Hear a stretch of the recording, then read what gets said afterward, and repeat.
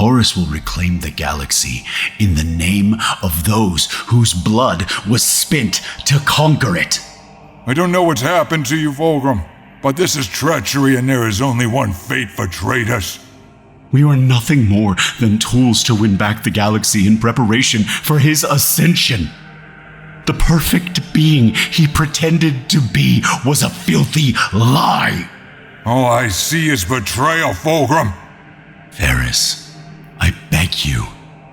You must join me, or you will be destroyed. I know you're not lying, Fulgrim, and that's why you have to die. Voices were arguing above, 3 in harsh tones. We cannot afford the resources. Leave it.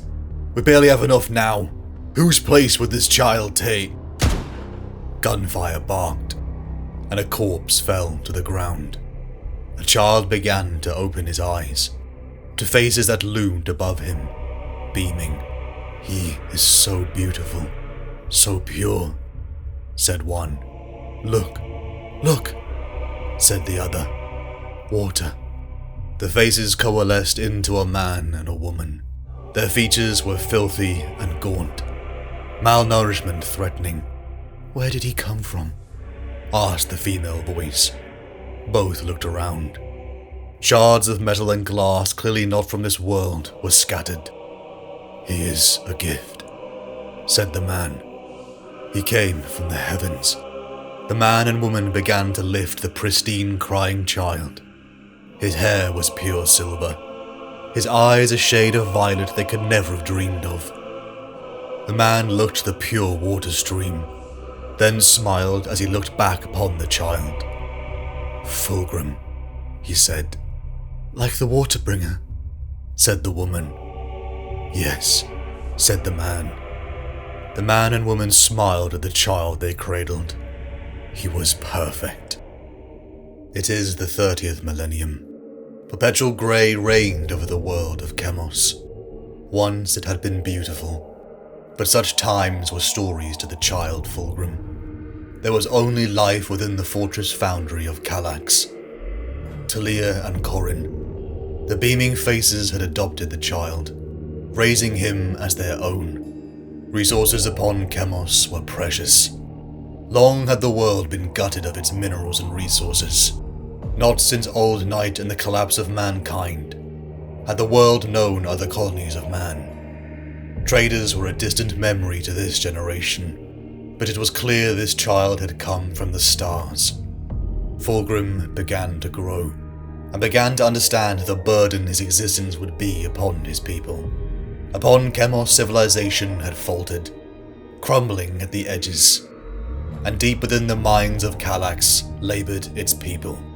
For life was only sustained by the enormous nutrient recycling machines. The lifeblood of Kallax reflected the world itself. A near-broken machine, covered in filth and requiring a constant flurry of repairs, until its inevitable failure. Life on Chemos was earned, and the child Fulgrim would be sent down into the mines, a way to earn back the resources required for his survival. The child of porcelain skin and radiant white hair became filthy. Dirt covered his features, blisters formed. His fingernails broke through the lugging of raw ore. There was no day and no night, just endless work. Even as the child from the stars grew, it became clear just how different he was. He became taller than a man in a few short years. His injury and wounds seemed to heal.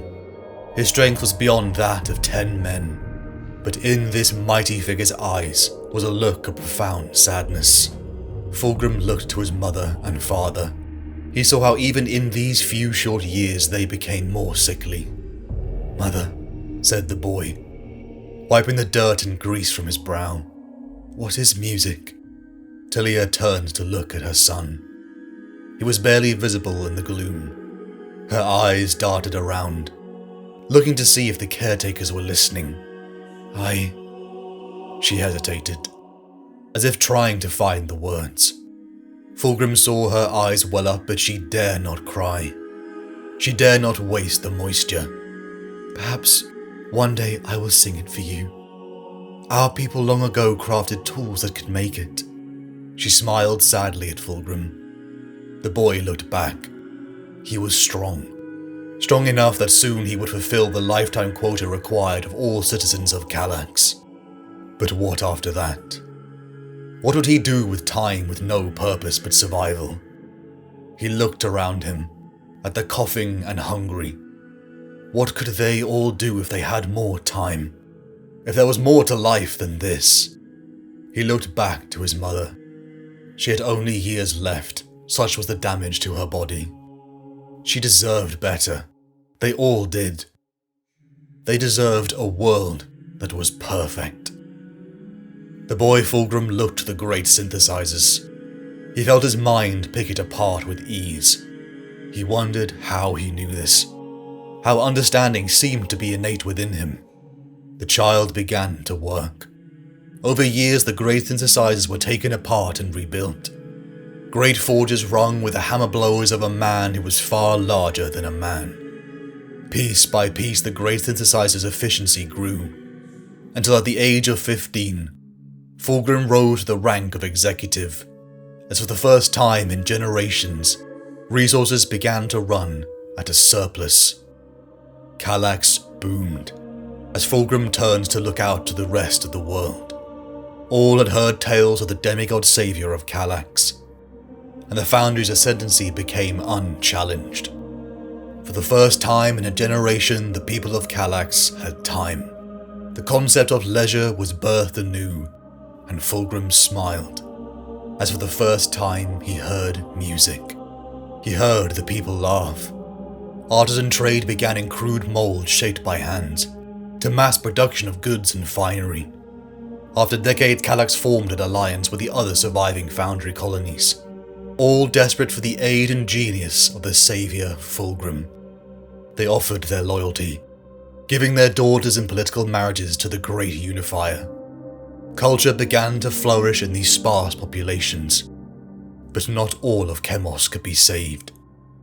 The Sulphur had not been alone in their primitivism, merely the largest group.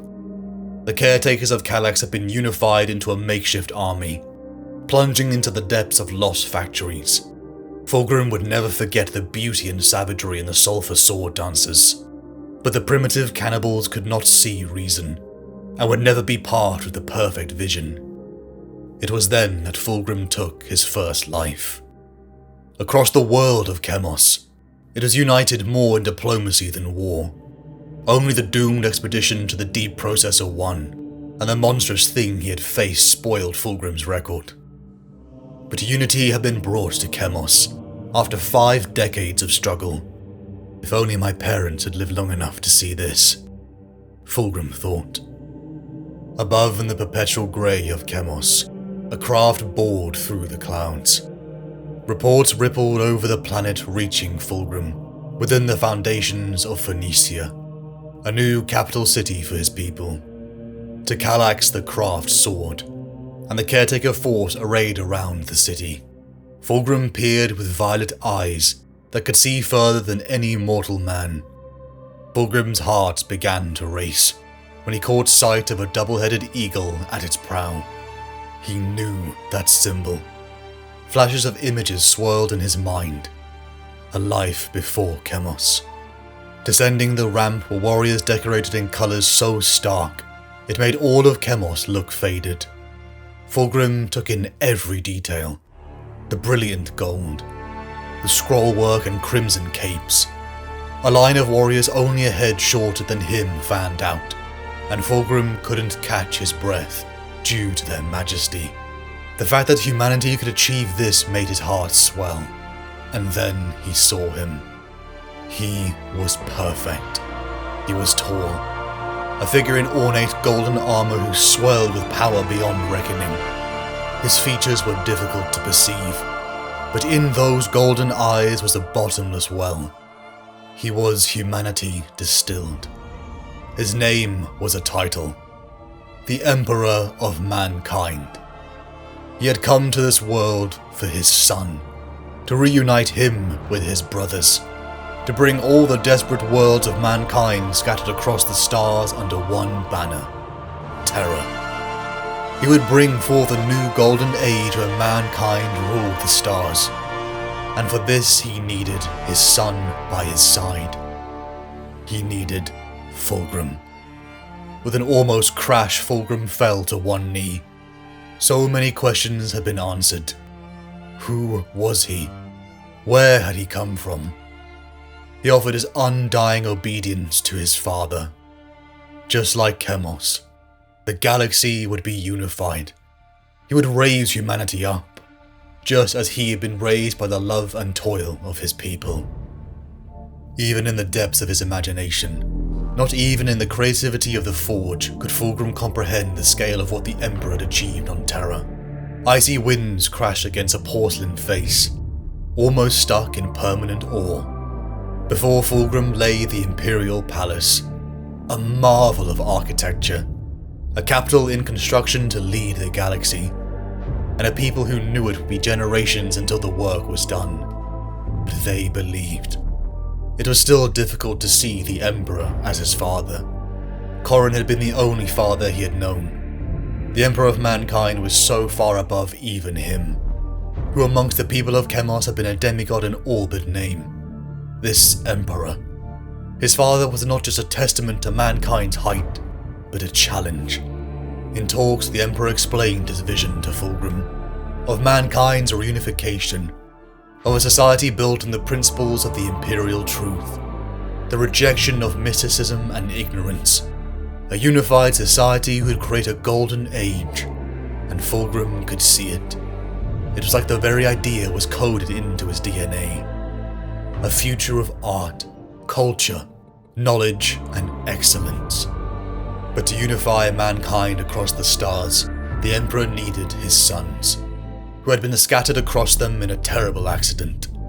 He needed Fulgrim and them to be his generals, to lead vast armies to battle Xenos and the non-compliant, for the great task the Emperor had created the Adeptus Astartes. Fulgrim looked over the heightened super soldiers. Just as he was a son of the Emperor, the Astartes would be sons to him, forged with specialist organs created from his own DNA. But instead of thousands, Fulgrim looked over the assembled 3rd Legion, numbering only 200 brothers. Where other legions numbered in the thousands, the 3rd had been decimated by a viral blight. They had launched from Terra with honor and pride beating in their chests, until their gene seed stocks had become corrupted. Slowly the great heroes of unification began to dwindle. The sons of noble Europa families gifted to the Emperor were dying out. It is best to have failure happen early in life, for it shall awaken the phoenix bird within you, so that you will rise from the ashes, the Emperor had told Fulgrim. Fulgrim stood before 200 of them. He looked to faces that mirrored his own, sons of different colours and creed, all reshaped by his own genes. The 3rd Legion looked down, averting their eyes in shame, struggling to meet the violet eyes of a being that looked so perfect. Fulgrim's eyes dropped to the Imperial Aquila emblazoned upon their chest. They alone, through great sacrifice and deed, had earned the right to wear the Emperor's personal heraldry. Behind every warrior was a man who had achieved so much. He should have been there for them, he thought. "My sons," said Fulgrim. His voice boomed across the space. Eyes darted up from bowed heads and slumped shoulders, finally daring to meet their Primarch's gaze. Fulgrim could see it. They expected condemnation. "What I see humbles me," said Fulgrim. "I stand before warriors whose deeds have built this Imperium. Those who bear my father's heraldry to the forefront of the growing Imperium. I have felt your pain. I have worked until my fingers blistered, until my muscles burned and wondered if I had reached my limit, that I may not have the strength to finish what I had started. But when faced with failure, I did not give up, as you have not in the face of extinction. I persevered. I improved. I sought perfection in myself, and in turn raised my people with me. and now I come to you, humbled. I have knelt before the master of mankind. I have seen a path towards even greater heights. I have seen my father's future, and once again I am called to surpass my limits. I, Fulgrim, need you. Climb with me, my sons, and we shall bring mankind with us into the halls of perfection. For we are his warriors. We are his children. Let all who look upon us know this. Only by imperfection can we fail him, and we will not fail. For the Emperor, we will not fail mankind. 200 gauntlets slammed into breastplates. Chins were raised. Shoulders were pinned back. The 3rd Legion looked to their Gene-Father with eyes that blazed with purpose. He spoke to them as if they were a full legion, and for that they would love him for it. Fulgrim beamed as he looked to his sons. His shoulders felt heavy with responsibility, but he would bear it, for anything else was unacceptable. To the forges of Mount Narodinia, Fulgrim and his Phoenix Guard descended. The Terrawat clans. The custodians of the forge brought them deeper as the sound of metallic rings grew in their ears. Fulgrim felt the heat prickle on his skin as he entered the private forge. For the first time, Fulgrim looked upon a man that was his equal in height. He had heard of the famous Horus Lupercal, but this was not him. Ferrus Manus, Primarch of the 10th Legion, turned to regard his brother.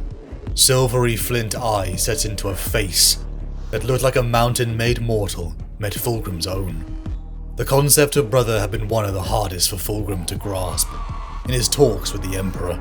For 50 years his existence had been singular. He had loved his people and they him, but always there was that distance. Now Fulgrim looked upon one who by all measures was his equal. Nervous glances flickered around the room as the 2 demigods sized each other up. The wrought form of Ferrus no doubt housed a ferocious power, but it was the shine of his metallic-like arms that called Fulgrim's attention. He wondered if this was by the Emperor's design or by other means. He pondered what world had this brother seen before he too was saved, and what would bring one to the forge's heat with such soft hands, said Ferrus, the forge's light reflecting brilliantly from his arms. The hard gaze made Fulgrim unsure if it was meant as an insult or observation. Perhaps this one simply enjoys playing with fire, Fulgrim said. The corners of his mouth twitched up into a smirk. He was faster, he was sure of it. But for the first time he saw a fight he might not win. I have come to forge the perfect weapon, one I will bear across the Great Crusade, Fulgrim said. Perfect, Ferrus said, his voice rising in question. Such pasty hands could not create something worthy of that boast, Ferrus chuckled, his laughter cracking his blunt features. To craft something worthy of perfection is a challenge I cannot let go unanswered. Ferrus indicated to his own metallic arms, clearly inferring he could make something better than Fulgrim's perfection. Fulgrim stepped forward, approaching a workbench. He began to remove outer layers and looked to Ferrus, a warm smile dawning on his pristine face. Then how about we let the forge do the talking, he said. Both Primarchs stripped to the waist. As legionaries and mortals looked nervous, the forge's fires roared as the brothers set to work. For weeks the hammer blows could be heard through the mountain. 2 demigods toiled endlessly for day and night for weeks. Between hammer blows and quenching, barbs were traded in good manner. They spoke of their homeworlds, of their life, of meeting the Emperor. Fulgrim couldn't hide his shock, hearing of how Ferrus had tried to fight such a perfect being. They spoke of the war to come, the Great Crusade. The more they spoke, it became clear to Fulgrim. Their differences, so profound, were superficial, and it had taken neither being long to recognize what it was they shared. Perfection. Both carried a need for it, strove for it, demanded no less from those bound by blood and love to call them father. Only in their methods did they differ. Where Fulgrim would scale any obstacle to reach the heights beyond, Ferrus would shatter it, through raw determination and walk over the rubbles of its defiance. The ultimate goal and conviction to claim it first were the same. After 3 solar months, Fulgrim set down his tools. He stared down upon a hammer, sized to a Primarch. Dawnbreaker. With the resources and equipment of Terra, it was by far the greatest piece he had ever created. He turned to Ferrus, who rose with his own weapon, and the sight of it made Fulgrim freeze. It was a sword. No, it was more than that. It was a beacon that glowed with internal fire. It was incredible, and Fulgrim knew he alone had the knowledge to appreciate the genius.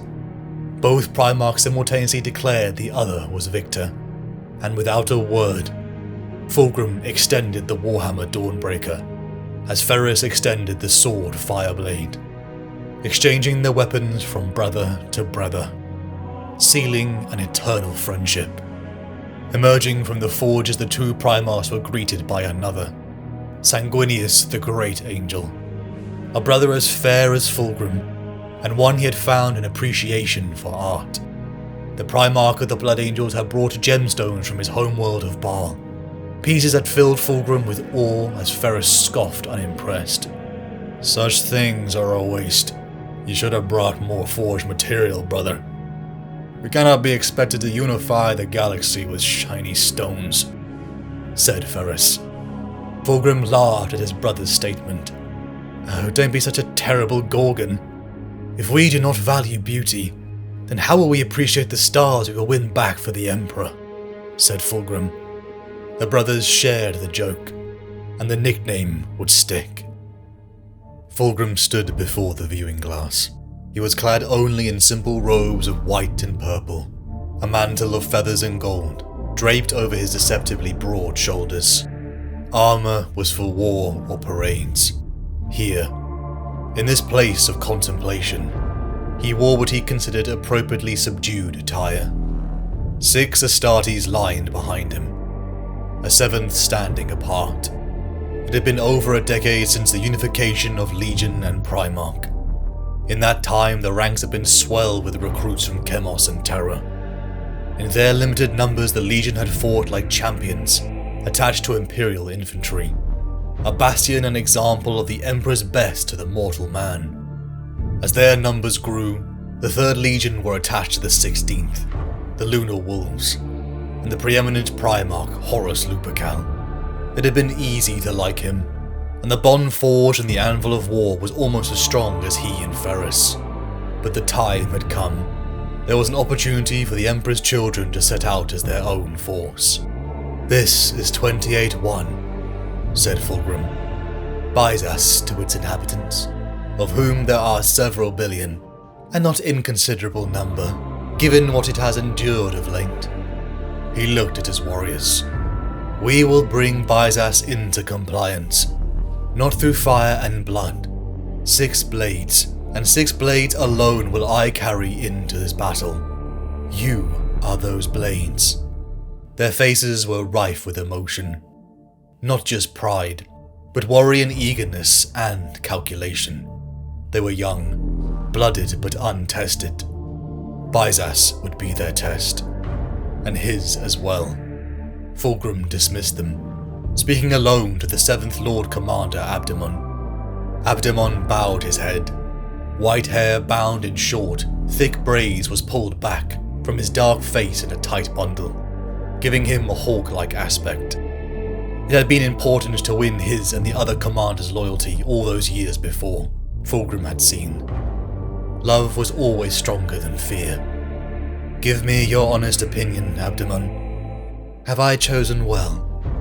Abdemon hesitated. Fulgrim waited patiently, allowing him to gather his thoughts. "Quinn is immediate concern. He has a rough edge. Brutal. Flavius Alcanex as well. They're line troops, not diplomats. Telmar and Thorn are eager and ambitious. They'll do fine. as well as Sirius. And what of Apothecary Fabius? Asked Fulgrim. Abdemon paused. Another worry. Talented, but prone to thinking himself outside the chain of command. He frowned. He needs reining in. I will see to that personally, Fulgrim said. Abdemon's look of relief was almost comical. Fabius. The apothecary alone had battled the blight when the Legion faced extinction. There was a look in the apothecary's eyes that Fulgrim did not like. A cynicism at odds with everything they stood for. He wished to correct it, and swiftly. Why are we doing this? Why this way? The risk outweighs the benefits, asked Abdemon. Fulgrim was silent for a long moment. My brothers challenge me. And as the challenged, the battlefield and weapons are mine to choose. He smiled. Russ thought he was being clever when he suggested I take command of the 28th expedition. 28 being a positive integer that is equal to the sum of its proper divisors. Mathematically perfect. He laughed softly. I would have expected that suggestion from Ferris. Or maybe even Horus. But never Russ. He has hidden depths, that one. Well hidden, Abdemon agreed. Do you know, I think they pity us, said Fulgrim. They pity me. And I will not have it. We are not to be pitied, but respected. He turned from his reflection. You ask me why. That is your answer. We must do this thing, and do so perfectly, in order to show that our worth is beyond question. If we do not stand on our own now, we will forever be a shadow of what we might have been. Abdemon saluted. As you command, my lord. Abdemon parted, as Fulgrim watched the turning world of Byzas. Fulgrim felt a brief moment of doubt. Each decade that passed brought more of his brothers back to the Imperial fold, and with that came danger. Guilliman, Dawn, practically emperors in their own right, now granted legions that numbered hundreds of thousands. The Emperor's children was in danger. Its adjoining with the Lunar Wolves had only cast its future in doubt. That what if there was no need for a third legion? Was its strength too far spent? Was it destined to be carved apart and sentenced to watch over guard regiments until the last sun fell? Would the Great Crusade, the perfect future, be shaped without him? Fulgrim. Only Horus shared Fulgrim's understanding. Only Horus saw the galaxy for what it was, and understood what the Great Crusade really meant. The struggle towards perfection was the only task worth contemplating. The form that perfection took was debatable, but it must be achieved. The galaxy was akin to one of the great mechanisms he'd repaired as a child. It had been badly used, and now needed a sure hand to return it to former precision. There were barely enough of the Emperor's children to fill this one singular ship. Their future was on the edge of fading into legend. No, Fulgrim would not allow it. They needed a victory. They needed a legend. A stunt so daring that the Imperium would have to watch. To see their value and know they were worth preserving. And so Fulgrim and 7 men would take Byzas. Do you know what they call you when they think you are not listening? Asked Fulgrim casually. The Spider, Fabius replied. Fulgrim nodded. There are spiders of a sort on Chemos. They are industrious creatures, ever spinning their webs, never slowing, never stopping. They refine chemical sludge into crystalline latticework of impossible perfection. Perhaps it is a compliment. Fabius said nothing, but from the look on his face, Fulgrim could tell he did not think so. Fabius, for too long you have spun your webs and kept to yourself. I would see you amongst your brothers once more, said Fulgrim. My brothers are dead, and those who are not soon will be. Fulgrim almost struck him, wounded so deeply by the insult. Abdemon was right. Fabius had grown too comfortable in his web outside of authority. He needed to be reminded, and swiftly, of his place in the grand scheme of things. Your brothers live. I have declared it so, said Fulgrim, and even the universe itself shall not gainsay me in this matter. I have made my choice, Fabius. Accept it or not, but you will be coming to Byzas. That is final. Fabius bowed again, face pinched and pale. As you command, my lord, he said. Fulgrim took a breath. Tell me, Fulgrim said, his tone more subdued. Fabius hesitated. My progress has been limited. It is not an outside agent, but an internal flaw. He fell silent. Fulgrim studied him. A flaw in the candidates? He asked finally. Fabius said nothing. Fulgrim turned away. Byzas was ugly to Fulgrim. Its muted hues grew from the void.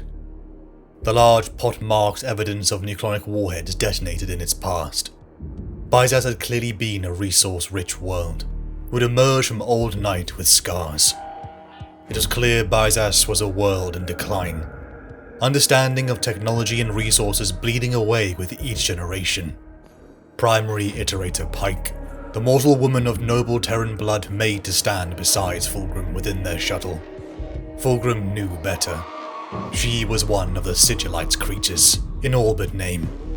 Malkador was keeping tabs on him, as he did all of the Primarchs, watching them, judging them, as if seeking out the means by which they might be humbled. An uncharitable thought, perhaps, but true so far as Fulgrim could see. Charged with spreading Imperial truth and culture, the Iterator gave Fulgrim preliminary intelligence. 4 generations ago, there were 3 continental governors and a united planetary government, she said.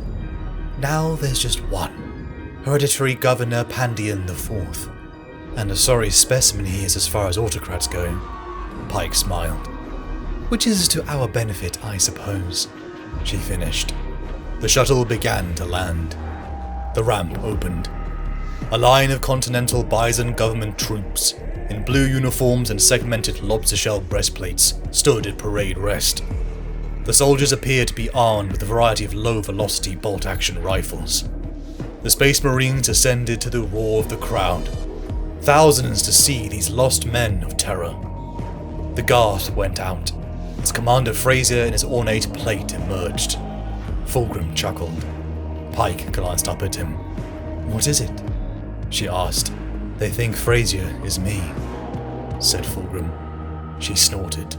They're in for a shock, she said. Fulgrim descended the ramp, and the crowd fell to hushed silence. He was beautiful. A sculpture made flesh. Its armor of incredible craftsmanship shone brilliant in the light. The gold and purple the aspect of warrior emperor incarnate. I come in the name of the Emperor of all mankind, said Fulgrim, Lord of terror and all known space, to welcome Byzas and his peoples at last into the Imperium of Man. Long have we dreamed of this reunion, and much happiness may it bring forth. The crowd cheered. Fulgrim's eyes flashed over the governmental dignitaries, whose faces were stern and remembered them. On Chemos, the war he had fought was most often politics, and this was a battlefield he knew how to win. Fulgrim stared around the banquet hall. Every aspect of Bison culture and technology was on display. He hoped Sirius was not showing off, nor Fabius scaring the nobles. No expense has been spared, I assure you. Whole villages in the Agri-Circle are going hungry tonight to provide us with this. Chancellor Corinth seemed determined to count the cost of things. Fulgrim had judged the Chancellor an idealist from the first, and was glad to see his suspicions confirmed. He'd always found idealists to be more useful than the pragmatists. It was clear this man was the true power here. A sorry state of affairs, said Fulgrim. Corinth looked up at him. You almost sound as if you mean that, Lord Phoenician, said Corinth. Fulgrim. Phoenician is not a title, but a nickname, bestowed upon me by some unknown wit in my father's court. A remark on my panoply. He tapped his armor, indicating the purple coloration. The potential of this world has been stunted by war, privatization and ignorance. I recognize the signs well enough, for I saw much the same as a child. Corinth blinked. A child? Fulgrim chuckled. Yes, Chancellor. I too was once a child. An exceedingly precious child, I'd admit. But a child nonetheless. He gestured. A bit taller than average, perhaps. The two stared at Governor Pandion, the sorry specimen according to Pike. I came to bring Bizas into compliance. I would prefer to do so efficiently as possible, said Fulgrim, watching the dancers glide gracefully across the floor. Part of him longed to join them, but not now, not today. It does not matter to me who rules, only that they rule in the Emperor's name. Corinth looked away, clearly re-evaluating. Our people have no say then? He asked. Which people? Asked Fulgrim. The millions of starving villagers? Or the patricians who, in their ceaseless politicking, have brought your world to the edge of ruin? The Primarch asked. Compliance is not solely about forcing worlds to surrender to the sovereignty, Corinth. It is also about bringing them enlightenment. It is about showing them, showing you, that there is a better way. That is what I intend to do. My question to you, Corinth, is will you help me? The Chancellor sputtered. Before he could answer, Pike brought over Governor Pandion. The frail man was barely meat on his bones, apt for the vultures that circled his throne. Fulgrim bowed deeply as Pike wandered off, speaking to the nobles and beginning the real work of setting the foundations of compliance. They are scared of you, Pandion said. The man clearly felt more at ease, surprisingly, in Fulgrim's presence. No wonder to the protection a demigod offered. Are they? Fulgrim said, continuing his observation of the crowd. The governor smiled. Pleases me to no end, honestly. It's about time something frightened them. They've grown arrogant in their complacency. I am glad to be of service, Fulgrim said, with a slight bow. Pandion chuckled. You've come at the right time. They were just about to become unbearable, and I'd like to enjoy my remaining years in something akin to peace. Fulgrim caught nervous eyes staring at him. Factions clearly wanted him to pick a side in Bizas's web, and others implying they didn't want him as a factor. Fulgrim sipped his wine and blinked. That is unfortunate, said Fulgrim. Pandion goggled at him. Someone just tried to poison me. How unexpectedly rude. Fulgrim signaled surreptitiously to Sirius, and the governor's face drained of colour. He seemed like he wanted to faint. It's happening earlier than I thought, said Fulgrim. Assassins. 12 of them lurched forward. Amateurs, Fulgrim saw. Now desperate, their first attempt had failed. One stepped forward and lifted a low-velocity pistol. Time slowed as Fulgrim's body lurched out. He grabbed the slug in mid-air before it could puncture the governor. The hall was stunned. The other assassins ran forward, drawing more weapons. Fulgrim shielded the governor with his own form, as bullets plinked harmlessly off of his armor. Rest easy, hereditary governor. No harm shall befall you, Fulgrim said casually. He turned his head slightly. Panic had thinned the crowd some, as he'd hoped, and the assassins had lost the element of surprise. Warriors of the Third, glory to his name, death to his foes, roared Fulgrim. The assassins were torn apart in an instant. Such was the brutal efficiency of the Emperor's children. One was slumped over alive but paralyzed in the hands of Fabius. Abdemon signaled Fulgrim. A small airship was departing the palace's aerodrome. I shall handle this. You stay with the governor, said Fulgrim, and he darted towards the nearest window. Pulling on his helmet, he crashed through the stained glass. It was a shame to destroy something so beautiful. but from rooftop to rooftop Fulgrim bounded, ascending towards the aerodrome glass ceiling. In a perfect leap he sailed through the air, landing on the ornate ship deck. Fireblades soared from its scabbard as he cut the crew down. The airship began to fall to its death, and to Fulgrim's frustration no enemy surrendered, hailing the name Sabassus and choosing death instead. Pandion joined Fulgrim at the balcony rail. The wine was bitter.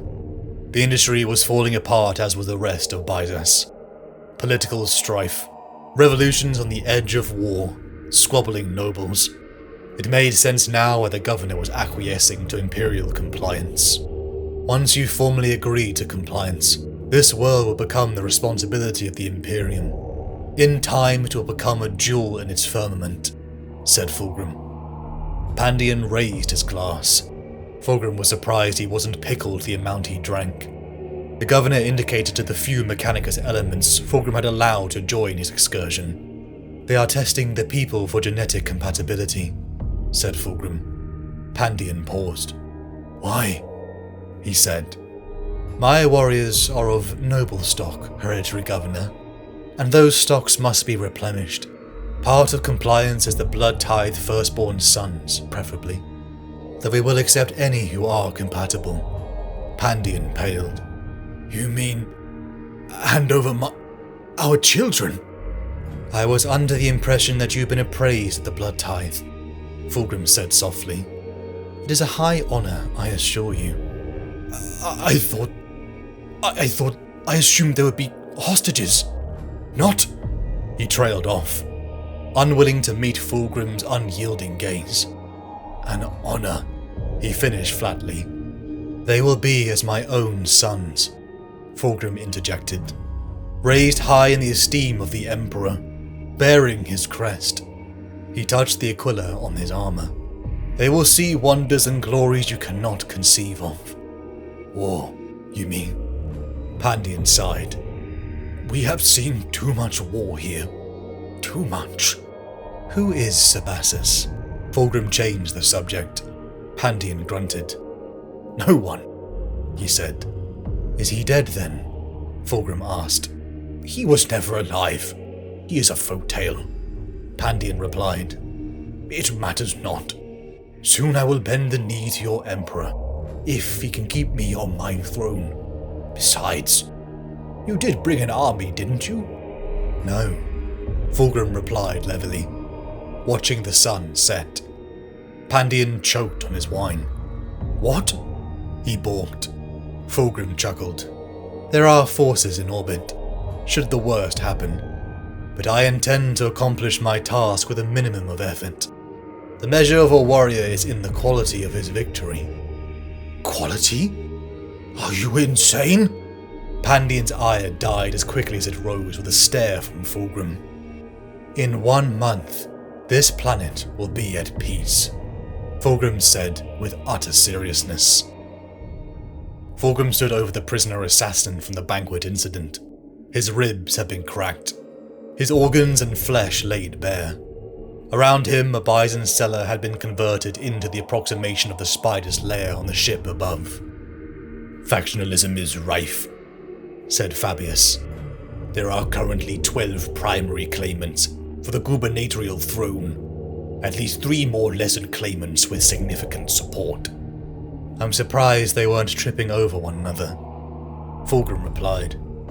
The tools and poisons were just as sloppy as the assassins themselves. It's not even simply the clans. Fabius set aside his tools and turned. There are factions within factions, and organizations owing no allegiance to the old aristocracies. These people have turned treachery into a hobby, an art.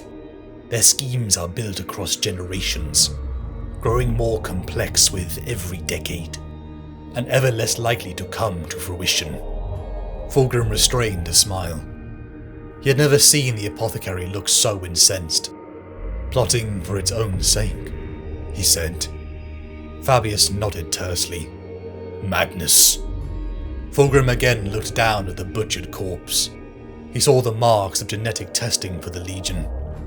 Do what you must, but quietly, said Fulgrim. It was distasteful, but he needed Fabius.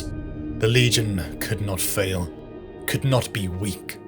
It needed new blood, no matter the cost. Quiet as a spider, Fabius replied. Like Ali curs growling over a bone, Pike whispered. Fulgrim fought to keep his amusement from his face. The two stood side by side watching over the compliance ceremony. Pandion sat on his throne surrounded by ceremonial guards, Chancellor Corinth finishing his grand speech. The procession of nobles had formed orderly bows before taking their seats, and Fulgrim and Pike could not help but be amused at the subtle ways some balked. He had grown fond of Pike, for so few held the same appreciation for art as he. The seated nobles reminded Fulgrim of Chemos, the fortress factory families and the constant positioning. From above came Pandion's voice. The primitive voxcasters built into the throne hurled his voice outwards in fits and starts. We welcome before us the representatives of our brothers from the stars, Pandion began. Fulgrim quirked an eyebrow. Brother, he murmured, looking at Corinth. The Chancellor flushed. He's trying to keep face, the man said abashed. And why should we believe this creature? One of the noblemen interrupted, his voice echoing creakily through his voxcaster. He clearly isn't even human. For all we know, he's some dreg from the glass waste, clad in finery set up to trick us. Fulgrim restrained a laugh, as a rumble of agreement echoed from the benches. Pike made to reply, but Fulgrim waved her back. He looked up at his accuser. To what end? He said, his silky voice booming without the need of a voxcast. I have no need of tricks, my friend. I am a son of the Emperor of mankind, and I could snuff out your world like that, if I wished. He snapped his fingers for emphasis. He heard a sudden intake of breath from Corinth. A roar of protest swelled up. Fulgrim raised his hands. The Emperor's children behind Fulgrim raised their hands to their weapons. I would prefer peace, he continued, but I am fully articulate in the language of war. He smiled beautifully. I can draw down fire from the heavens and scorch your cities to glass, if I wish. But I do not wish. I do not wish to set my sons upon you. I do not wish to unleash Lord Commander Fraser's war dogs upon your population. He held up a finger as if in warning. But I can, and I will, if necessary. I beg you, gentles all, do not make it necessary. My brothers believe that it all comes down to fire and blood. They are world breakers and shatterers of civilizations. Luckily for you, I am more diplomatically inclined. I would rather work with you. I would see you join the Imperium of Man as full citizens of our galactic brotherhood, not as broken menials. Pike smiled beside Fulgrim. Finally, a casting of the die. Time for sides to be picked, and enemies to be flushed out. Good, Pike whispered. Let them all worry. It will make things easier. Fear is the strongest lever we have, she said. The upper stands rumbled with shouts and cries. If we are to believe you, a man stepped out of the crowd, one with clear power, then that implies you come not in peace, but as conquerors. Patrician Bucephalos, Pike murmured. One of the leading lights of the vocal opposition. Old family, old money. That I stand before you now is proof enough of my peaceful intentions, Fulgrim continued. I have no interest in conquering your world, Patrician Bucephalos, only in seeing that it takes its proper place in the wider galaxy. If Bucephalos was surprised that Fulgrim knew who he was, he did a good job at hiding it. Isn't the whole point of this display to show us what we are? Isn't the whole point of this display to show us that we are, in fact, not equals? That our governor offers us nothing but slavery? That we capitulate in fear? said Bucephalus. I know fear as well, Fulgrim replied. The admission hushed the crowd to silence. How could a being like that feel fear? I fear that you will surrender to misplaced pride. I fear that you will slap aside my hand, offered in friendship. He indicated Fireblade. I fear that I will be forced to draw this blade in anger. I fear that I will be forced to destroy what I desire only to save. He swung a hand back, indicating Abdemon and Sirius. I fear to unleash my sons, honourable patricians. Fulgrim looked each patrician in the eye. Few could look back. Let us cast aside fear together, noble sons of Byzus. Let us join our fates together and journey as one into a glorious future. Fulgrim strode before Pandion and bowed, leaving the hall with Pike by his side. A touch melodramatic, Pike whispered, but memorable, stirring even. Fulgrim smiled. Now to see who they drew out. Fulgrim and Chancellor Corinth strode through the cramped and twisting streets of Nova Basilius's inner district. Corinth stopped and spoke briefly with an old woman, sitting in front of a shop. The old woman mumbled and kissed his hand. Fulgrim watched the interaction. Pandion was a remote presence in the lives of his people, but Belarus Corinth, on the other hand, was a man of the people. He would be a better ruler than Pandion, Fulgrim thought. He wondered what his brothers would have done. No doubt Guilliman would have made the change immediately. Horus would have too, through conquest. A thoughtful look, Fulgrim, Corinth said. A thoughtful mood, Belarus, Fulgrim replied. Telmar, Thron and Fabius strode behind as guards, as they wandered the streets. Fabrics, pottery the shade of stone was strewn about. Spices filled the crisp air, as Fulgrim took it all in. Ivy crept up the stone walls like cracks of life. Nova Basilius is beautiful. Are all of your cities so attractive? Fulgrim asked. Corinth's warm smile faded. Some of them. Many are simply functional, he said. Fulgrim nodded, as he'd expected. There is no shame in functionality, said Fulgrim. Corinth looked away. We were once greater, and you shall be again. It'll take time, but that is a resource in ready supply, said Fulgrim. What can you tell me about Patrician Bucephalus? Fulgrim asked. A dangerous man, influential, as you saw yourself. Some believe he's consolidating his position for a coup, or one sort or another. Corinth smiled. Or he was. Oh dear, no wonder he was so angry. Fulgrim laughed. He's invited me to visit his estates on the coast, to discuss our differences, said Fulgrim. Be careful, Corinth said, almost too quickly. A crowd was gathering along their route. The people had come to see the Primarch, the living statue made flesh. Fulgrim towered above Corinth, his purple and gold armor dazzling in the sun. You are well aware of the impact you have in person, Corinth said sheepishly, as they both waved to the people. A startled yelp caught his attention, and Fulgrim sighed. Someone had got too close to Telmar, and the legionary had knocked the mortal sprawling. The braver among the citizenry had the inadvisable habit of trying to touch the hulking giants in their ornate armor, to see if they were real, perhaps. Telmar loomed over the stunned man, little more than a youth, and seemed poised to finish what he'd begun. Calm yourself, Kasparos, or I will do it for you, Fabius hissed, as he grabbed the other legionary's shoulder. He meant no harm. They are only curious, as we would be in their place.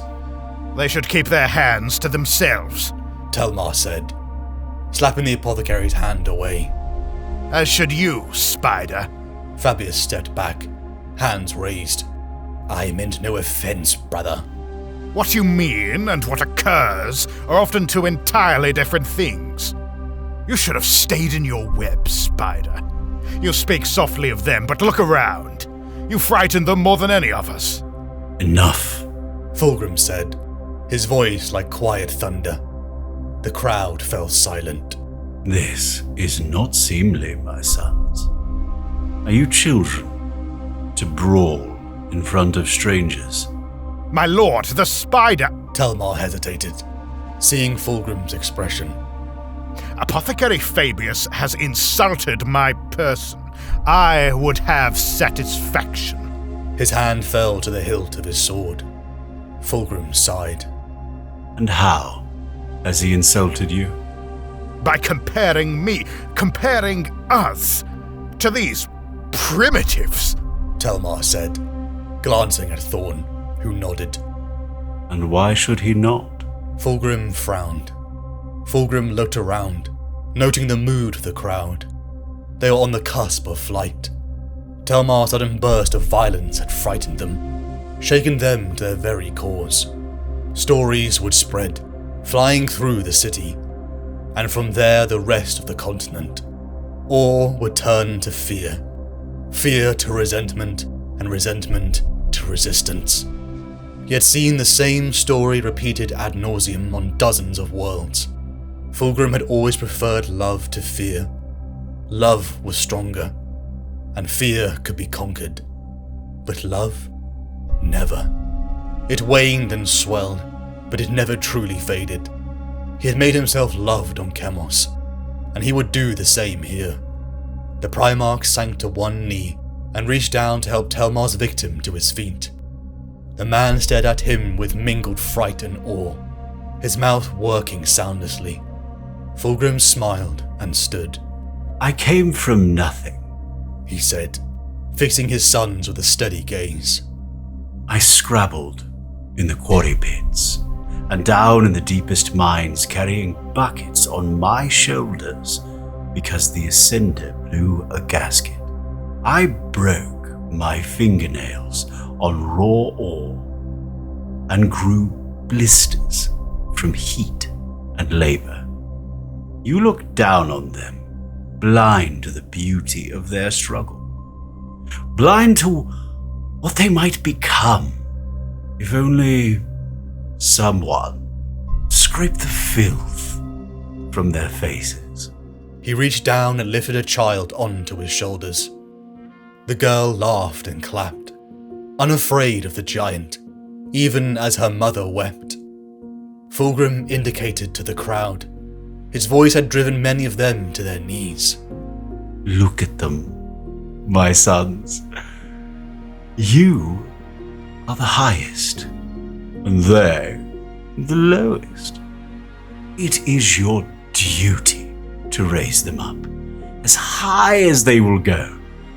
Anything less is not worthy of you. Telmar and Thorn bowed their heads. Fabius hesitated. Then he too bowed, satisfied. Fulgrim handed the little girl back to her weeping mother and turned to Corinth. The Chancellor stared at him, his expression unreadable. Shall we continue? Fulgrim gestured. Fulgrim drew Fireblade, slicing the bullet mid-air. Fabius, see to the Chancellor. Telmar, Thorn, follow me. The crowd parted like water, stupefaction turning to fear as they realized what had happened. Finally, though, Fulgrim thought. Telmar tried to enter a side door, only for an explosion to rebound against his armor. The whole bottom level of the buildings were on fire. Controlled explosions. A trap then. A shot to kill the target. And a booby trap to eliminate any pursuers. Clever, thought Fulgrim. He bounded into another building and began to climb. He saw the sight of a man dressed in a labourer uniform raising a rifle. Fulgrim smashed it aside as the man dashed backwards. His movements clean and precise. Professionals, Fulgrim noted. Munitions punched through a side wall. Another. Fulgrim died at the last second, as a Volkite bomb erupted before him.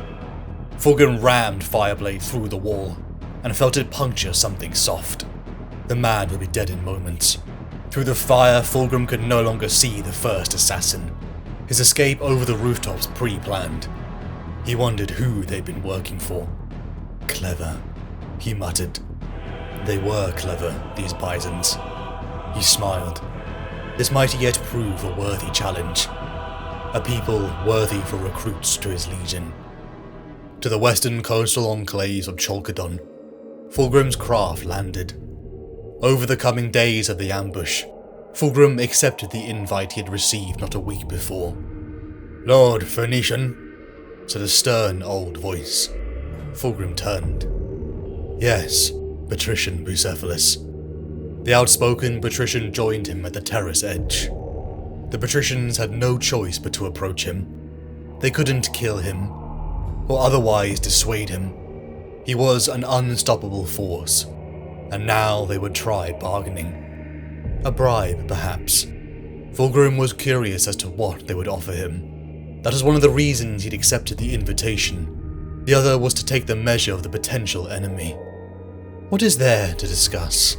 Fulgrim asked casually. "Surely you jest," said Bucephalus. "Turning over control of our world to the supposed representatives of some semi-mythical empire?" "Imperium," Fulgrim corrected. "What's the difference?" Fulgrim smiled. "Scope," he said. The patrician and his soldiers refused to meet Fulgrim's eyes, clearly warring within the prospect as they battled the inevitable. They opposed a demigod. "I am given to understand that you have 3 children, patrician. All sons. Is that right?" asked Fulgrim. "Yes," Bucephalus replied. "Have you allowed Apothecary Fabius to test their genetic material yet?" said Fulgrim. "I would be most curious to see whether or not they were suitable candidates for joining my legion." "He has been here already, yes," Bucephalus said, his hands curling into fists, the knuckles turning white. He was very discourteous." Fulgrim laughed. Fabius had little of Fulgrim's diplomacy. "I suppose you're speaking on behalf of a syndicate of some sort? That's usually the way these things go," said Fulgrim. "On my world, whenever the executive clans would have some grievance to put forth, they would form a syndicate, elect a spokesman, and then send him to me. If the spokesman failed to persuade me, they would then endeavour to bribe me. When that failed, the more stubborn claimants would finance an ill-advised assassination attempt. Finally, the survivors would capitulate. Eventually, they learned the wisdom of skipping directly to capitulation. Boredom threatened. Pike had warned against this, but time was running out to compliance. Fulgrim needed this victory for his legion. The Emperor's vision, the perfect future, needed him, and Bizas was a stepping stone. "Perhaps you were behind the recent attempt on my life," said Fulgrim. Bucephalus twitched. In shock, Fulgrim thought. He straightened. Corinth had been wrong then, at least about this. "You did not know," Fulgrim said flatly. The patrician struggled genuinely. Fulgrim made to leave, but something nagged in his mind.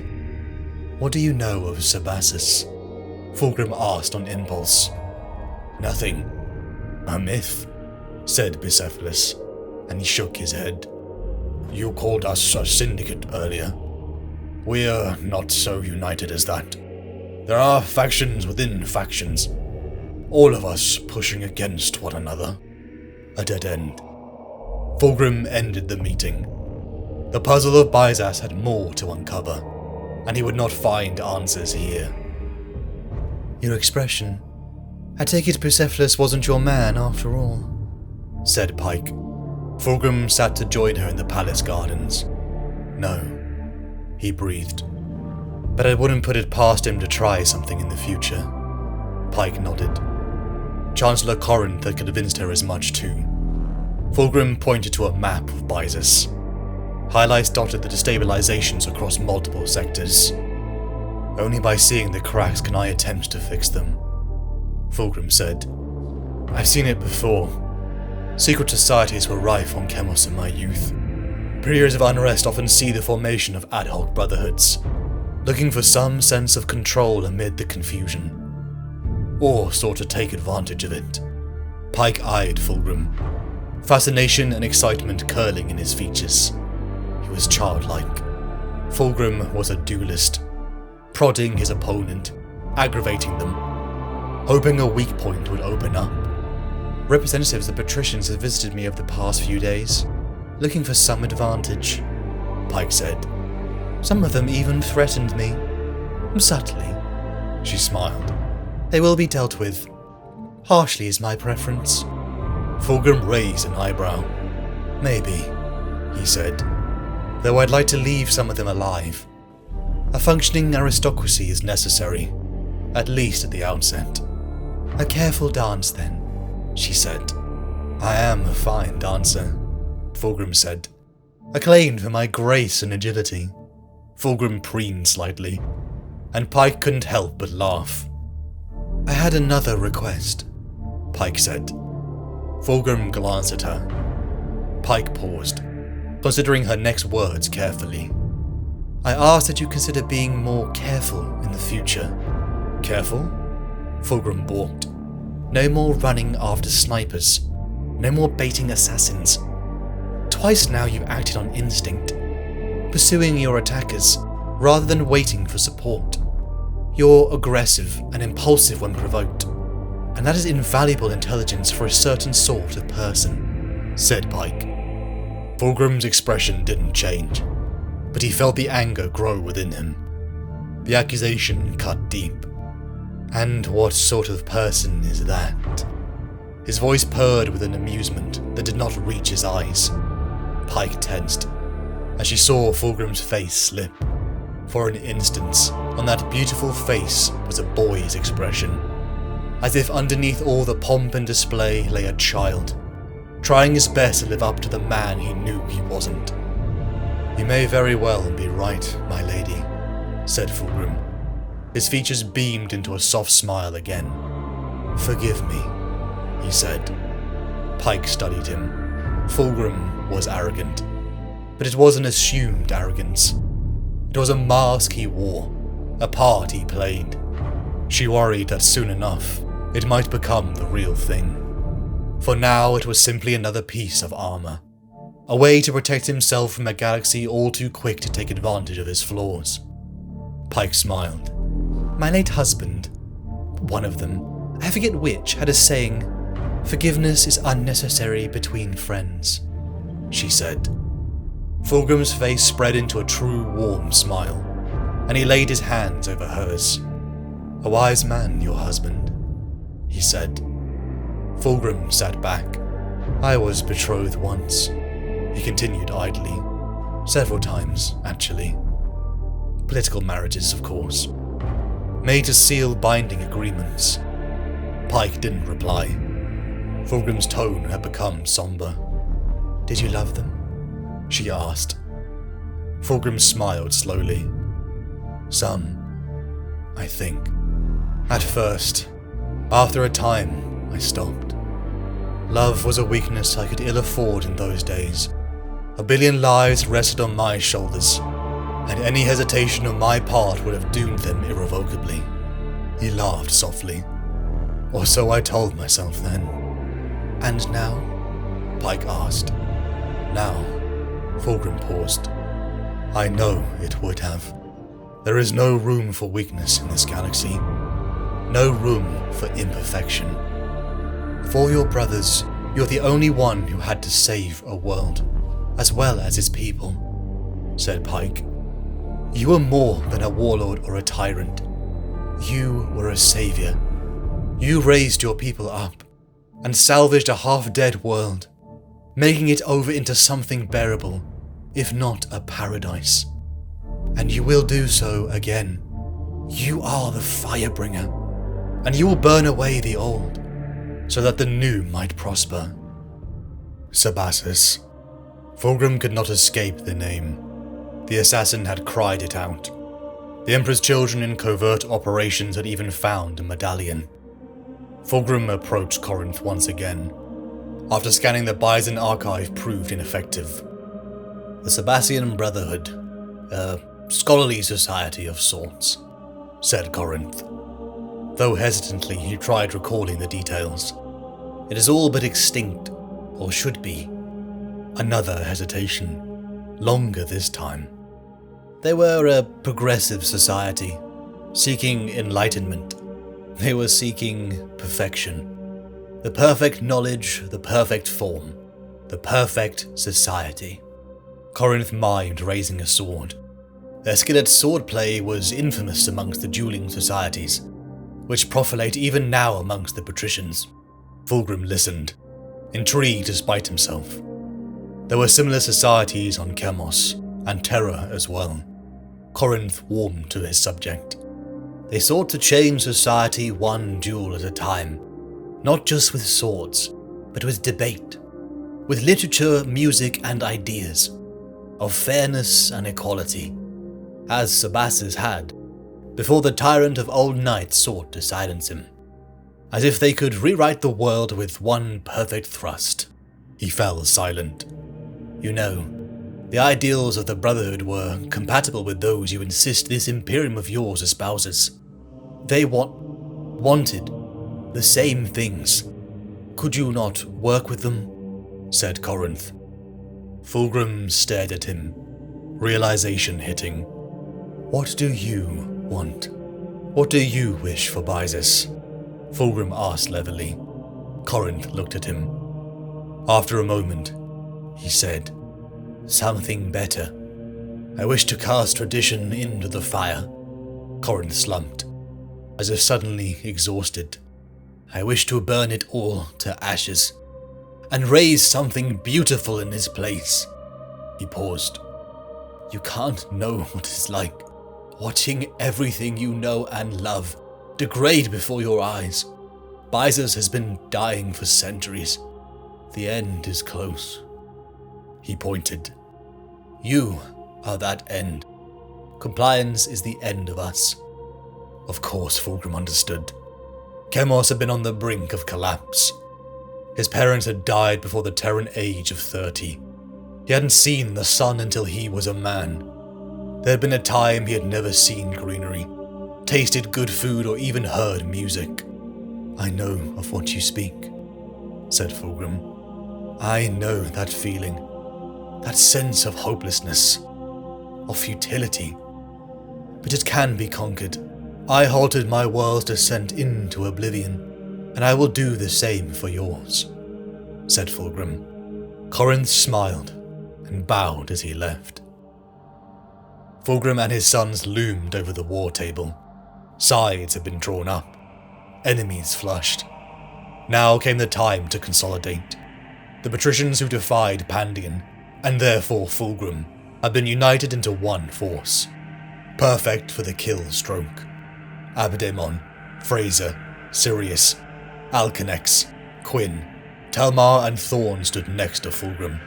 He enjoyed how they competed to form the best strategy. Sirius would guard Pandion.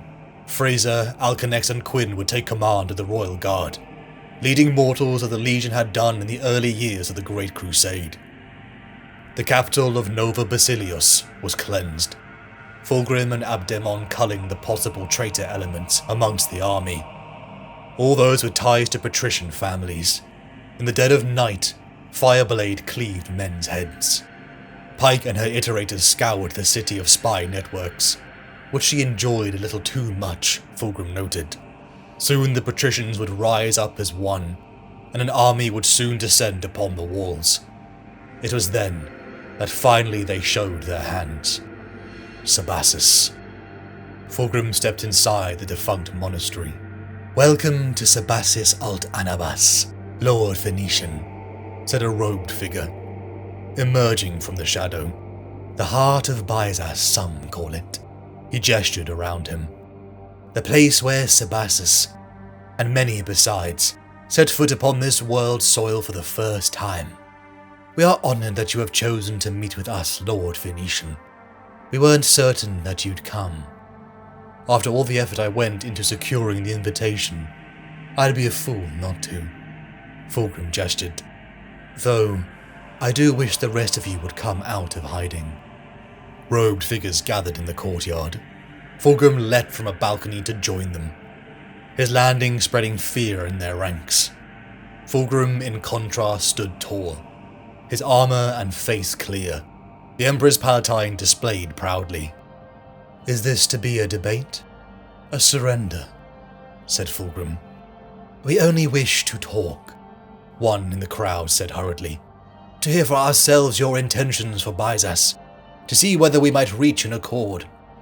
"Byzas must change if it is to survive," said another. "It must shed the old and welcome the new. It must step into the light and banish the shadows." Fulgrim nodded. "I completely agree," he said. "And the best way to do that is to cease this pointless rebellion. Compliance will see Byzas inducted into a galactic brotherhood, the likes of which you cannot conceive. Progress will follow swiftly."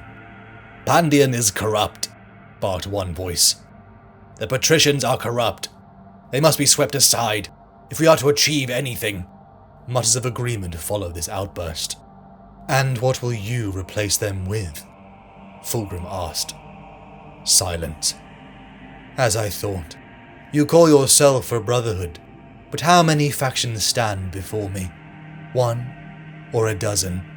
Fulgrim turned slowly, letting his gaze sweep across the masked faces. "Have you even discussed the future at any length? Your internal conflicts are just that. Internal. Unimportant.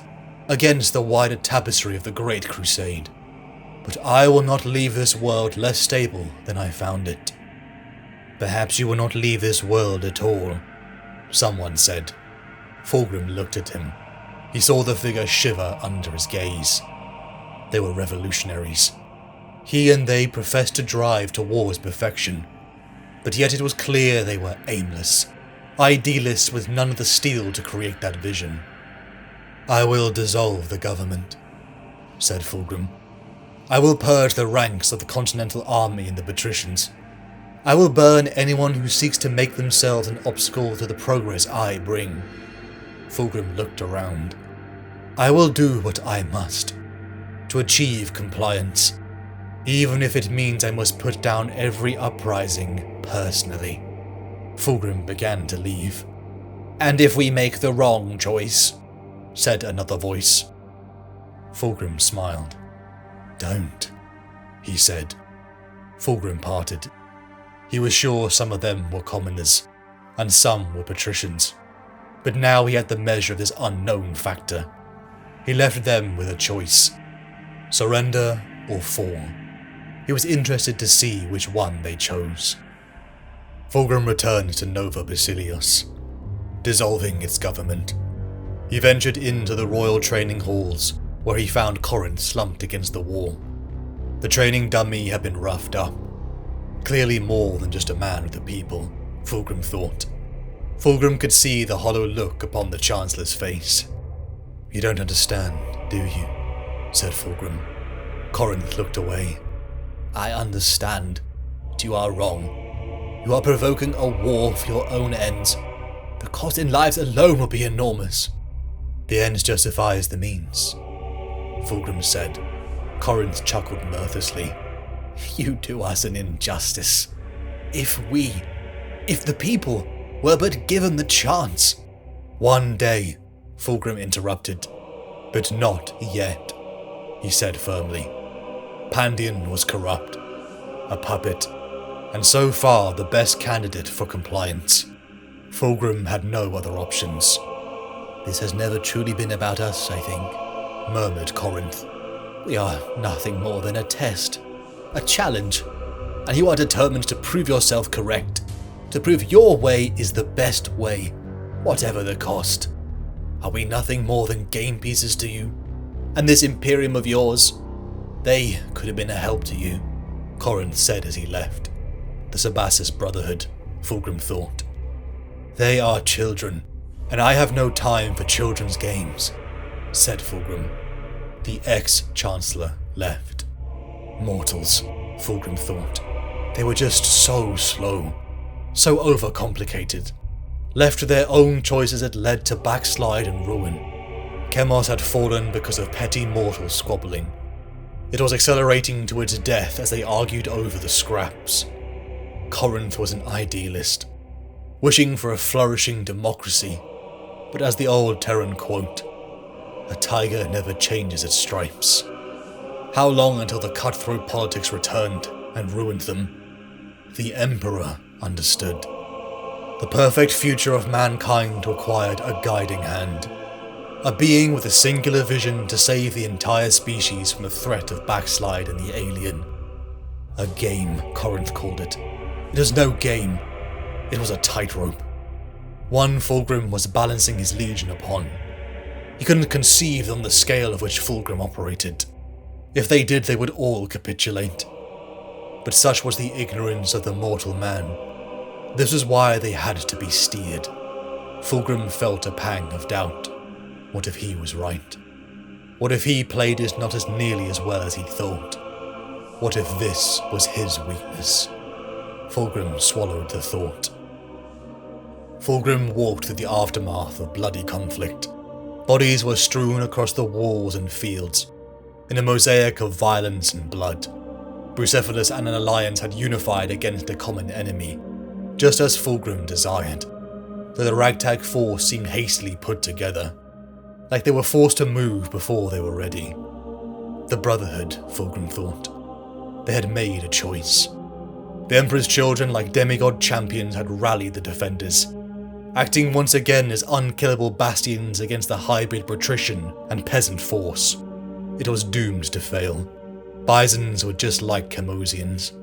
Always there were weaker members willing to make a deal. Bucephalos had been turned upon by only a few, and then reinforced by Fulgrim's Emperor's children. A perfect hammer to smash upon the anvil of the capital's walls. Bucephalos knelt in the mud and blood, gripping the stump of where his hand had been. Fulgrim glanced at Abdemon, who stood nearby with the others. "I thought I gave orders that patricians weren't to be harmed," said Fulgrim. The Lord Commander frowned, his dark features marked by other people's blood. He glanced at Flavius Alcanex, who shrugged. "He came at me with a sword," Alcanex said, by way of explanation. Fulgrim knelt beside the defeated patrician. "Sebassus," said Fulgrim. "You said the name meant nothing to you before. What about now?" Bucephalos smiled weakly. Now, I say it doesn't matter. I have nothing to say to you, monster." Fulgrim frowned and rose to his feet. "There's no call for insults, patrician," he said. "I see the truth of you now," Bucephalos said. "You're no better than us.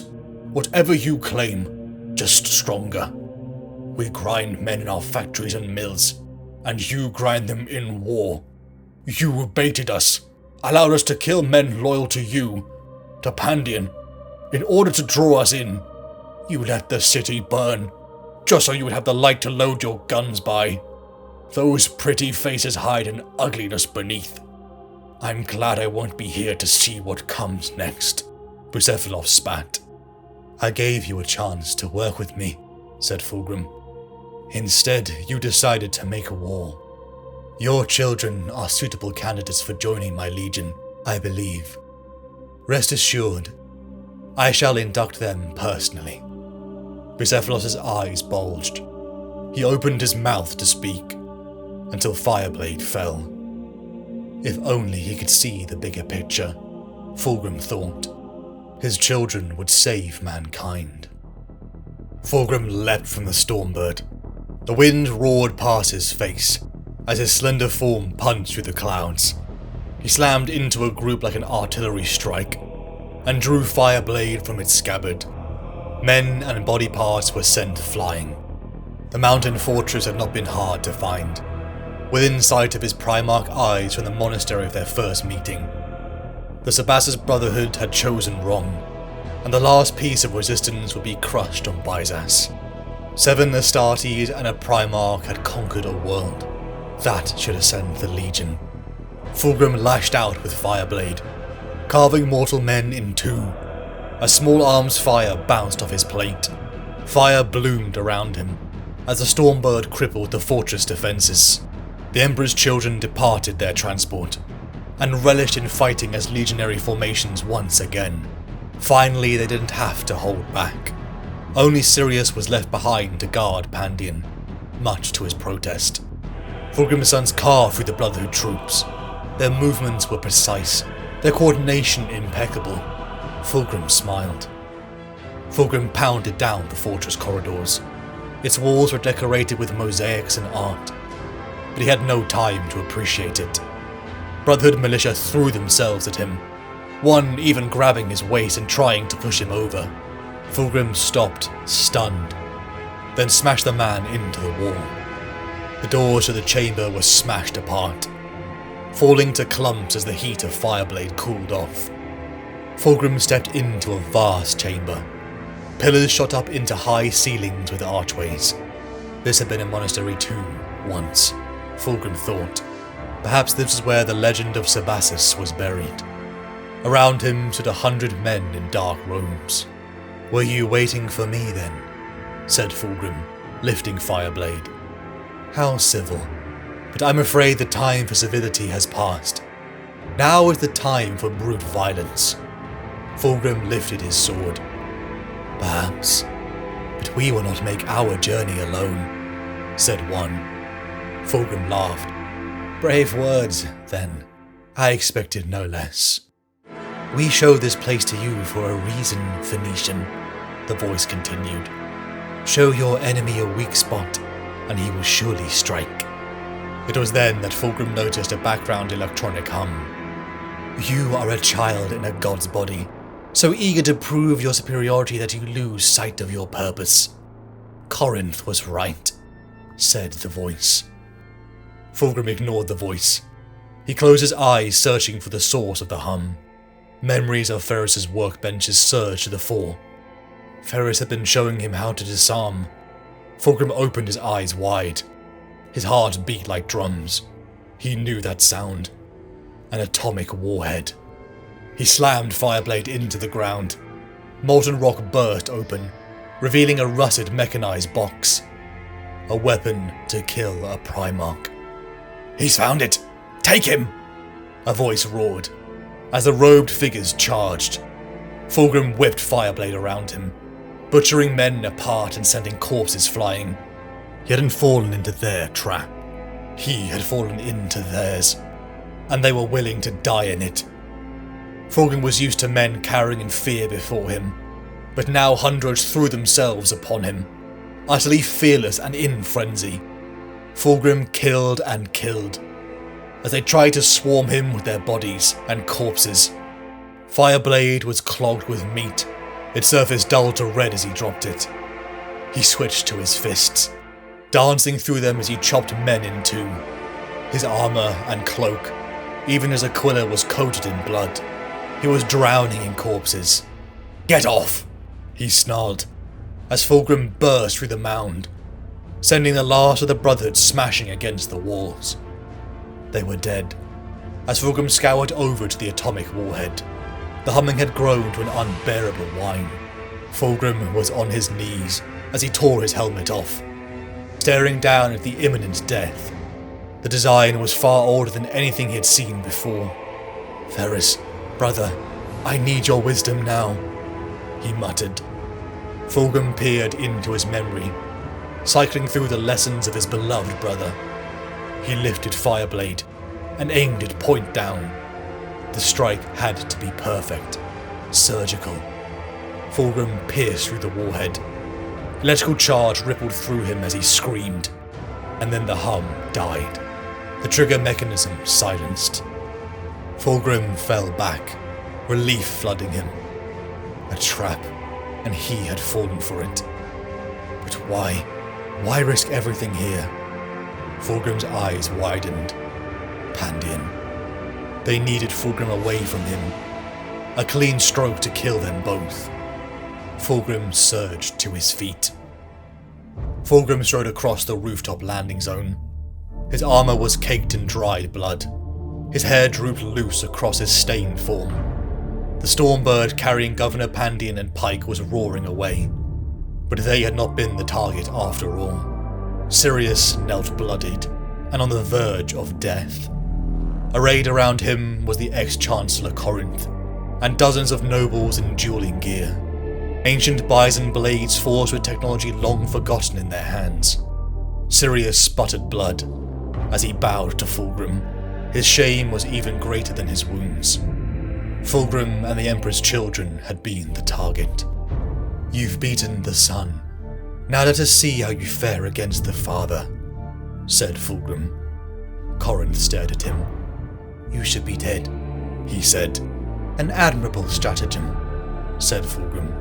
"You sacrificed an army, and all just to kill me," he gestured. "I survived, obviously." "Obviously," Corinth said. Fulgrim frowned. "Why?" he asked. "You know the answer to that. You have proven yourself a tyrant, Fulgrim. I could not allow our world to fall into the hands of one willing to burn it to ashes, just to claim it. Better Pandion than that." Corinth shook his head. "Pandion, the patricians, they are a cancer. Eliminating them was the only way to save Byzas. But you are worse. I gave you an opportunity that first night," Fulgrim retorted. "All you had to do was seize it. And none of this would have been necessary. I told you then I do not care who rules, only that they rule as I see fit." Fulgrim's blood began to rise. He was furious at the betrayal and at himself for falling for it. Corinth laughed a mad laugh. "You desire to prove your superiority above all else. You provoked a war where you could have engineered peace, simply to root out any potential threat to your authority. To prove your might. That is the nature of your tyranny, that as long as we remain, we will have no choice but to challenge you." Corinth looked at his sword, and then tossed it aside. The man's face changed to a somber expression. "Maybe we should have bent the knee. Maybe you're not the only one who allowed yourself to be blinded by pride." "Pick it up," Fulgrim demanded. Corinth and his men knelt, exposing their necks. "What do you intend for my world, Fulgrim? What will you do? Will you do all that has been promised? Will you bring light to the shadows? Will you raise our people from the mire?" Fulgrim's anger melted in a second. "Get up, Belleros Corinth. It does not have to be this way." His voice almost sounded like it was pleading. "Will you save Byzas from itself, as you saved Chemos?" Corinth's voice was almost serene, and his smile was beautiful to Fulgrim. "I swear it. On my honor as commander of the 28th Expedition, and son of the Emperor, I will save Byzas from itself," Fulgrim whispered. Fulgrim saw Corinth's smile, as Fireblade struck. Fulgrim sat within the banquet hall, studying Corinth's relic blade. The ceremonies of compliance had passed, as Byzas was officially welcomed into the Imperium, a world for the Emperor, a recruiting ground for the Legion that shared their values, and a legend to save the Legion from extinction by obsolescence. The Iterator Pike would soon be returning to Terra, and left him with books filled with Byzan philosophy and martial manuals. Fulgrim remembered one of the manuscripts. "The search for perfection is a subtle drug," it had said. "It draws the mind along circuitous routes, deeper and deeper into itself, until nothing can be seen except the ideal. Desire blinds one to purpose, and thus renders true perfection impossible." Fulgrim disagreed. Perfection was possible, for he had seen it, the Emperor of mankind. Fulgrim felt a stabbing sensation of guilt. Corinth had been right. Fulgrim had forced their hand. Conflict had been inevitable, so long as one vision was different from the other. Perhaps that was the truth of compliance, the instillment of the Emperor's singular vision. So long as others championed anything else, humanity was doomed to infighting. They were doomed to backslide and corruption, just like Chemos and Visas. Fulgrim had almost died. He was playing at a game of war, whilst his enemies are willing to do anything for survival. A serious miscalculation. Fulgrim could see the surprise in Pike when he openly admitted he had made a mistake. Several. She had underestimated him. Fulgrim pursued perfection, and that meant acknowledging weakness, even if it pained him to do so. He thought of the serene smile of Corinth in his final moments, letting he and his followers die, so that Visas would be under one vision, ensuring the best for his world. Corinth fulfilled his purpose. Was that perfection? Fulgrim stood, looking to the stars. A united mankind. A golden age where the fighting was done, and mankind could create the perfect society. That was his purpose. Visas was a hard lesson, but one he needed in order to fulfill the dream of that perfect being, his father. Fulgrim turned and began to think of the next war. The Great Crusade, the reclamation of the stars. A singular vision at the heart of the growing imperium of man. For nearly 2 centuries, the conquest of the galaxy had pushed the boundaries of the Imperium to the corners of space. At the head of the 28th Expeditionary Fleet sits the Phoenician, the Primarch Fulgrim, leading the Emperor's children, whose ranks over a century of war had swelled to rival that of any other legion. From practice cages that sat empty, and ships uncrewed, the 28th Expeditionary Fleet had bulged into a full armada. Iterators, remembrances, Imperial Guard and mortal followers across the Imperium would scramble to be a part of the Phoenicians' fleet. Entire ships had been transformed into concert halls, artisan workshops and dueling cages. It had become a bastion of Imperial culture, a place of excellence where millions sought the patronage of the master of the Third Legion. There had been a time where Fulgrim the student and his beloved brother Horus the master. But as the decades passed, more Primarchs had been brought into the Imperial fold. More competition in the Emperor's eyes that compounded the Legion's need to excel. The Night Haunter Conrad Kurz. The gaunt figure was an unpleasant being, yet Fulgrim embraced him as his student, gifting him a portion of knowledge and teachings birthed over centuries of war. Dawn, Guilliman, Horus, Sanguinius, Ferrus. So many brothers. There were some he loved. His bond with Ferrus was unbreakable. Their differences so profound were superficial, and centuries ago it had taken neither long to recognize what it was they shared. Perfection. Both carried the need for it, strove for it, demanded no less from those bound by blood and loved to call them father. Only in their methods did they differ, where Fulgrim would scale any obstacle to reach the heights beyond. Ferrus would shatter through it through raw determination, and walk over the rubble of its defiance. The ultimate goal and the conviction to claim it first were the same. His bond with Horus followed close behind. His admiration for others such as Sanguinius, Magnus, Lorgar and Perturabo was evident. There were those who rankled him. Guilliman, Dawn and the Lion could be too straightforward, too literal to see the beauty in what they did. The Khan he could not see eye to eye. The Savage had even said he had done strange things to his warriors. After 2 centuries of war, contingents from every legion and military arm of the Imperium were called by the Emperor himself. Following the cleansing of the orc-infested world of Ullanor, a parade ground the size of a continent was flattened out. A triumph had been prepared for the ascension of a brother, someone to replace the Emperor as the head of the Imperial army, a war master. Fulgrim and the Emperor's children set foot upon the parade ground. Their armor was polished to a perfect sheen. Intricate scrollwork was carved into ceramite surfaces.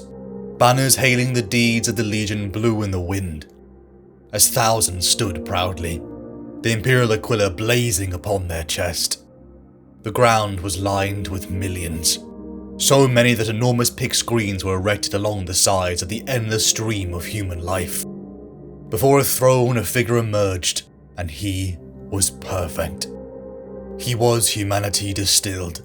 He was martial excellence wrapped in the shell of paternal love. He was there, the champion of the imperial truth, and the savior of humanity, the emperor of mankind. Mortal men and the emperor's children wept openly. Fulgrim knelt alongside his brothers in attendance, as Horus strode up to meet their father. The emperor declared the initial phase of the Great Crusade had been achieved, and that today was a celebration of the sacrifices of all who had fallen in the endeavor of mankind's future.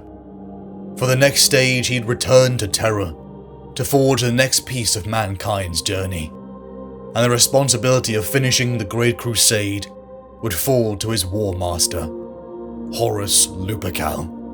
Fulgrim smiled as Horus knelt, their father placing a laurel wreath upon Horus's brow. The triumph ground erupted with the cry of millions. Fulgrim did not lament their father's choice, for he loved Horus, and he knew he was deserving. It only meant that he and his legion would have to strive harder. He wished Ferris had been here. Fulgrim saw Horus lean in to whisper to their father, seeing in his brother's face a change for an instant, as if what the Emperor had said was unsatisfying. The forces of the Imperium began to depart. It was then that Horus approached. He needed his brother more than ever, for there were those who would chafe under Horus's leadership. Fulgrim agreed, and set out to parley with the wounded parties. Bekwakinska was shouting in the concert hall. The once child prodigy of Europa would only play for the best, but now she refused. The audience had been rude. The concert hall of the Pride of the Emperor grumbled with the thousands of disappointed military commanders and remembrances. The remembrances had been an order from Terra's High Lords, and most likely Malkador, Fulgrim thought. An organization formed from the artisans, photographers and writers of Terran society, set to record the Great Crusade, an indication that maybe its closing years were ahead. But Fulgrim welcomed them with relish. "Mistress Kinska," said a booming, angelic voice. Fulgrim stepped from the marble doors as the crowd hushed to awed silence. The Primarch's amethyst-coloured armour shone as though fresh from the armourer's hand, its golden trims gleaming like the sun, and exquisite carvings twisted in spiral patterns on every plate of his armour. A long, scaled cloak of emerald green hung from his shoulders, a high collar of purple and the great eagle's wings sweeping over his left shoulder perfectly, framing his pale features. "If you will not play for them, would you consent to do so for me?" asked Fulgrim. Bekwakinska nodded, and the music began anew. Below the 28th Expeditionary Fleet, a world turned. It had been mere months since the roaring triumph of Ulanor, when Horus, beloved by all, had risen to the rank of War Master. It had saddened Fulgrim that the Legion and the Emperor no longer fought on the forefront of the Great Crusade.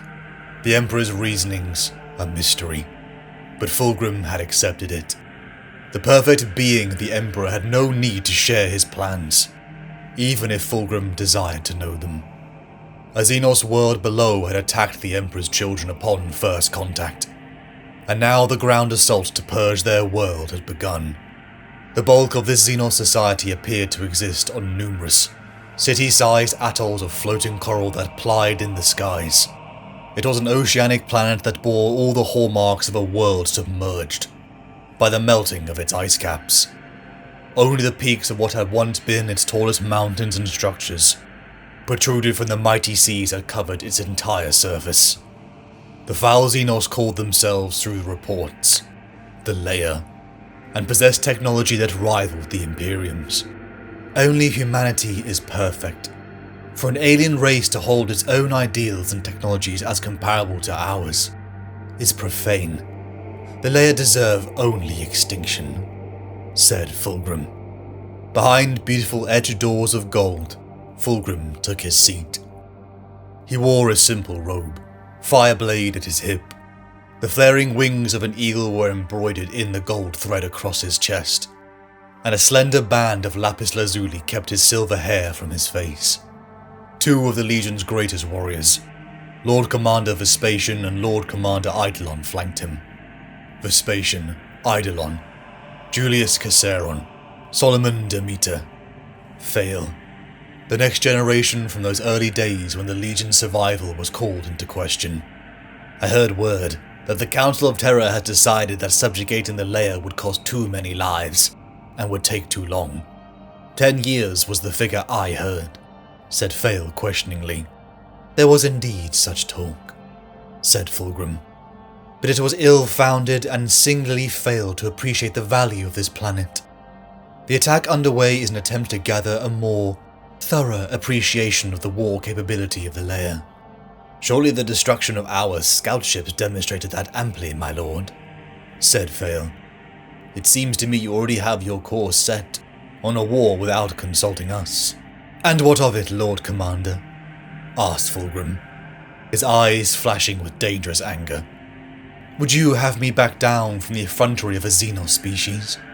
Would you have me compromise my honor by meekly avoiding this fight, because it might be dangerous? Fail paled.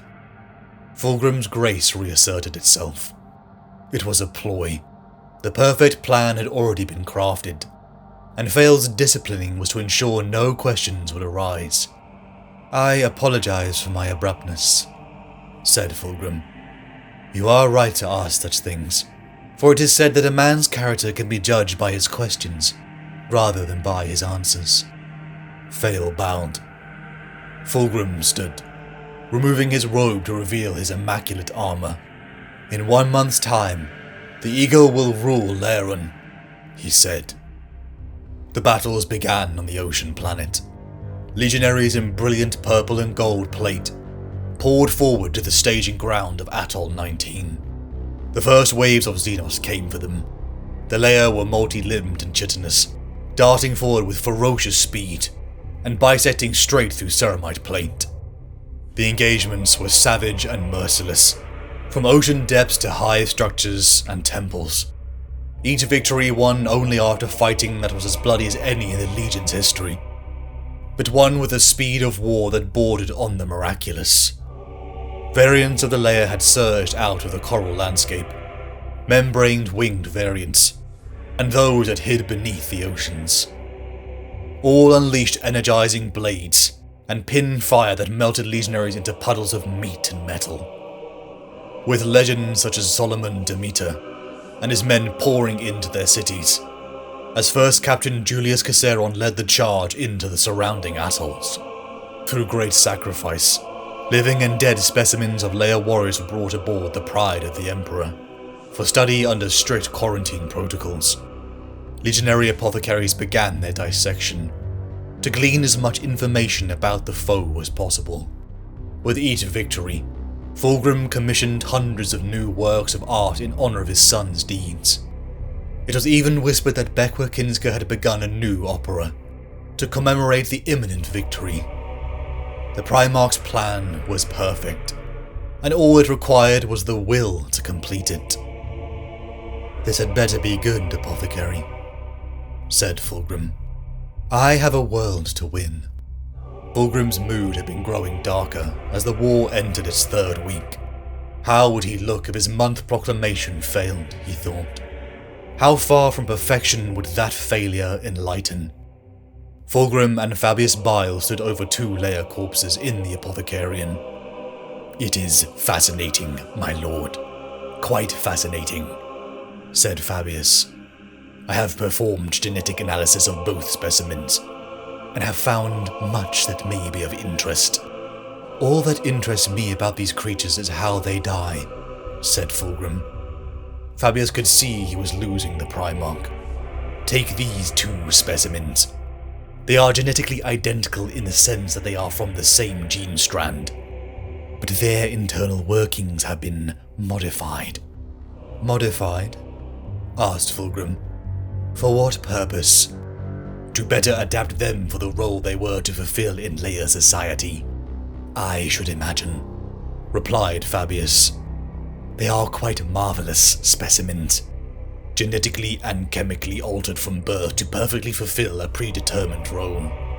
Fulgrim leaned over the corpses. The alien stink made his nose twitch. Do all the Leia have these alterations? Asked Fulgrim. No, they do not, explained Fabius, and that is what makes them so fascinating.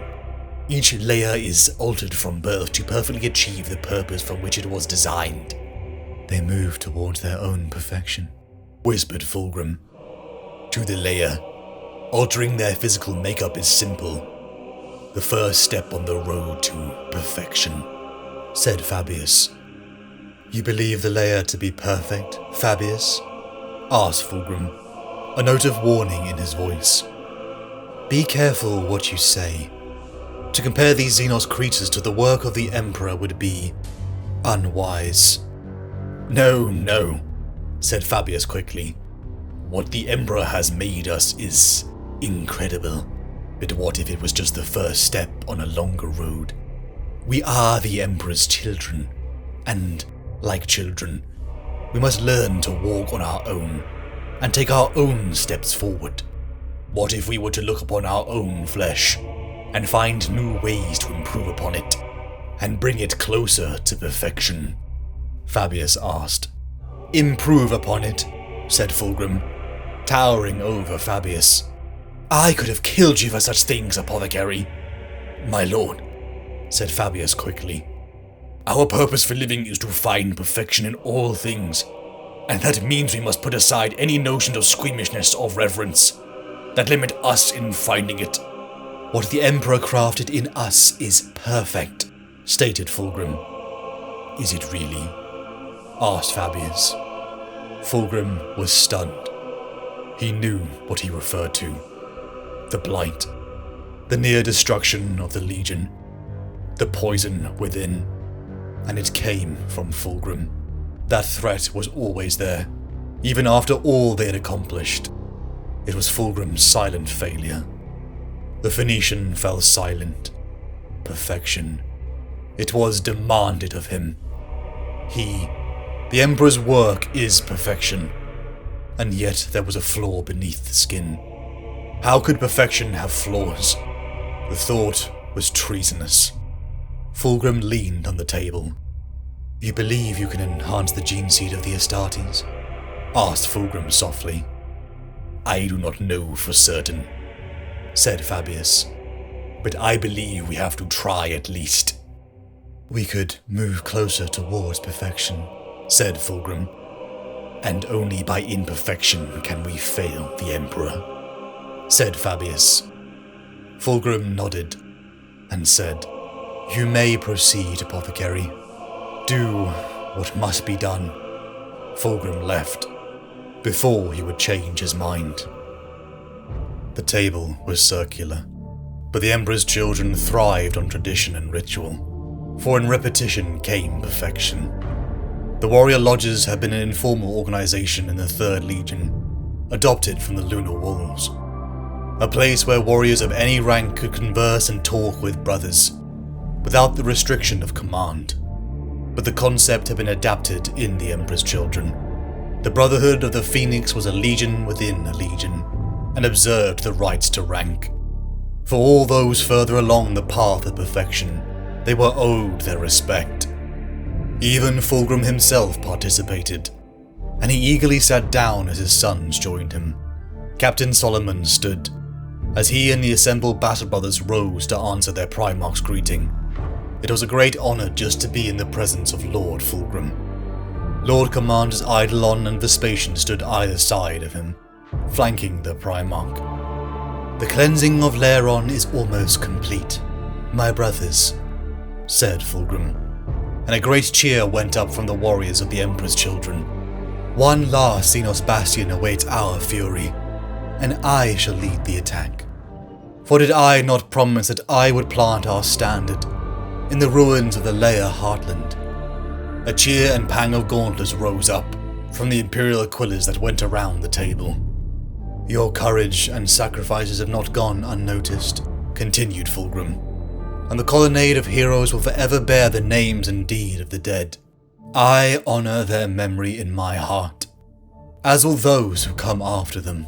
Though some die, their deaths allow others to move closer to achieving perfection, through war by taking their place. Welcome them, brothers. Welcome them to your ranks. Two Astarte stepped forward. This is Captain Saul Tarbins, a warrior who has fought with great courage on the atolls of Laren. Fulgrim moved to stand behind the cockier of the two. And this, my brothers, is Lucius, a swordsman of great skill, who embodies what it means to be one of the Emperor's children. It was clear Lucius was more impressive to the assembled eyes. Fulgrim circled the table. I have received word from Ferrus Manus that his iron hands are soon to embark on a new crusade, and he requests the honour of our assistance. We will rendezvous with my brother the Carolius Stars when the destruction of the lair is complete. The cheers were even louder. Even Fulgrim could barely contain his excitement at seeing his brother again. The forces of the Emperor's children had surrounded the last temple, like a closing fist. Thousands of legionaries poured forward into the mass of slithering lair.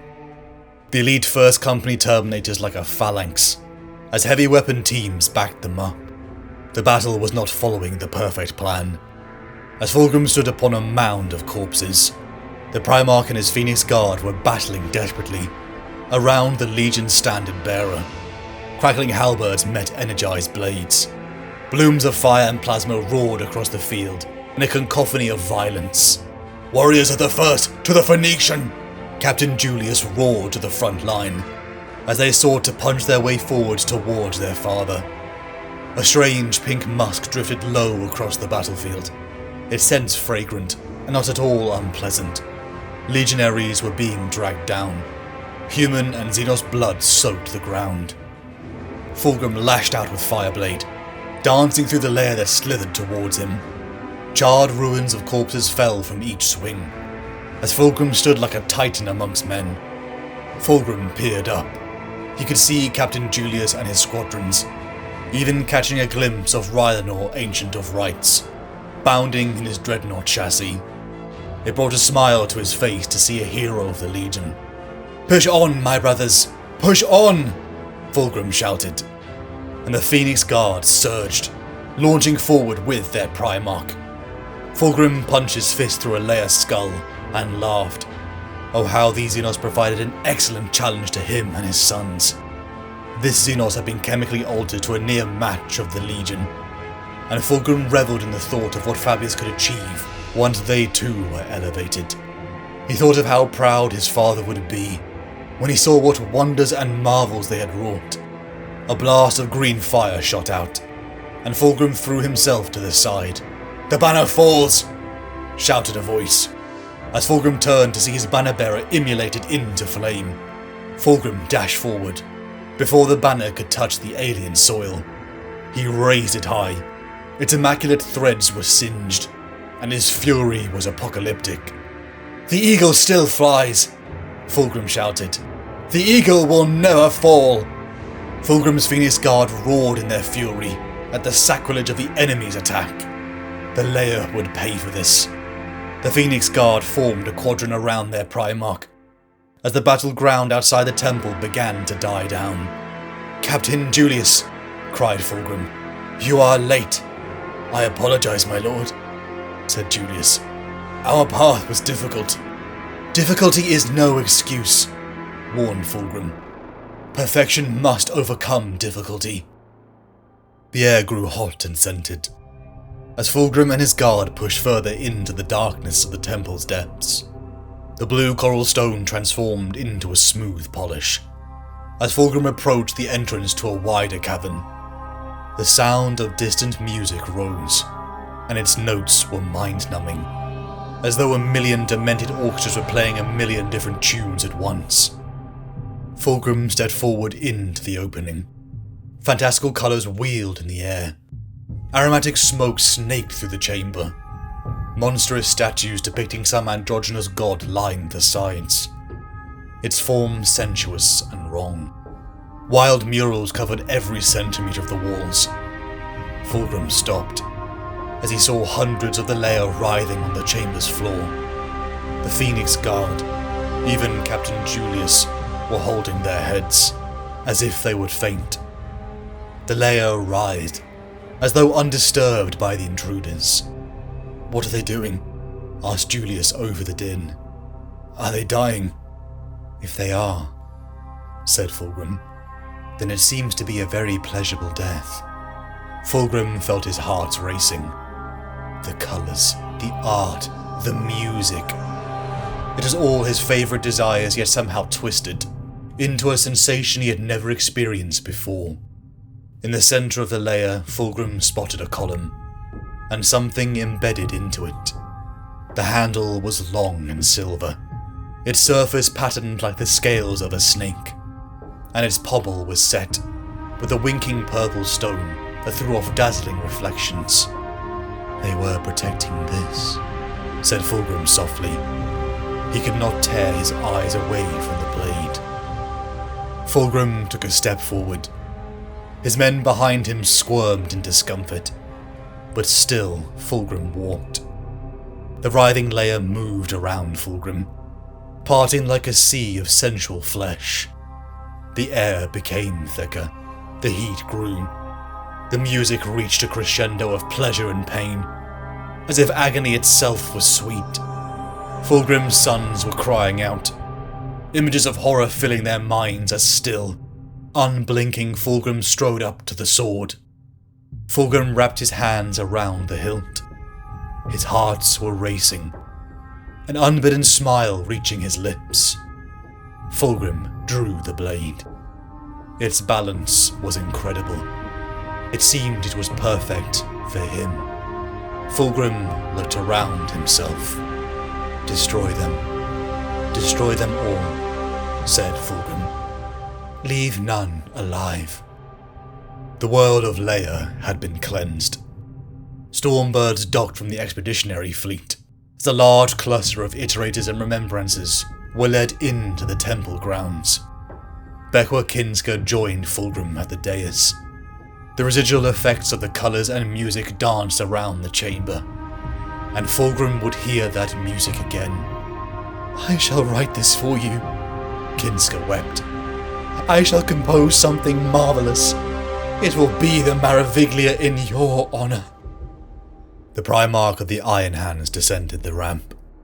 Ferrus Manus wore no helmet, and his battered face was like a slab of granite, scarred from the ravages of 2 centuries of war among the stars. As he caught sight of his brother Primarch, his stern face broke apart into a warm grin. Fulgrim's usual poised face cracked into a genuine smile, nothing like the careful image his sons were used to. Fulgrim stepped forward and embraced his brother in a tight hug. The 2 Primarchs laughed. It had been too long. "It is good to see you, my brother," roared Ferrus Manus. "Throne, I've missed you." "And you are a sight for sore eyes, Gorgon," returned Fulgrim. Fulgrim felt a tension in his shoulders relax. To Ferrus he didn't have to be the Phoenician, the example. For now he stood with an equal, a comrade on the path towards perfection. First Captain Julius stepped forward to introduce himself. So long had it been since the 3rd and 10th had fought together, that Julius had risen to First Captain since his predecessor's passing. First Captain Gabriel Santar stepped forward, and clasped wrist to wrist his cousin. The closest of brothers were reunited, and began to discuss the Diasporax. "Then what do you propose, brother? For I have no more stratagems to suggest," said Ferrus Manus. "As soon as we threaten them, they flee." Ferrus's anger was growing. "Do not mistake what I say for criticism, brother," said Fulgrim.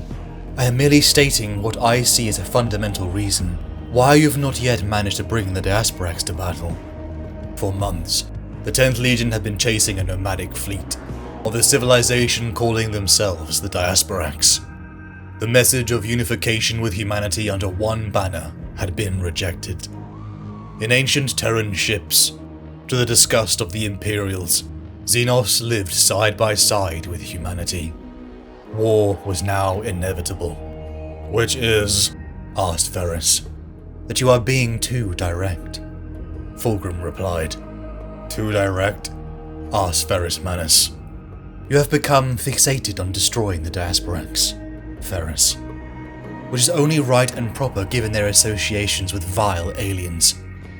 But you have not asked yourself the most important question regarding the enemy." Ferris Manus crossed his arms and said, "And what question would that be?" Fulgrim smiled.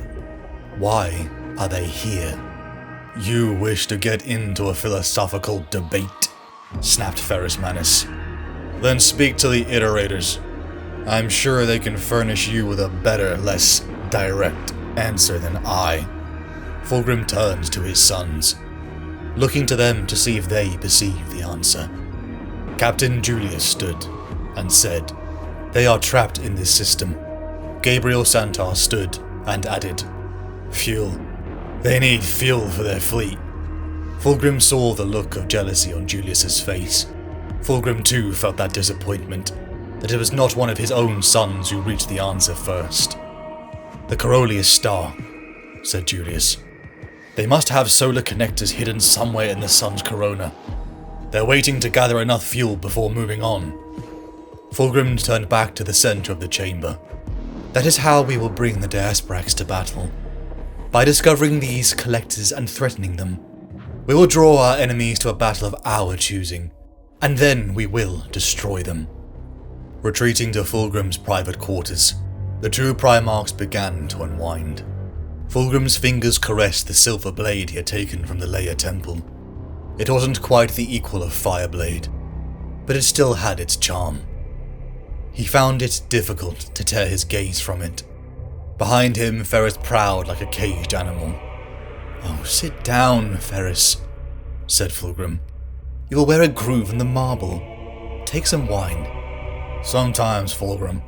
I swear this isn't a ship of war anymore. It's a flying gallery," said Ferris Manus, examining the works hung on the walls. "Why do you insist on keeping such things around?"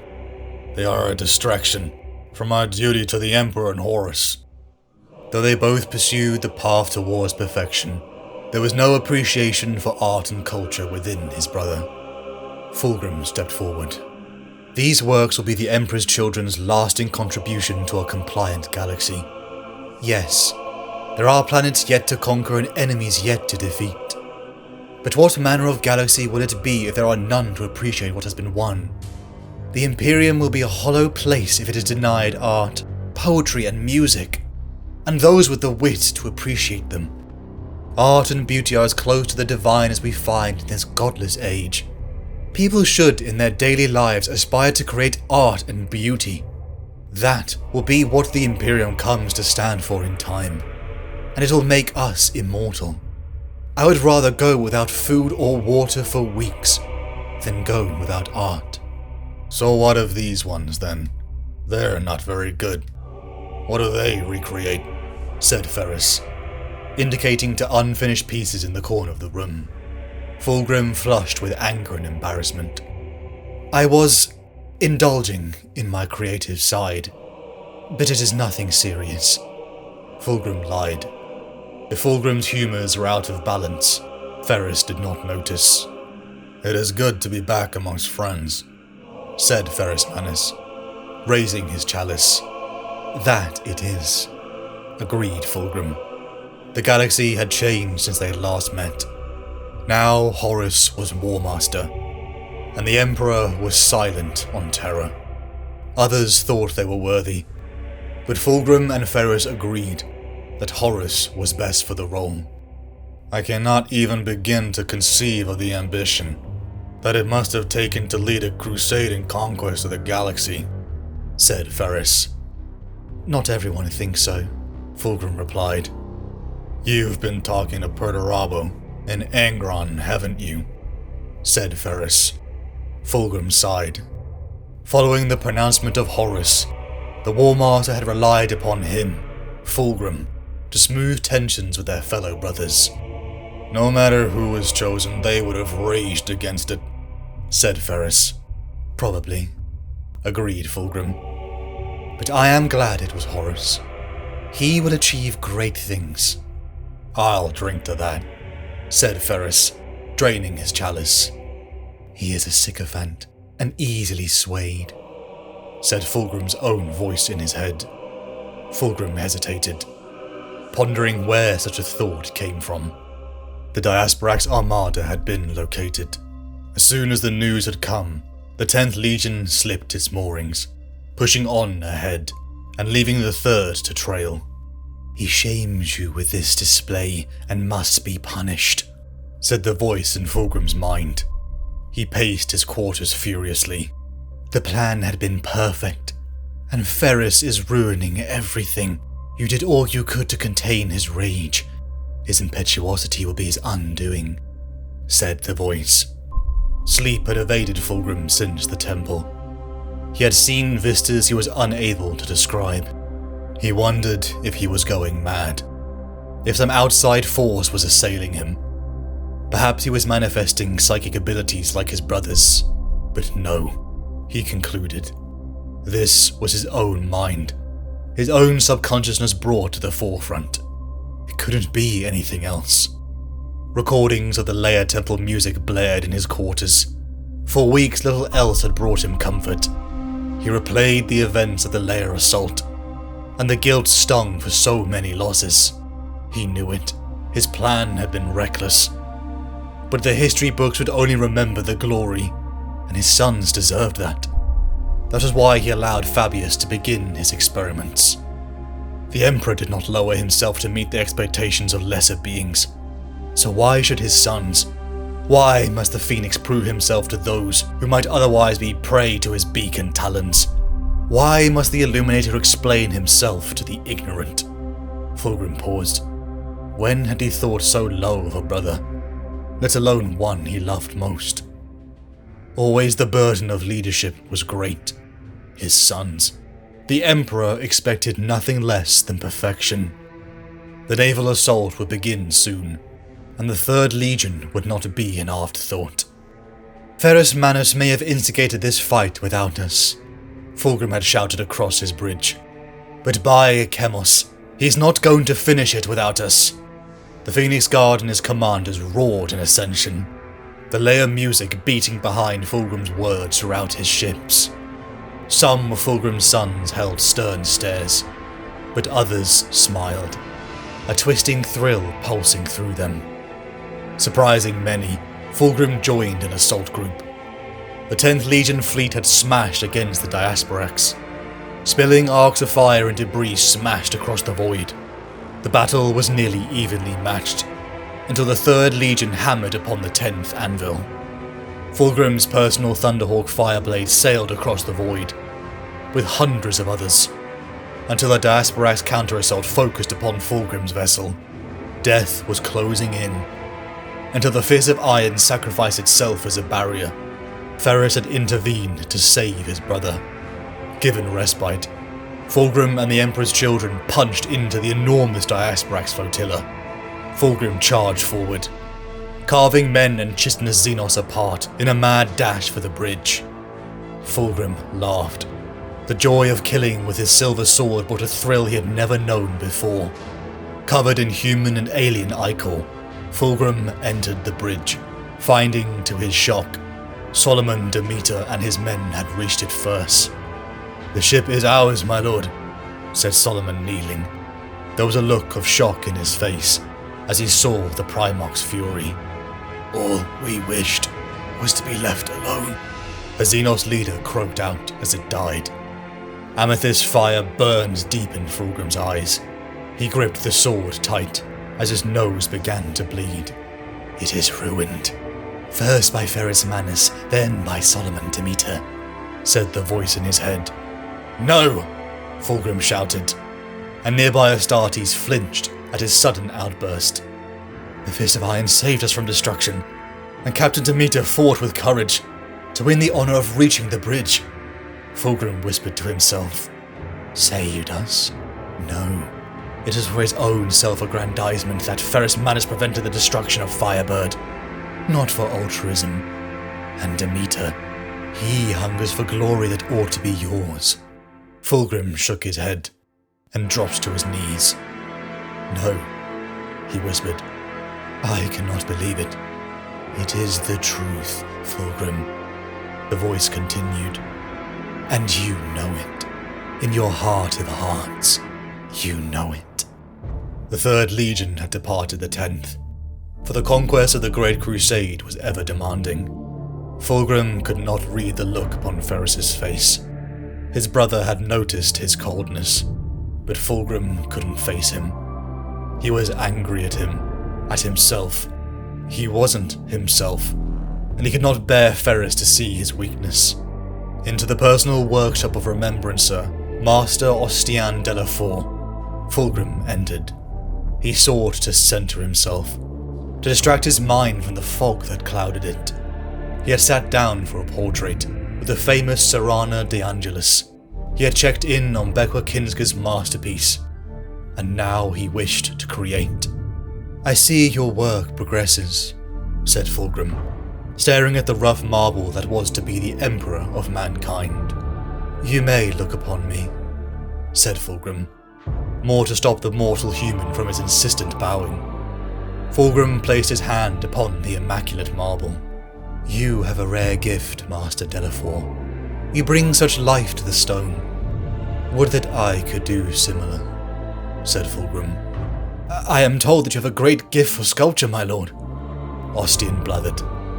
I can craft pleasing shapes, yes, said Fulgrim. But to bring to life, that is something that frustrates me, and with which I would ask your help. Long ago, Fulgrim had carved statues of his parents' faces. He was a different man now. No longer was he the naive child of Chemos, so far from perfection. He was greater now.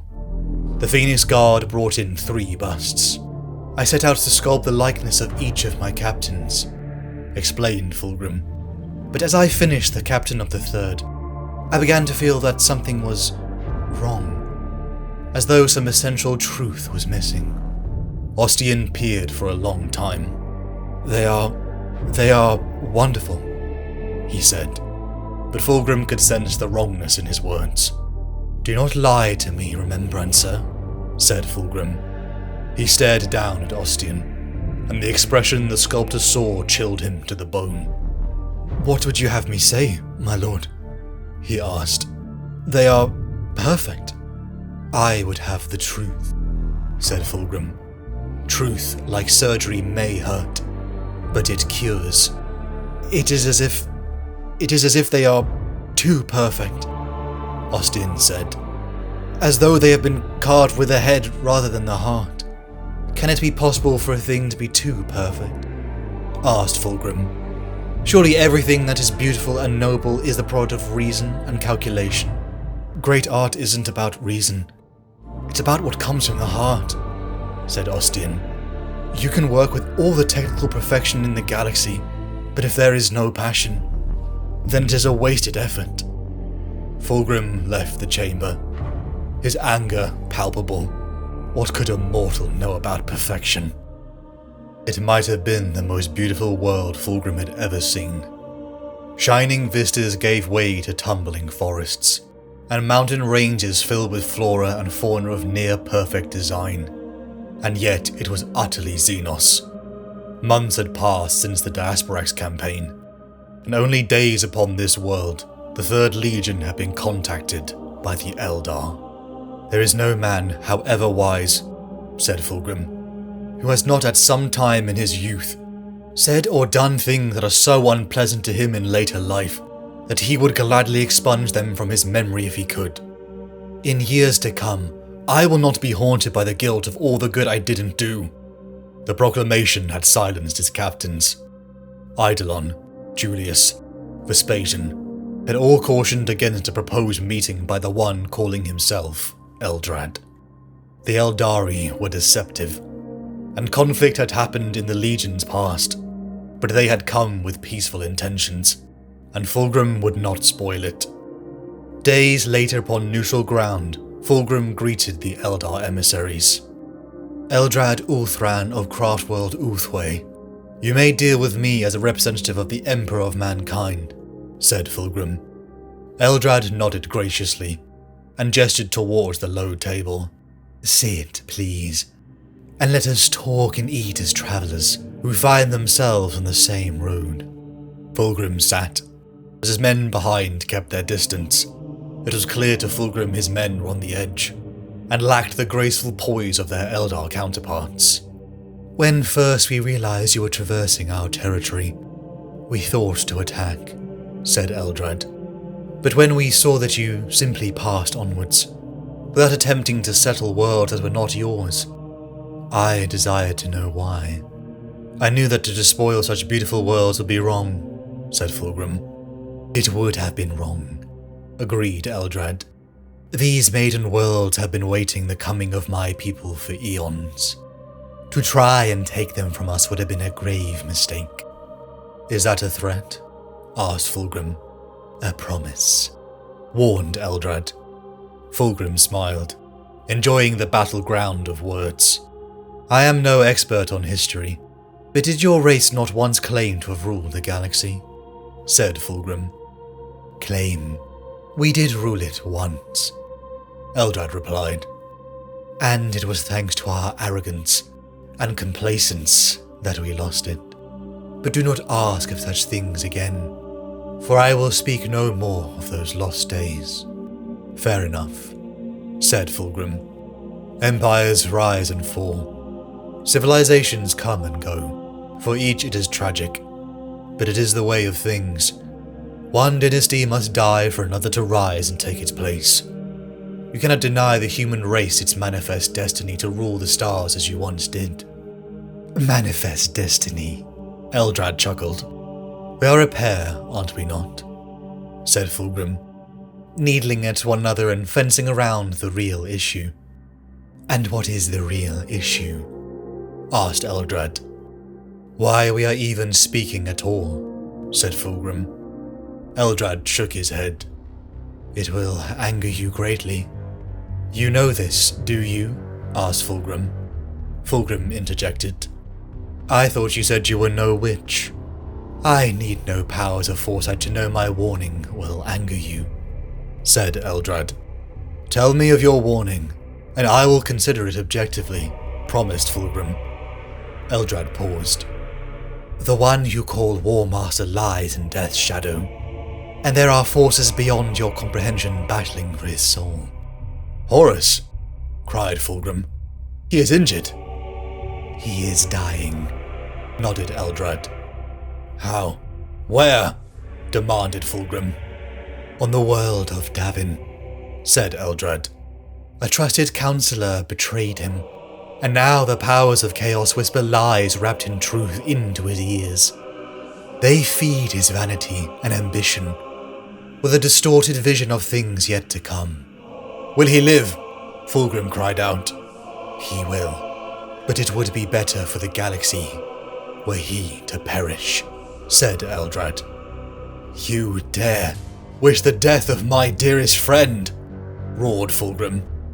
Why?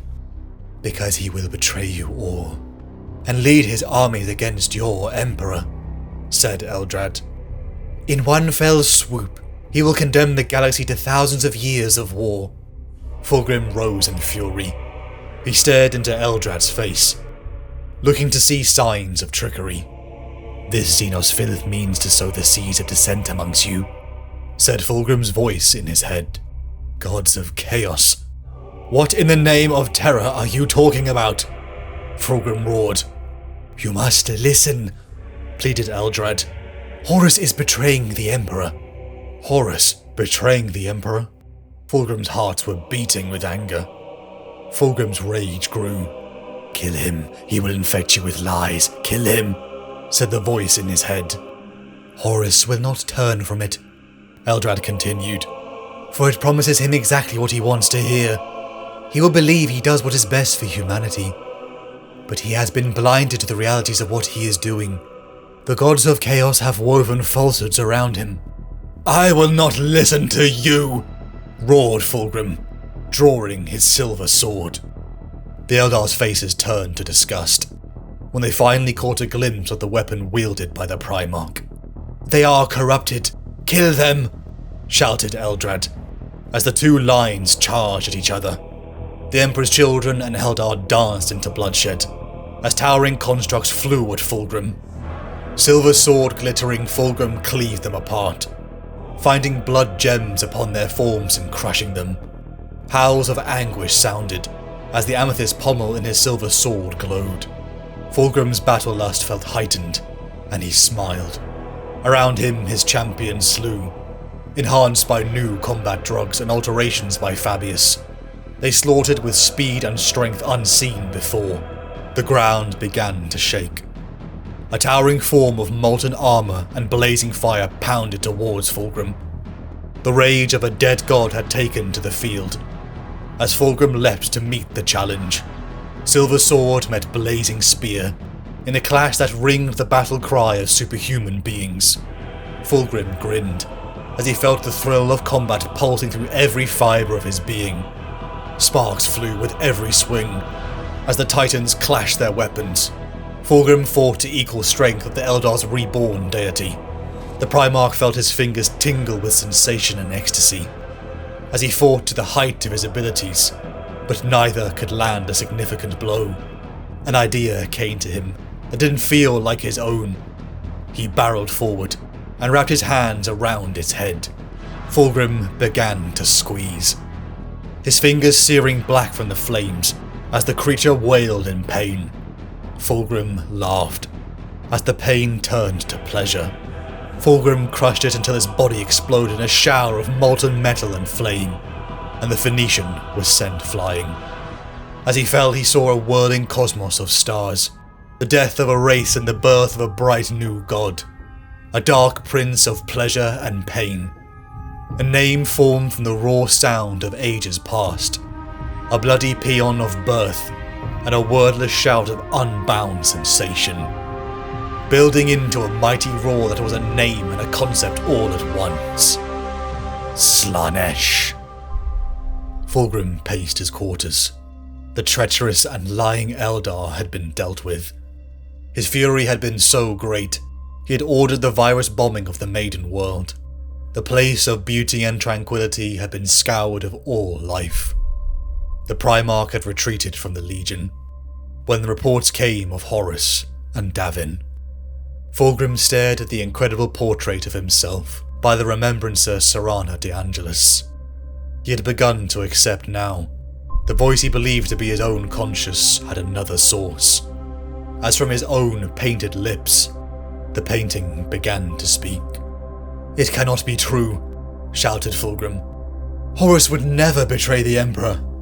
"Are you so sure?" asked the voice. What if the alien spoke true? If Horus had indeed forsaken the Emperor, where would you stand in such a contest? The music of the lyre blasted in the background. "He is most worthy of you," continued the voice. "The question is immaterial," snapped Fulgrim. "The situation would never arise." "Think so?" laughed the painting. "Even now Horus plants the seeds of his rebellion." Fulgrim clenched his jaw and aimed his sword at the image on the canvas. "I will not believe you. You cannot know these things." "But I do," it replied. "How?" begged Fulgrim. "You are not me. You cannot be me." "No," agreed his twin. "I am not. Call me the Spirit of Perfection that will guide you in the coming days." "Horus seeks war with the Emperor," Fulgrim whispered. "He does not seek it, but it is forced upon him," said the voice. "The Emperor plans to abandon you all, Fulgrim. His perfection is naught but a sham. He has used you all to conquer the galaxy for him, and now seeks to ascend to godhood on the blood you have shed." "No," cried Fulgrim. "I won't believe this. The Emperor is human intelligence raised above all error and imperfection, and extended to all possible truth." "Your belief is irrelevant," It is already happening. Grand things are necessarily obscure to weak men. That which can be made explicit to the idiot is not worth my care. If Horus can see this, how is it that you, most perfect of Primarchs, cannot? Because you are lying, bellowed Fulgrim. You waste your time in denial, Fulgrim. You are already on the road to joining your brother. I will support Horus in all things, gasped Fulgrim.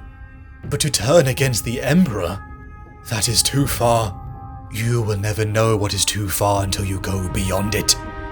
I know you, Fulgrim. You have tasted the forbidden desires you hold chained within the deepest, darkest recesses of your soul. Better to murder an infant in its cradle than nurse an unacted upon desire. No, whimpered Fulgrim. I will not listen to you. Expose yourself to your deepest fear, Fulgrim. After that, fear has no power, and the fear of freedom shrinks and vanishes. You will be free. Free? Cried Fulgrim. Betrayal is not freedom. It is damnation. Damnation? No. It is liberty. An unfettered freedom to explore all that is, and all that can be. Horus has seen beyond the veil of this mortal flesh you call life, and learned the truth of your existence. He is privy to the secrets of the ancients, and only he can help you towards perfection. Perfection? Whispered Fulgrim. Yes, perfection. The Emperor is imperfect. For if he were perfect, then such a thing could not happen. Perfection is slow death. Only change is constant. The signal for rebirth. The egg of the phoenix from which you arise. Ask yourself this. What is it you fear? Fulgrim stared into the eyes of the portrait. Eyes that were his own, but for the awful knowledge within them. With a clarity born of perfect understanding, Fulgrim knew the answer to the question his reflection had posed him. My fear is to fail, said Fulgrim. Fulgrim stood upon the precipice of history, and he did not know whether he would soar or fall. But all he knew was he needed confirmation. He needed to speak to his brother Horus. If he had fallen from the path, then he would have to make a choice. The Emperor has lied to us, Fulgrim, said Horus, and Fulgrim felt a knot of hurt anger uncoil in his gut at such an utterance. He means to abandon us to the wilderness of the galaxy while he ascends to godhood. Fulgrim felt as though his muscles were locked in a steel vice, for surely he should have flown at Horus to strike him down for such a treacherous utterance. Instead, he sat stunned as he felt his limbs tremble, as his entire world collapse. How could Horus, most worthy of the Primarchs, be saying such things? No matter that he had heard them before from different mouths, the substance of their reality had been meaningless until now. To see Horus's lips form words of rebellion kept him rooted to his chair in horrified disbelief. Horus was his most trusted friend, and long ago they had sworn in blood never to speak an untruth to one another. With such an oath between them, Fulgrim had to believe that either his father or brother had lied to him. You have no choice. Join with Horus, or all you have striven for will have been in vain. No, he managed to whisper, tears welling in his eyes. The anticipation of this moment had fired in his senses, but the reality of it was proving to be very difficult indeed. Yes, said Horus, his expression pained but determined. We believe the Emperor to be the ultimate embodiment of perfection, Fulgrim, but we were wrong. He is not perfect. He is just a man, and we strove to emulate his lie. All my life, I wanted to be like him. As did we all, my brother. It pains me to say these things to you, but they must be said. For a time of war is coming. Nothing can prevent that, and I need my closest brothers beside me when the time comes to purge our legions of those who will not follow us. Fulgrim looked up through tear-rimmed eyes. You are wrong, Horus. You must be wrong. How could an imperfect being have wrought the likes of us? Us?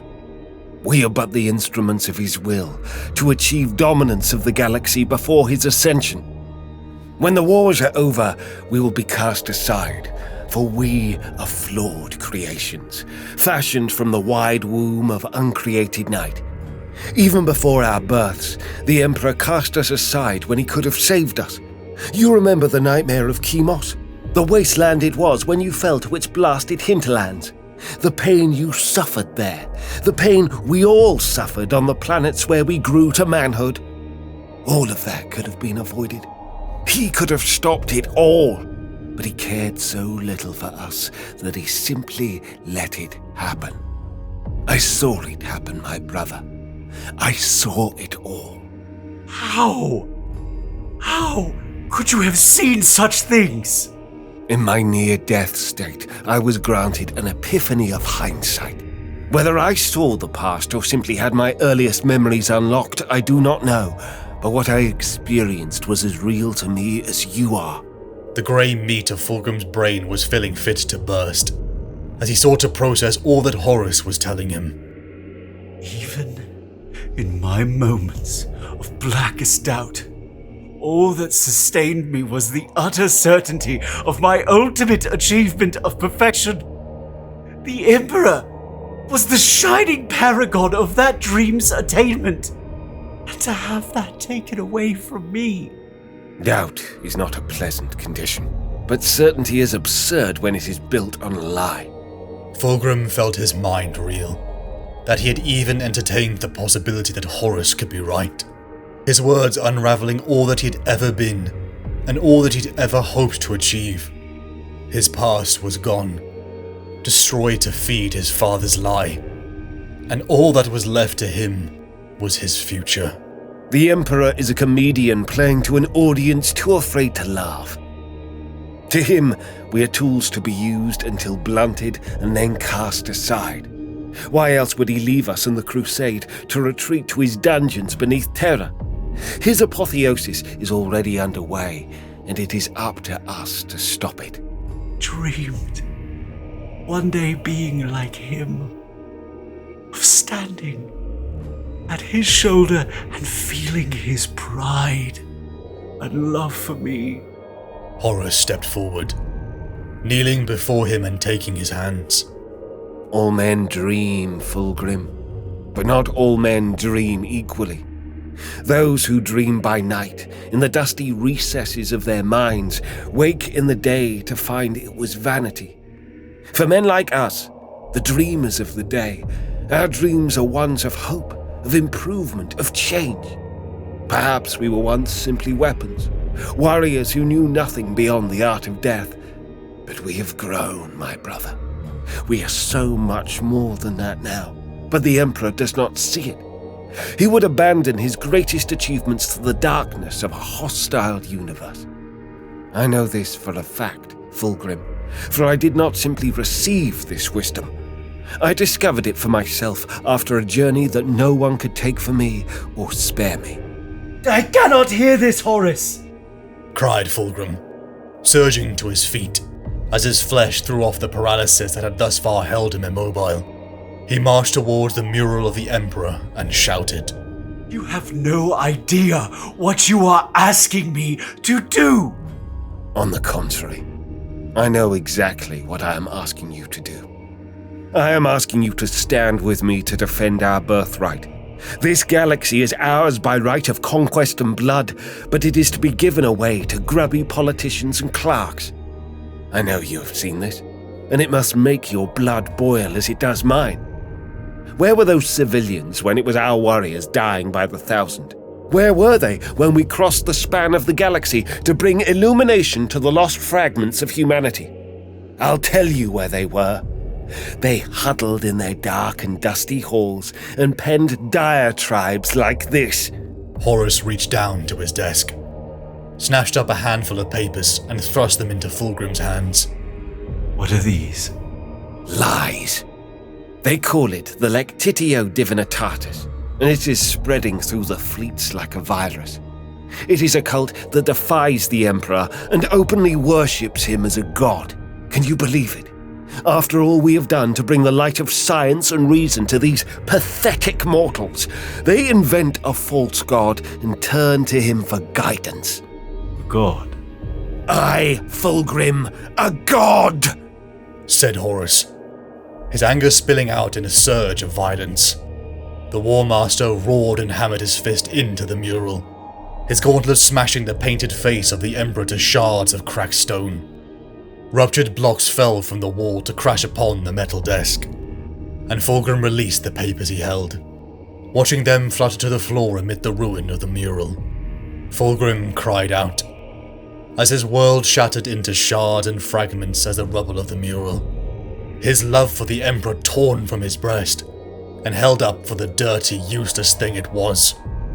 Horus came to him, and cupped his face in his hands, staring into his eyes with an intensity that was almost fanatical. I need you, my brother. I cannot do this without you, but you must do nothing against your conscience. My brother, my phoenix, my hope, win your way through the darkness and defy fortune's spite. Revive from the ashes and rise. Fulgrim met his brother's stare. What would you have me do? I made that for Vulcan more than 150 years ago, said Ferris. So, why is it still here? You know what Vulcan's like. He loves to work in the metal, and he doesn't trust anything that hasn't had the beat of a hammer laid upon it, or the fire of the forge in its heart. Ferris held up his shimmering, mercurial hands and said, I don't think he liked the fact that I could shape metal without heat or hammer. He returned it to me a while later, saying it should remain here with its creator. I think Nocturne's superstitions aren't as forgotten as our brother would have us believe. Fulgrim reached up to touch the weapon, but curled his fingers into a fist before they touched the warm metal. To touch such a perfect weapon without firing it would be wrong. I understand that there is a certain attraction in a handsomely made weapon, but to apply such artistry to a thing designed to kill seems extravagant. Really? Chuckled Ferris, hefting Forgebreaker and pointing it at Fireblade, sheathed at Fulgrim's hip. Then what were you doing in the Urals? Fulgrim drew his sword and turned it in his hands, so that it caught the light and threw dazzling red reflections around the forge. That was a contest, smiled Fulgrim. I didn't know you then. And I wasn't going to have you outdo me, was I? Ferris circled the iron forge, pointing his warhammer at the magnificent creations he had wrought, and which hung upon the wall. There was nothing in weapons, machinery, or engineering devices that obliges them to be ugly. Ugliness is a measure of imperfection. You of all people should appreciate that. Then you must be perfectly imperfect, said Fulgrim, his smile robbing the comment of malice. I'll leave being pretty to you and Sanguinius, my brother. Now I'll stick to fighting. Now come on, what's this all about? You speak of the future of the Great Crusade, and then want to talk of weapons in old times. What's going on? Fulgrim tensed, suddenly anxious as what it was he was to ask his brother. He had hoped to approach the matter naturally, feeling out his brother's position, and the likelihood of him joining them willingly. But with typical Medusian directness, Ferris Manus had come right out and demanded to know his purpose. How artless and blunt. When did you last see the Emperor? The Emperor? What does that have to do with anything? Indulge me. When was it? A long time ago, admitted Ferris. Arena Septimus, on the crystal headlands above the acid oceans. I last saw him on Ulanor, at the War Master's coronation. said Fulgrim, moving towards the great anvil and trailing his fingers along the cold metal. I wept when he told us that he believed the time had come for him to leave the crusading work to his sons, and that he was returning to Terra to undertake a still higher calling. The Great Triumph, nodded Ferris sadly. I was on a campaign in the Keelar Nebula, and too far distant to attend personally. It is the one regret I have, not being able to say my farewells to our father. I was there, said Fulgrim, his voice choked with emotion. I stood on the dais next to Horus and Dorn when the Emperor told us he was leaving. And it was the second most heartbreaking moment of my life. We begged him to stay, to see out what he had begun, but he turned his back on us. He would not even say what his great work was.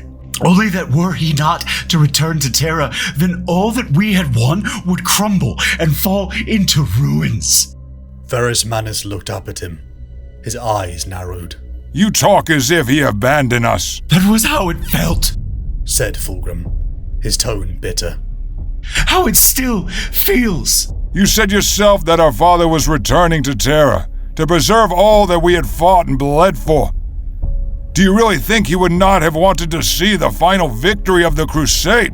I don't know, said Fulgrim angrily. He could have stayed. What difference would a few years make? What could be so important that he had to leave us there and then? Ferris took a step towards him, and Fulgrim saw the reflection of his hurt anger in the mirrored eyes of his brother. The betrayal of everything he and the Emperor's children had fought for over the last 200 years.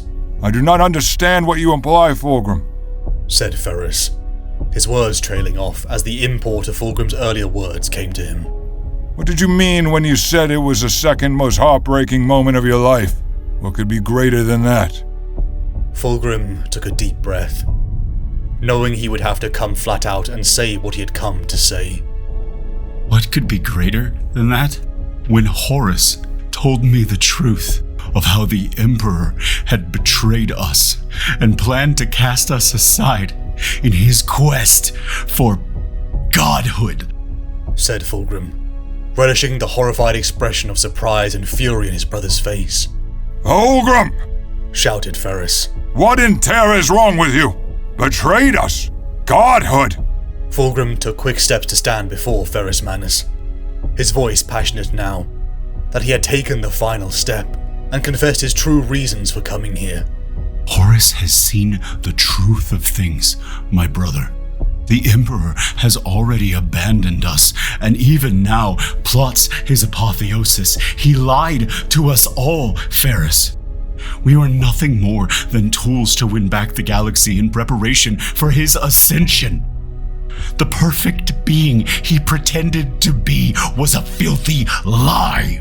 Ferris pushed him off and backed away, his ruddy, craggy features pale and horrified. Knowing he had to press on, Fulgrim said, Others have already seen the truth of this and are moving to join Horus. We will strike before the Emperor is even aware that his designs have been unmasked. Horus will reclaim the galaxy in the name of those whose blood was spent to conquer it. Fulgrim wanted to laugh as the words spilled from him, the thrill of finally unburdening himself almost too great to stand.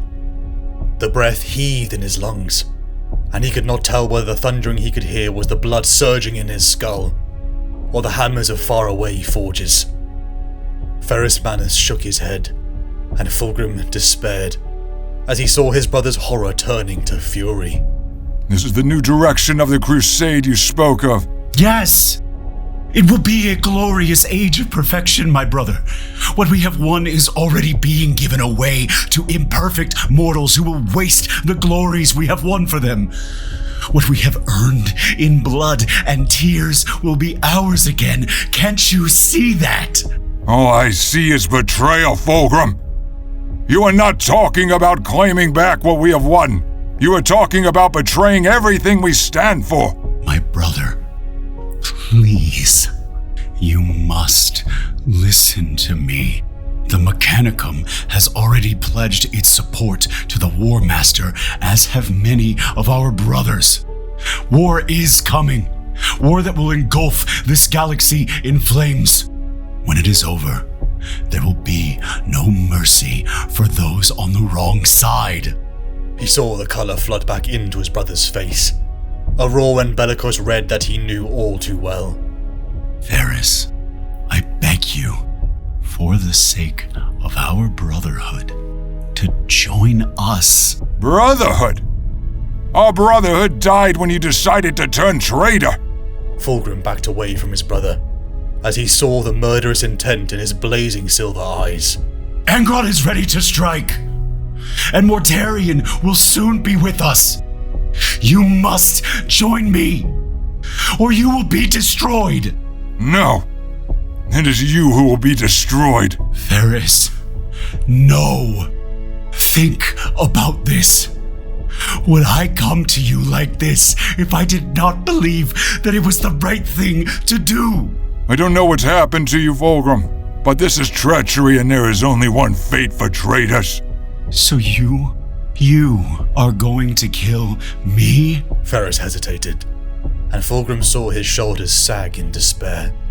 I am your sworn honor brother, and I swear to you that I do not lie. I know you're not lying, Fulgrim, and that's why you have to die. You are my brother, Varys. I would have walked unto death with you. Why could you not have done the same for me? Said Fulgrim. You are not my brother, spat Varys, through the blood of his ruined face. The clash of brothers had been violent, and in their struggle weapons had been traded, such that Forgebreaker was now in Fulgrim's hands. Fulgrim could not bring himself to land the final blow. I will always be your brother, said Fulgrim, swinging Forgebreaker and knocking his brother unconscious. The voice in his head had screamed distantly to deliver the killing strike, but Fulgrim ignored it and turned away from his brother. The Emperor's Children vanguard sent to bring Ferrus to the cause departed, launching a surprise attack on the 10th Legion, leaving the Iron Hands wounded. The war had begun. The Emperor was a liar, an obstacle in the path towards perfection. The false Emperor was building an Imperium to worship him, whilst he hid the truth of the warp and the gods that resided there. The path forward would be one without limits, and for the Legion to be free from the false Emperor, it needed to be pure. To the world of Isstvan III, elements of the Emperor's Children, sons of Horus, World Eaters and Death Guard descended on the pretense of squashing rebellion. Utilizing the Brotherhood of the Phoenix, the Legion's loyalties were cast.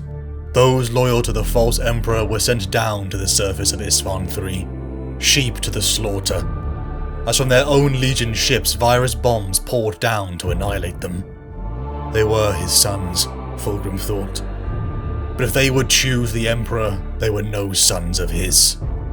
Legends such as Saul Tarvitz, Solomon Demeter, and Rylanor Ancient of Rites would find this world to be their tomb, as the traitor legions hunted down the last of the survivors.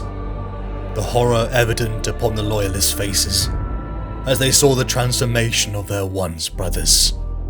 You dare return to me in failure, bellowed Horus, the bridge of the vengeful spirit shaking with the fury of his voice. His face was twisted in anger, and Fulgrim smiled as he watched the War Master struggle to contain his chthonic fury. What I have started at Isstvan will consume the whole galaxy, continued Horus. And if it is flawed from the outset, the Emperor will break us.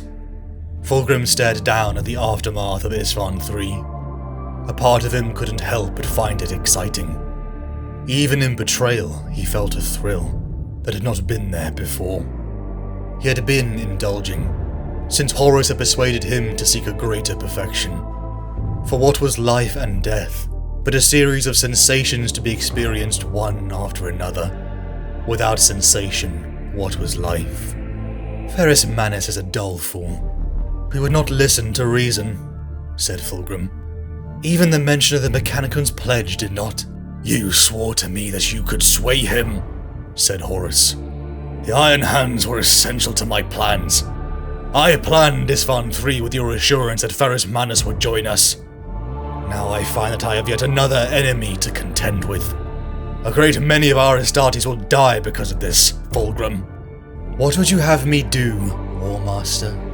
Smiled Fulgrim, being sure to twist his words with a sly, mocking tone. His will was stronger than I had anticipated. Or you simply had an inflated opinion of your own abilities, said Horus. Would you have me kill our own brother, War Master? Asked Fulgrim, hoping that Horus would not ask such a thing of him, but knowing that it was what he wanted to hear. I have another task for you, said Horus. I am sending you to Isfahan V. With all that has happened, the Emperor's response is likely to arrive more quickly than anticipated, and we must be prepared for it. Prepare for the final phase of the Isfahan operation. Now you flatter me, hoping my ego will coerce me into obeying your orders, said Fulgrim. Is it working? Asked Horus. Yes, admitted Fulgrim. Very well. The War Master's will be done. I will go to Isfahan V. Above the world of Isfahan V, the Emperor's children returned to their fleet. The declaration had been sent out across the galaxy. Horus, the beloved son of the Emperor, had turned traitor.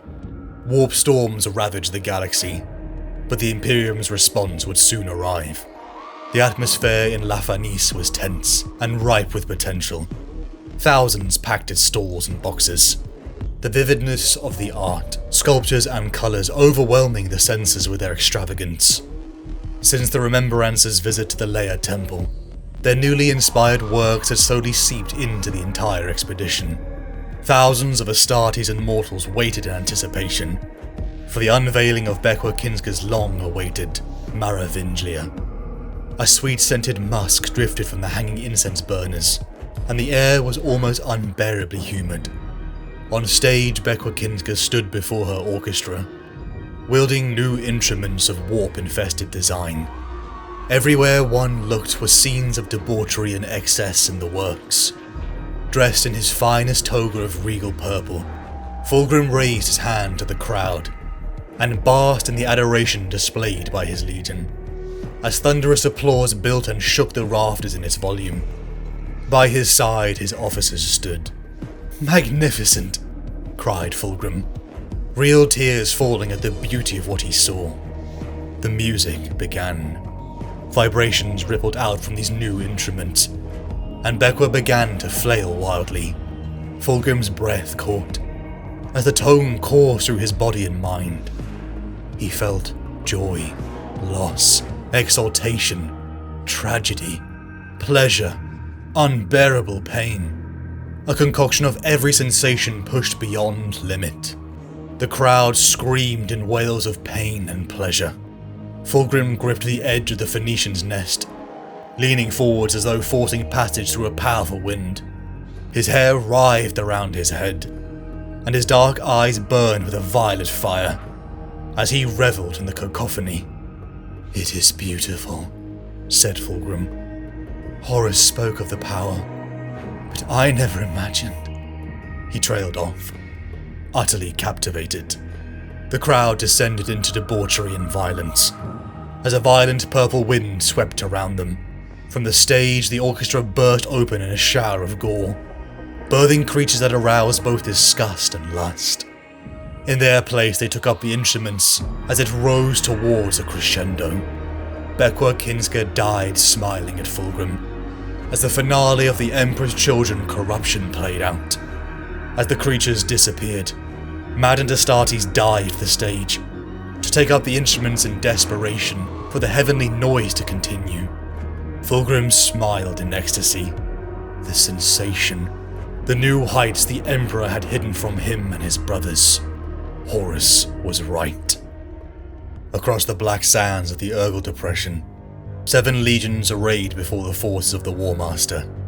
The Iron Hands, Salamanders, and Raven Guard led the vanguard, as the Iron Warriors, Word Bearers, Night Lords, and Alpha Legion began landing in the rear, alongside the forces of the Mechanicum and Imperial Army on both sides. The battle begun. Thousands of Astartes and millions of men slammed together, in a brutality of conflict so great that to witness it at all would drive men mad. Contingents of tanks and the walking titans of Mars pummeled the field in arcs of hot plasma and towering fire. Fulgrim giggled as he cleaved Iron Hand Astartes in two, his sons pushing forward with speed and ferocity. Their armor, once brilliant and gleaming, now stained in their once friends' blood. Their corruption evident in their new twisted weapons and trophies. Fulgrim saw the approaching form of Ferris and his elite Morlocks, pushing beyond the cycling Raven Guard and Salamanders. Ferris was aiming for him, and the destiny of their duel could no longer be denied.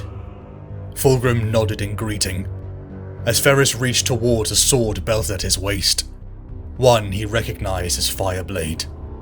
Last he had seen that treasured weapon, Ferris had broken it, along with their bond. "You remade my sword," said Fulgrim, his voice cutting through the atrocious din of fighting. "Only to see you dead, by a weapon forged by my own hand," spat Ferris. Fulgrim sheathed his silver sword, and reached behind him to loose Forgebreaker. "Then I shall do likewise," said Fulgrim. The great weight of Forgebreaker, the weapon his own skill and energies had crafted beneath the peaks of Mount Narodinia, felt good in his hands as he descended from the rock to face his erstwhile brother. "It is fitting that we face one another with the weapons we forged so long ago," said Fulgrim. "I have long waited for this moment, Fulgrim," replied Ferris. "Ever since you came to me with betrayal in your heart. For months, I have dreamt of this reckoning. Only one of us will walk away from this. You know that." "I know that," agreed Fulgrim. "You betrayed the Emperor, and you betrayed me," said Ferris, and Fulgrim was surprised to hear genuine emotion in his brother's voice. "I came to you because of our friendship, not despite it," answered Fulgrim. "The universe is changing. The old order is upset, and a new dawn is approaching. I offered you a chance to be part of the new order, but you threw it back at me." "You sought to make me a traitor," snarled Ferris. "Horus is mad. Look at all this death. How can this be right? You'll hang from the traitor's gibbet for this sedition. For I am the Emperor's loyal servant, and through me his will and vengeance will be done." "The Emperor is a spent force," snapped Fulgrim. "Even now he witters away on some trivia in the dungeons of terror, whilst his realm is in flames. Are those the actions of a being fit to rule the galaxy?" "Do not think you can win me to your cause, Fulgrim. You failed once, and you will not get a second chance." Fulgrim shook his head. "I am not offering you a second chance, Ferris. It is already too late for you and your warriors." Ferris laughed at him, but he could sense the despair in it. "Are you mad, Fulgrim? It is over. Your forces are routed." Fulgrim shook his head as he savoured his next words. "My brother, how naive you are. Do you really think that Horus would be foolish enough to trap himself like this? Look to the north, and you will see that it is you who are undone." Ferris turned, and the sight warped his face from hate to despair. The Night Lords, Word Bearers, Iron Warriors, and Alpha Legion turned upon the Iron Hands, Salamanders, and Raven Guard. More Primarchs betrayed the Emperor and sided with Horus, and began to massacre the Loyalists. "Horus has commanded your death," said Fulgrim. "But for the sake of our past friendship, I shall plead your case with him. If you throw down your arms, You have to surrender, Ferris. There is no escape. The Emperor's loyal warriors will not surrender to you, said Ferris defiantly, watching his sons die. Not now, not ever. You will have to kill every last one of us. And so, the two brothers who loved each other the most lunged at each other. Forgebreaker met Fireblade in sparks of brilliant light. Fulgrim felt his body sing with the prospect of fighting his brother, each with the intent to kill. Their clashes rang out like church bells, until each drew a goring strike, sending the other flying. Fulgrim lifted his head, but the sight of his bleeding brother melted away the pleasure. It was as if a clouding fog had parted from his mind. My brother? He whispered. My friend. You have long since lost the right to call me friend, snarled Ferris, pushing himself to his feet and staggering towards Fulgrim, with Fireblaze raised to smite him. Fulgrim drew the silver blade and met the blow. No, cried Fulgrim. This is not right. Fireblade crept ever closer to his neck. The amethyst stone in the hilt of Fulgrim's sword pulsed with an evil light. Intoxicating power flooded his veins and surged him to his feet. He rocketed Ferris off balance and slashed the blade across his brother's chest, goring him deeply. Ferris fell to one knee. Finish him! Kill him! The voice screamed. Fulgrim staggered, lurching as though his limbs were not his to control. Violent energy burst from the blade and wreathed his body. Fulgrim stood above Ferris Manus, his chest heaving convulsively, as his entire body shook with the violence of the power that sought to claim him. He must die, otherwise he will kill you, the voice screamed. Fulgrim looked down at his defeated opponent and saw his own reflection in the mirror of Ferris's eyes. In an instant that stretched for an eternity, he saw what he had become, and saw what monstrous betrayal he'd allowed himself to be party to. He knew in that internal moment that he had made a terrible mistake. He saw Ferris reach for Fireblade. His limbs moved without his control. The sword fell, cleaving his brother's head from his torso. Fulgrim fell. The violent energies were gone. He looked around with a clarity long denied him. He had betrayed the Emperor. He saw what his legion had become. He looked at the corpse of his best friend. Fulgrim howled in blood-curdling sorrow. What have I done? He howled. Throne, save me. What have I done? What needed to be done, said the voice. He's dead, whispered Fulgrim, the aching loss and the guilt of his crime too monstrous to believe. I killed him. Yes, you did. With your own hands, said the voice. You struck down your brother, he who had only thought well of you, and fought faithfully with you through all the long years, the voice whispered. He was my brother, whimpered Fulgrim. He was, and all he ever did was honor you, said the voice. The clarity struck Fulgrim even harder than his brother's strikes. His arrogance, his fear of failure had blinded him to true criticism. The viral blight, Byzas, the Lair, the Diasporax, the Maiden World. His chase had blinded him to true perfection, humility, serenity. Everything I have done is ashes, he whimpered.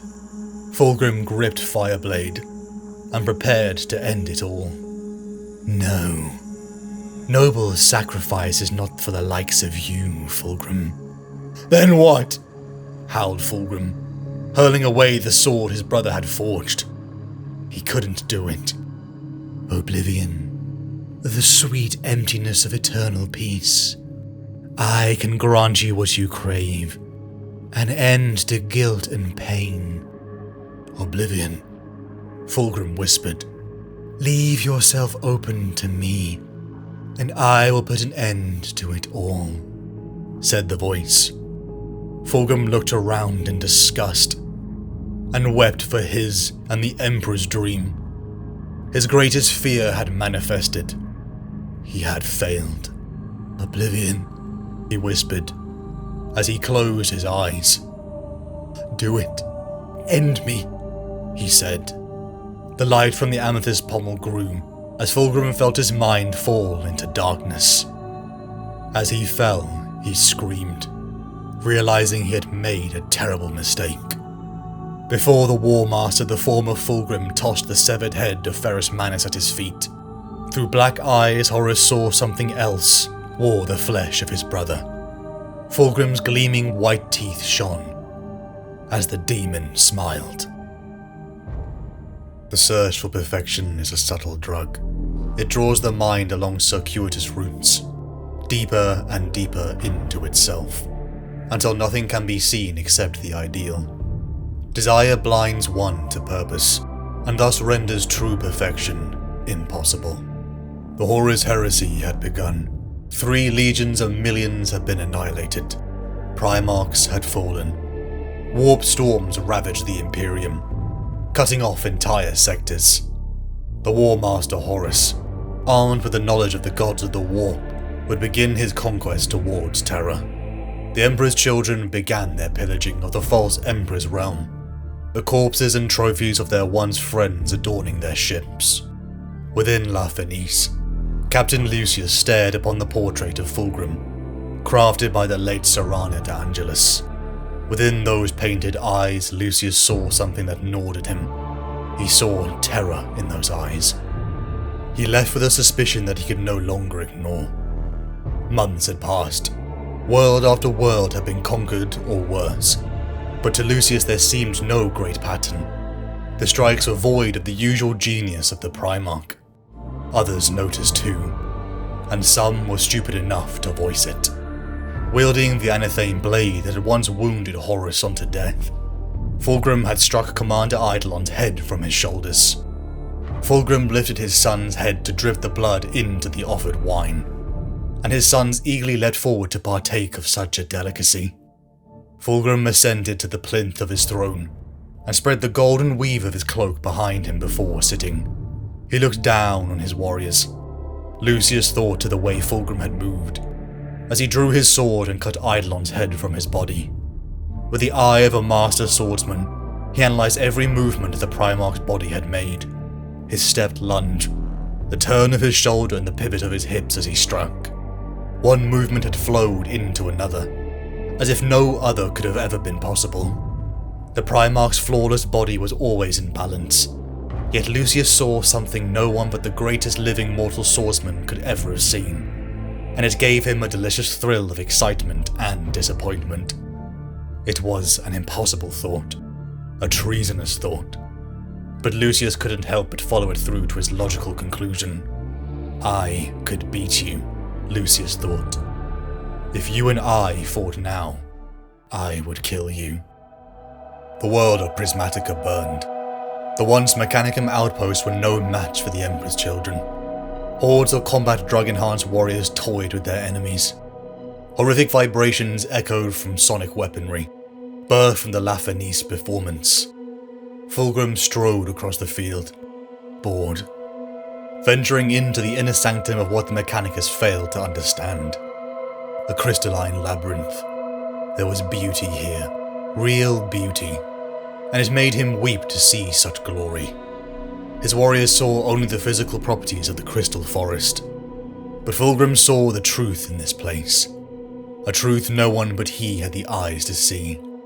Spires of glittering, diamond-sheened crystal speared up from the black ground, towering monuments to the galaxy's endless geological wonder. Fulgrim's reflections followed him as he strode in deeper, and he smiled as he caught the magnificence of his being. What brother could hope to match him? Guilliman, Sanguinius, Horus? None. What of Ferrus? The thought came unbidden. He is dead, roared Fulgrim. My brothers are all cruel, and magnificent in their own way, said Fulgrim. But each is a flawed creation, marred forever by a curse that will one day undo them, I alone am perfect. I alone have been tempered by the loss and betrayal. Dead, dead, dead, dead.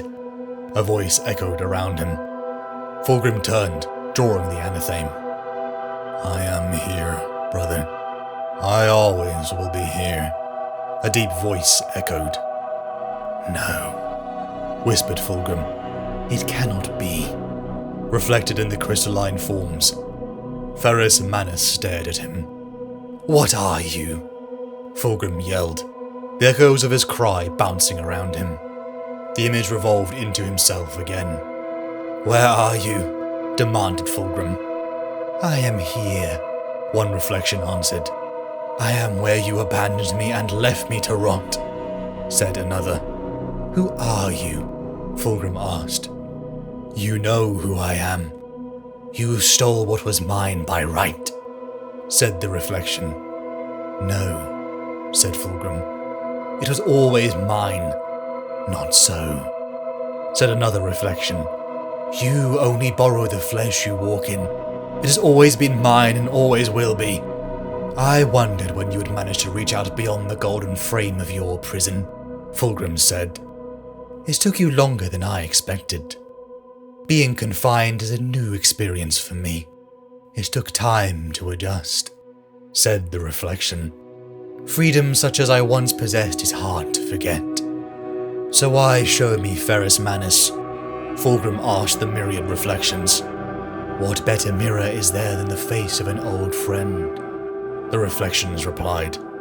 Only those we love have the power to show us our true selves. Was it guilt? Asked Fulgrim. Do you think you can shame me into surrendering this body to you? Shame, the reflection smiled. No, you and I have long since outgrown shame. The body is mine, said Fulgrim, and no power in the universe will compel me to relinquish it. But there is so much we could achieve were I to command it again, said the reflection. I will achieve more, promised Fulgrim. Keep telling yourself that, laughed his reflection. You cannot know the things I know. Down the gallery of swords, Fulgrim and First Captain Julius strode past the plinth of Legion fallen heroes. Fulgrim saw Julius wince, as the Primarch recounted the details of their deeds with error. From the shadow a figure emerged. Lucius. Lucius, said Fulgrim with an amused smile. What are you doing here? I have come to speak with you, Lucius said coldly. No, my lord. Lucius? Have you forgotten to whom you speak? Said Fulgrim. I do not know who I am speaking to, said Lucius. I am Fulgrim, master of the Emperor's children, said Fulgrim, becoming aware of the figures emerging around him. And you will obey me, he said. I don't know what you are, but you are not Fulgrim, said Lucius. Fulgrim laughed. Marius and his sonic cacophony emerged. Apothecary Fabius Bile too emerged from his lair, and over 50 Astartes surrounded the Primarch.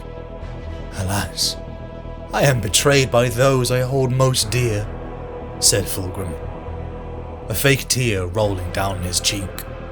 A blast was loosened from the sonic blasters, ripping through Fulgrim's unarmoured form and bringing him to his knees. The Emperor's children charged their Primarch, desperate to expunge the impostor they knew lie within. Fulgrim's injured form lashed out, punching and kicking through Terminator plate with ease. The Astartes threw themselves upon him, without restraint as they died in their dozens. They should have brought more, Lucius thought, until Marius Variosan jammed the end of his sonic cannon into Fulgrim's neck, unleashing a blast that knocked the Phoenician unconscious.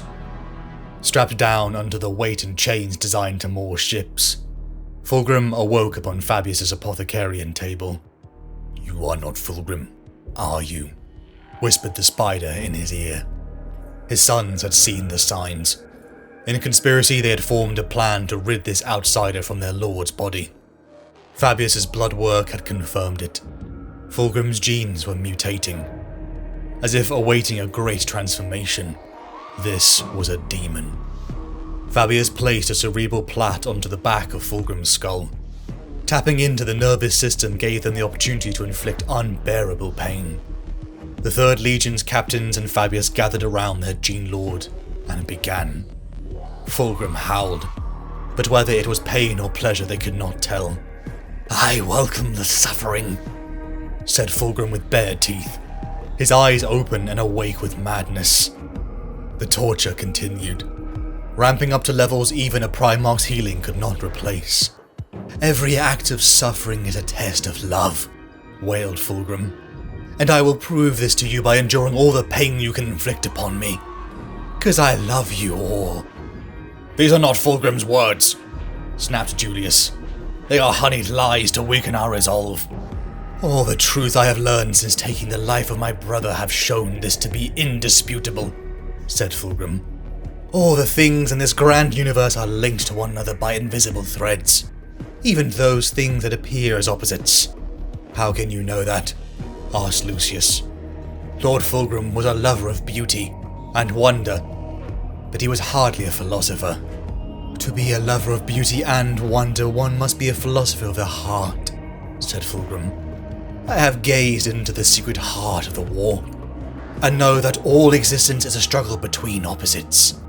Light and darkness, heat and cold, and, of course, pleasure and pain. Think of the ecstatic pleasure and unimaginable pain. They are connected, but they are not the same thing. Pain can exist without suffering, and it is possible to suffer without feeling pain." "You are a creature of evil," yelled Viserion. "Be gone or I will tear the head of this body from its shoulders. I would see Fulgrim dead before allowing you to possess it a moment longer." "You call me evil, but how do you decide what is good and evil?" Fulgrim giggled.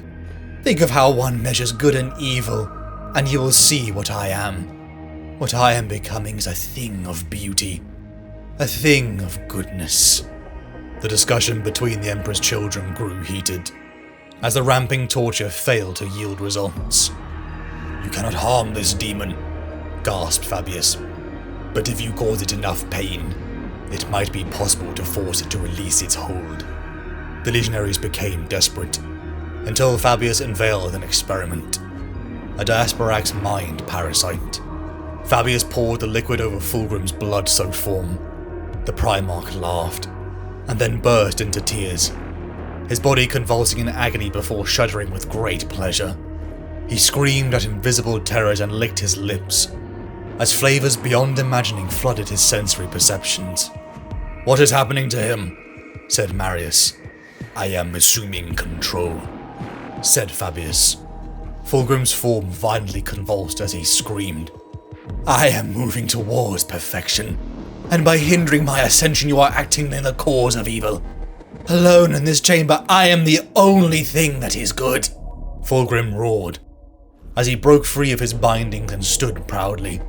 Fulgrim's sons backed away, until clarity struck, when they saw the amused smile on Fulgrim's face. This was no demon. This was Fulgrim. "I was vulnerable," said Fulgrim calmly. "A servant of the Dark Prince took my flesh for its own amusement. It was an ancient thing, a needy, capricious thing that reveled in its stolen prize, and for a time I allowed it to retain possession of my body, while I learned of its secrets and its powers. I think it hoped I would be crushed by the death of my brother. Ferris was already a fading memory, a ghost who resides with each passing moment, and everything I learned from it only made me stronger. In time, it was a simple matter to reclaim my body and cast it into the prison it had crafted for me. It had been a test, a manipulation for Fulgrim's amusement. He had reclaimed his body weeks ago and decided to play along, and like the end of a performance, Fulgrim took a bow. His legion, the whole galaxy was his plaything. The weak man who had cried for his brother's death, who lamented his betrayal of the Emperor, was gone. He had murdered him by swimming in the corruption of a new master, Slaanesh. I have much to do before deigning to join Horus Lupercal on Terra's muddy soil, said the Phoenician. My first task is to join with my Olympian brother.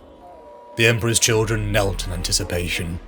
I will meet the gaze of the angel Exterminatus, declared Fulgrim, and the galaxy will weep to behold its terrible beauty.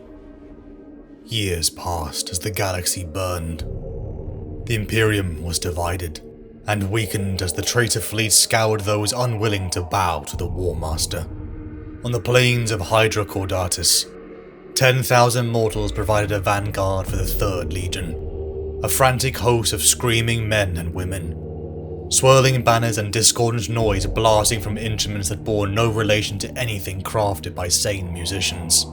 500 warriors in the shimmering purple of the Emperor's children emerged from the smoke, and their appearance drew a gasp of shock from the assembled Iron Warriors. Atop a great palanquin of living beings fused, sewn and warped together, the Phoenician emerged from the sentient clouds of fumes. Brother Fulgrim, said Perturabo, his features plain as iron, masking disgust beneath. Allow me to present a gift to you, he said. In chains his warriors brought forward 2 captured Imperial fists. Fulgrim smiled as they were dragged away. And a gift for you too, brother dearest, said Fulgrim, presenting a fur cape of immaculate design. Perturabo swept the cloak around himself, securing the gaudy piece with a stone amulet to Fulgrim's delight. The brothers entered the safety of a landing. That host of degenerates is beneath you, said Perturabo. And your legionaries, what has become of them? Exquisite, are they not? Said Fulgrim. His sons bore the flayed skin of mortals, combat drug ports, obscene decorations and surgical alterations. All delighted them and Fulgrim, in their pursuit of perfection and excess, experience and pleasure. I know things have changed since we gave our oaths to Horus, said Perturabo, and secrets have been revealed to you. But this is unseemly, said the Lord of Iron. Fulgrim simply giggled.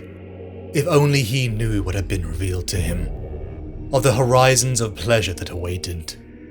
I will share with you in time, said Fulgrim, and much is there that will bring us closer than ever. Closer, said Perturabo. I wasn't aware that we were close at all. Perhaps not, admitted Fulgrim with a pout, and that saddens me greatly.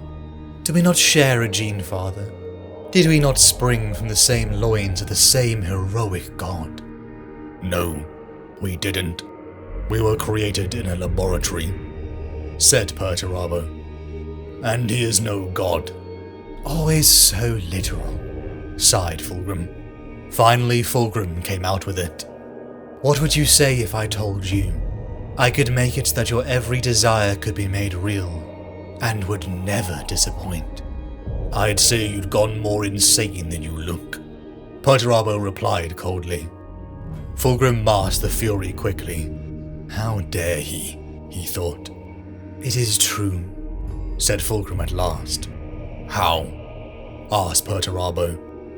All in good time, brother, Fulgrim replied. Have patience, and we shall tell you everything you desire to know. Behind Fulgrim emerged a slender figure, smaller than the Astartes and clearly not human. It dropped his hood, revealing it was an Eldar. Upon sight, Perturabo's guard made to murder the foul Xenos, only to be halted by Fulgrim's sons. Perturabo stared icily into Fulgrim's eyes. You bring a Xenos breed into my fastness. What were you thinking, brother? Said Perturabo. Karuchi Voiha is no threat to us, tittered Fulgrim.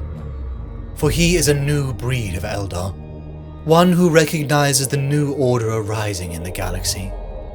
I come to you with an offer, to unite our forces in battle on a glorious quest, one that might tip the balance of the War Master's rebellion. Tip the balance? How? Asked Perturabo. Always direct, answered Fulgrim. One of the traits I always admired about you. One you would do well to emulate, said Perturabo.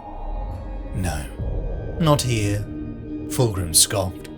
Build me this grand replacement for La Fenice, and I will tell you everything. Over 2 days, a perfect recreation of La Fenice was constructed upon the sands of Hydrocaudatus.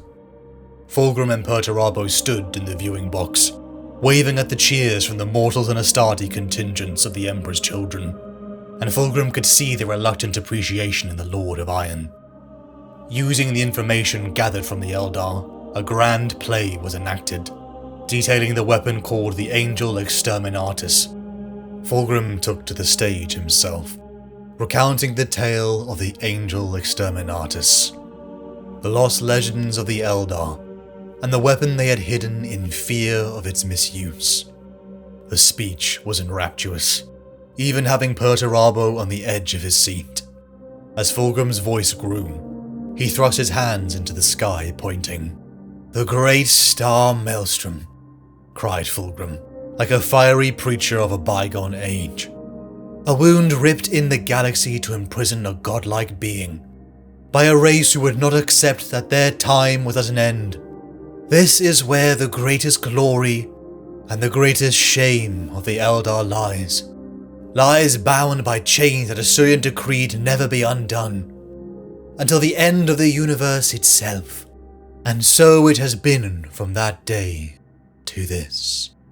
While the Angel Exterminatus sleeps, we will storm Assyrian's goal, and take for ourselves the weapons forged in ancient times," roared Fulgrim. Perturabo saw the tiny puff of blood appear on Fulgrim's skull. A second before he heard the crack of the shot, Fulgrim's eyes rolled into the back of his skull. "No!" cried Perturabo, as his brother dropped. "Brother! Brother!" cried Perturabo, as he cradled Fulgrim's form. The theatre erupted into chaos, as the Emperor's children and Iron Warriors began a desperate search for the assassins. "Just think," Fulgrim whispered to Perturabo. "You will be able to say you were there." "What are you talking about?" said Perturabo. "You were there the day Fulgrim fell." Fulgrim gasped out. "Don't be ridiculous," said Perturabo. "This is nothing. You and I have both taken worse wounds than this in our time." "I fear you may be wrong, brother," said Fulgrim. Fulgrim's head was still bleeding, something Perturabo knew to be grave news. Apothecary Fabius rushed to his Primarch's side. Surprisingly, there was a look of anguish on his face. The apothecary worked in haste, as the performance drew to a close. After minutes of bated breath, Fulgrim rose again. The assassin's bullet had been removed, allowing the Primarch's healing to kick in. Fulgrim simply seemed to laugh it off, and was touched by the genuine emotion upon his brother's face. Fulgrim didn't skip a beat, and finished his monologue on the Angel Exterminatus, and where it was hidden. "Now I see why you want my legion, brother," said Perturabo. "You need my warriors to break this Eldar fortress open." "True," admitted Fulgrim, "but that is not the only reason I came to you. This is your destiny, brother. Every path of your life has been leading you here. Why else would you alone have been plagued by the visions of the star Maelstrom since your earliest days?" "How do you know of that?" asked Perturabo, suddenly wary and angry. "I told only Ferrus Manus, and he mocked my question." "You forget, brother. I killed Ferrus," whispered Fulgrim, with a conspiratorial grin that made Perturabo complicit in the act. "And there is no bond more intimate than murder. The Emperor saw to it that we Primarchs are bound by ties of blood, Perturabo. Blood and so much more," said Fulgrim. "When Ferrus died, I drank down his thoughts and dreams, bitter and bland as they were, and learned something of his memory." Fulgrim tapped the pommel of his sword and said, "To be frank, I did the favour by cutting off his head. He was such a monodirectional fool, so shut off by the myriad sensations life had to offer. His was a wasted life, one that did not appreciate that gift for the boon it truly was. I suspect he might have seen things differently, said Perturabo. Perhaps, laughed Fulgrim, but that is the past, and I waste no time there. Only the future concerns me, and our future lies together. Perturabo agreed, though Fulgrim could see his brother did not fully trust him. The Emperor's children and Iron Warriors would venture into the Eye of Terror, to an ancient Eldari fortress to unveil the Angel Exterminatus, a weapon to end the false Emperor. And all it cost, Fulgrim chuckled to himself, was allowing the enemy to shoot his skull. The fleets of the 3rd and 4th Legion set out into the maw of the Eye of Terror. "Behold the Risen One," cried Fulgrim, pulling back the hood of the robed figure who had entered with Fabius. A collective gasp of astonishment swept around the Heliopolis. At the sight of the warped features, the stretched-out jaw and the face of the warrior thought dead at the hands of the Primarch himself, Commander Eidolon stood. His skin, once pristine and beautiful, now twisted and scarred. His eyes milky and haunting. "Eidolon yet lives because I desire it so," giggled Fulgrim. "He has a part to play in ensuring the City of Mirrors is built to my exact specifications." Thousands of glittering shards had been taken from the giant crystal fortress of Prismatica and had been brought to the flagship. Once again, Fulgrim danced along the halls of La Fenice, the crystal shards reflecting that image of himself and his companions, Julius, Marius, and Eidolon. From the edge of sight, Fulgrim caught the glimpse of a black armoured figure with metal arms. He spun in his paranoia and fury. No, Ferris was dead. Guilt, pondered Fulgrim. He murdered the thought. Fulgrim looked up at the painting by Serrano d'Angelis, the Phoenician at the height of the Great Crusade, a figure of nobility, whose fingernails had once broken upon factory equipment. "If you are lurking here, brother," said Fulgrim, "then spend your time learning of what has become, and weep," he hissed. "But make no mistake, I will have what I want." "But you will forever lose what you once had," whispered a voice in his mind. The fleets of the Emperor's children and Iron Warriors plunged further into the boundaries between material and immaterial. From the void, loyalist ships formed from the remnants of the shattered legions of Isfahan had begun to attack, following on from their assassination attempt upon Fulgrim. Perturabo called Fulgrim to his private quarters, no doubt to chastise the dithering with the enemy, and fraternization of Iron Warriors at La Fenice. Fulgrim glanced around the workshop, and seeing that little, if anything, had changed from his last visit to Perturabo's sanctum. "I summoned you 5 hours ago," said Perturabo. "I am aware of that," said Fulgrim sarcastically. "But I just lost a warship, so my attention has been somewhat diverted." "You needlessly lost a warship," Perturabo pointed out. Fulgrim was getting bored. He stared around the chamber and settled upon a piece once crafted by their brother Vulcan. "I would have thought Vulcan would have better things to do with his forges," said Fulgrim. "Like making guns and swords." "Then you didn't know him at all," said Perturabo. "His love of the forge encompasses all things, from crafting weapons to fashioning miniature wonders of artifice." Perturabo held up the piece by Vulcan, as Fulgrim leaned in closer to inspect. The Lord of Iron grabbed Fulgrim's head and began to smash it, snapping his head back with a crack. Blood poured from Fulgrim as he tried helplessly to rise from the surprise assault. Fulgrim was beaten until the edge of death, Perturabo raising Forgebreaker above his head, but not descending. "I will speak now, and you will listen to me," said Perturabo, his voice of cold anger. "I have bitten my tongue and allowed you to bring my legion into this place. I have followed your lead in all things. I have listened to your tall tales and allowed you to set the pace of this expedition.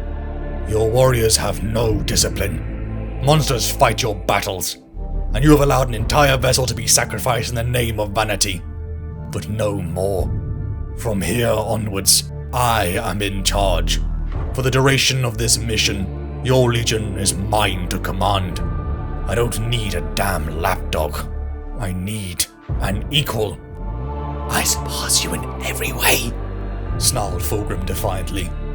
And yet I am the one holding the hammer. Fulgrim agreed. The Lord of Iron let him go, surprised at Fulgrim's acquiescence. It didn't matter, Fulgrim thought. He would have his revenge soon enough. Finally, from the viewports, Fulgrim and Perturabo saw it. A perfect sphere. The dead world of Lidris, according to their Eldar companion. A crone world ravaged by the birth of a god. The Emperor's children and Iron Warriors launched towards its surface, finding the ruins of a civilization consumed. The ground was tainted, casting a green glow where equipment malfunctioned. The long-ruined Eldar fortress felt the concussive booms of the 4th Legion artillery, as both legions punched into the interior. It is too easy, Perturabo voxed warily. We are on the verge of achieving what we set out to do, brother, said Fulgrim. Why must you spoil this moment for me? Because when the tactical situation is too good to be true, interrupted Perturabo, it is usually a sign we're about to get hit harder than you ever thought possible. Trust me, Perturabo, said Fulgrim. I cannot do this without you. I need you at my side before this is done, brother dearest. The legions pushed further into the desecrated ground. Statues of long-dead guardians lined the halls of what had once been a palace beyond human potential. The Emperor's children had begun looting, much to the disdain of the 4th. Is there anything I should know? Perturabo asked. I give you one last chance to tell me anything you have kept to yourself. Perturabo saw the lie before it was spoken. No, brother, said the Phoenician. All is as I have told you. Into a labyrinth of wraithbone, the 2 Primarchs led with their entourage. Fulgrim was delighted at the Lord of Iron's mind. Fortifications were in his very blood, and like a hound he led them through, until stopping what seemed to be near the end. Why do you hesitate? Asked Fulgrim insistently. Perturabo summoned the Eldar guide to his side, asking him which of 2 directions was the exit. The Eldar looked to Fulgrim, then pointed to one. Perturabo snapped his neck. Brother! Cried Fulgrim, as Perturabo marched off. The Eldar guide has never set foot on this world before now, has he? Yet he claimed to have seen the weapons we seek. How do you explain that, brother? Fulgrim shrugged. I knew you were lying to me from the start, said Perturabo, but I held on to a shred of hope, that there might be a fraction of truth of what you promised. I speak truth now, pleaded Fulgrim. The ability to destroy worlds and lay waste to armies. The power of the angel exterminators lies at the heart of this world, truly, but it will take the 2 of us to unlock it. No more lies, brother. Not now, we are so close to victory. Perturabo wanted to leave, but they were so close. Then we will seize it together. Perturabo lied. The expedition stepped into a vast chamber. Complex builds of geometric patterns swirled into brilliant emerald light. Fulgrim stepped forward to the edge of the spiral's depths, until a cry rang out, and the legionary was split in half. The towering statues around the entire world began to break open, as the constructs of the Eldar dead set to war. The expedition leader and legions scattered across the fortress fought in bloody conflict. Perturabo looked for Fulgrim, only to see he had vanished. Perturabo saw Eidolon and Lucius hoarding down pens of slaves, but focused on the conflict at hand. Into the well Fulgrim walked. The world of Lidris was a hollow one, filled with the gemstones of the Eldar dead. A hall of perfect mirrors. The angel exterminatus. It doesn't exist either, does it? Said Perturabo, walking towards Fulgrim. Their legions fought above, but here they were alone. Both Primarchs were coated in the gleaming light, the whisper of Eldar souls all around them. Not yet, brother, said Fulgrim, laughing with cruelty. "But with your help, it soon will." "Then illuminate me," said Perturabo, hefting his hammer onto his shoulder. "It is me," said Fulgrim. "I am to be the Angel Exterminatus." Fulgrim began to float, arms wide in supplication. He spoke the true name of she who thirsts, and Perturabo fell to his knees. "You are mighty, Perturabo, the mightiest of us all, perhaps," said Fulgrim, with real admiration in his voice. "I suspect that is why it took the Malgated Stone so long to drain enough of your strength." Perturabo's eyes widened as he looked to the stone clasp of the cloak Fulgrim had gifted him. "I am not the same person you knew, brother," said Fulgrim, drifting towards him through the air. "Even before Isfahan I was changing, though I did not know it. Entities dwell in the rolling depths of the warp, and in return for power beyond imagining, all they demand is devotion. One such being craved my body, and, for a time, claimed it as his own to wreak great harm in my name. As this creature learned of me, I too learned of it, and discovered how to fight it. We struggled for the mastery of my flesh, and eventually reached a form of compromise. I regained control of my body, but the touch of the creature of chaos is a wound that never heals, stigmata that forever bleeds. Without its presence, I could never reach the exultant highs of perfection. No matter what I did, a piece of me was always left wanting. I was a vessel that could never be filled, an itch that could never be scratched, a hunger never sated. So I resolved to become like it. And here we are." Fulgrim plucked the stone from Perturabo. "And he shall build a glorious city of mirrors," whispered Fulgrim. Energies swirled. Dark and vile reflections of Fulgrim danced in each of the mirrored surfaces. "I can feel the power. The Dark Prince favors me with attention," decried Fulgrim. "Can you feel the fates aligning? The eyes of gods are upon us." Fulgrim felt the tug from Perturabo's defiance. He drew Fireblade and rammed it into his brother's gut. Perturabo howled. The Eldar stones shattered in their millions. As roaring power enveloped Fulgrim, Perturabo slumped to the ground. Survivors of the Iron Warriors and Emperor's children entered, but were stunned to immobility. Commander Eidolon alone walked forward, drawing the Kinnebrak Anathame, the Primarch Bane. He rammed it into Fulgrim's side. "He that was dead shall bring me to life," Fulgrim cried out, the pain in his voice bringing his sons to tears. "He that is risen shall be the witness of my rebirth," the Phoenician bellowed.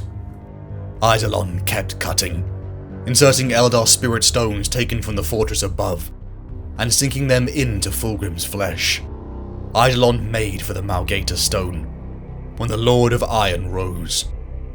"You don't want to be an angel anymore," rasped Perturabo. "You want to be a god." "You don't know the power, brother," said Fulgrim, tears streaming from the pain. "I will be able to do anything I desire in the blink of an eye. I will learn mysteries even Magnus does not suspect exists. I will become a god, a shimmering, diaphanous, beautiful creature. This is my apotheosis, where I become a general principle of being, instantiated through all the vistas of the galaxy." Fulgrim drew upon the dark power. He threw his mind into his brother's. He witnessed his dreams, his perfect future, and offered him everything he ever wanted. Such was the power of the gods. But Perturabo refused. The Lord of Iron tore the stone off his body and threw it off the chamber's side into the beaming light. Fulgrim howled, until the mechanical brass hawk snatched it up. Munitions fire blasted from the entrance, as the loyalist sons of the shattered legions burst in. The stone disappeared from view, but Fulgrim and Perturabo felt it shatter. Battle raged around the two Primarchs, as Fulgrim began to emulate. His armor shed as Perturabo limped forward, hefting Forgebreaker. "You did not have to end this way," said Perturabo. As he looked into his brother's eyes, there was nothing left of the man, the Phoenician who sought to raise humanity up. "You know it did," snarled Fulgrim. "So make it quick." And Perturabo slammed the hammer into Fulgrim's burning form. Fulgrim's form exploded in phosphorus light. Agonizing screams echoed around the dead world as all stared into apotheosis. The world split asunder with a booming thunderclap. Souls of the Eldar dead poured into the transmuting form of Fulgrim. "I am the whisper of a god, and that warp has turned me into a shout," said Fulgrim. Fulgrim's form cracked and bucked. His legs lengthened, fusing together into a writhing serpent's tail. His form ran liquid and coalesced into the vision of human nightmare. "I ascend in chaos," said Fulgrim, his voice musical and repellent. "A prince of the Netherborn, a lord of ruinous powers, the chosen of the profligate ones, and beloved champion of Slaanesh." Fulgrim's perception was on a plane of existence he had never dreamed of. War power intrinsically tied into his very DNA.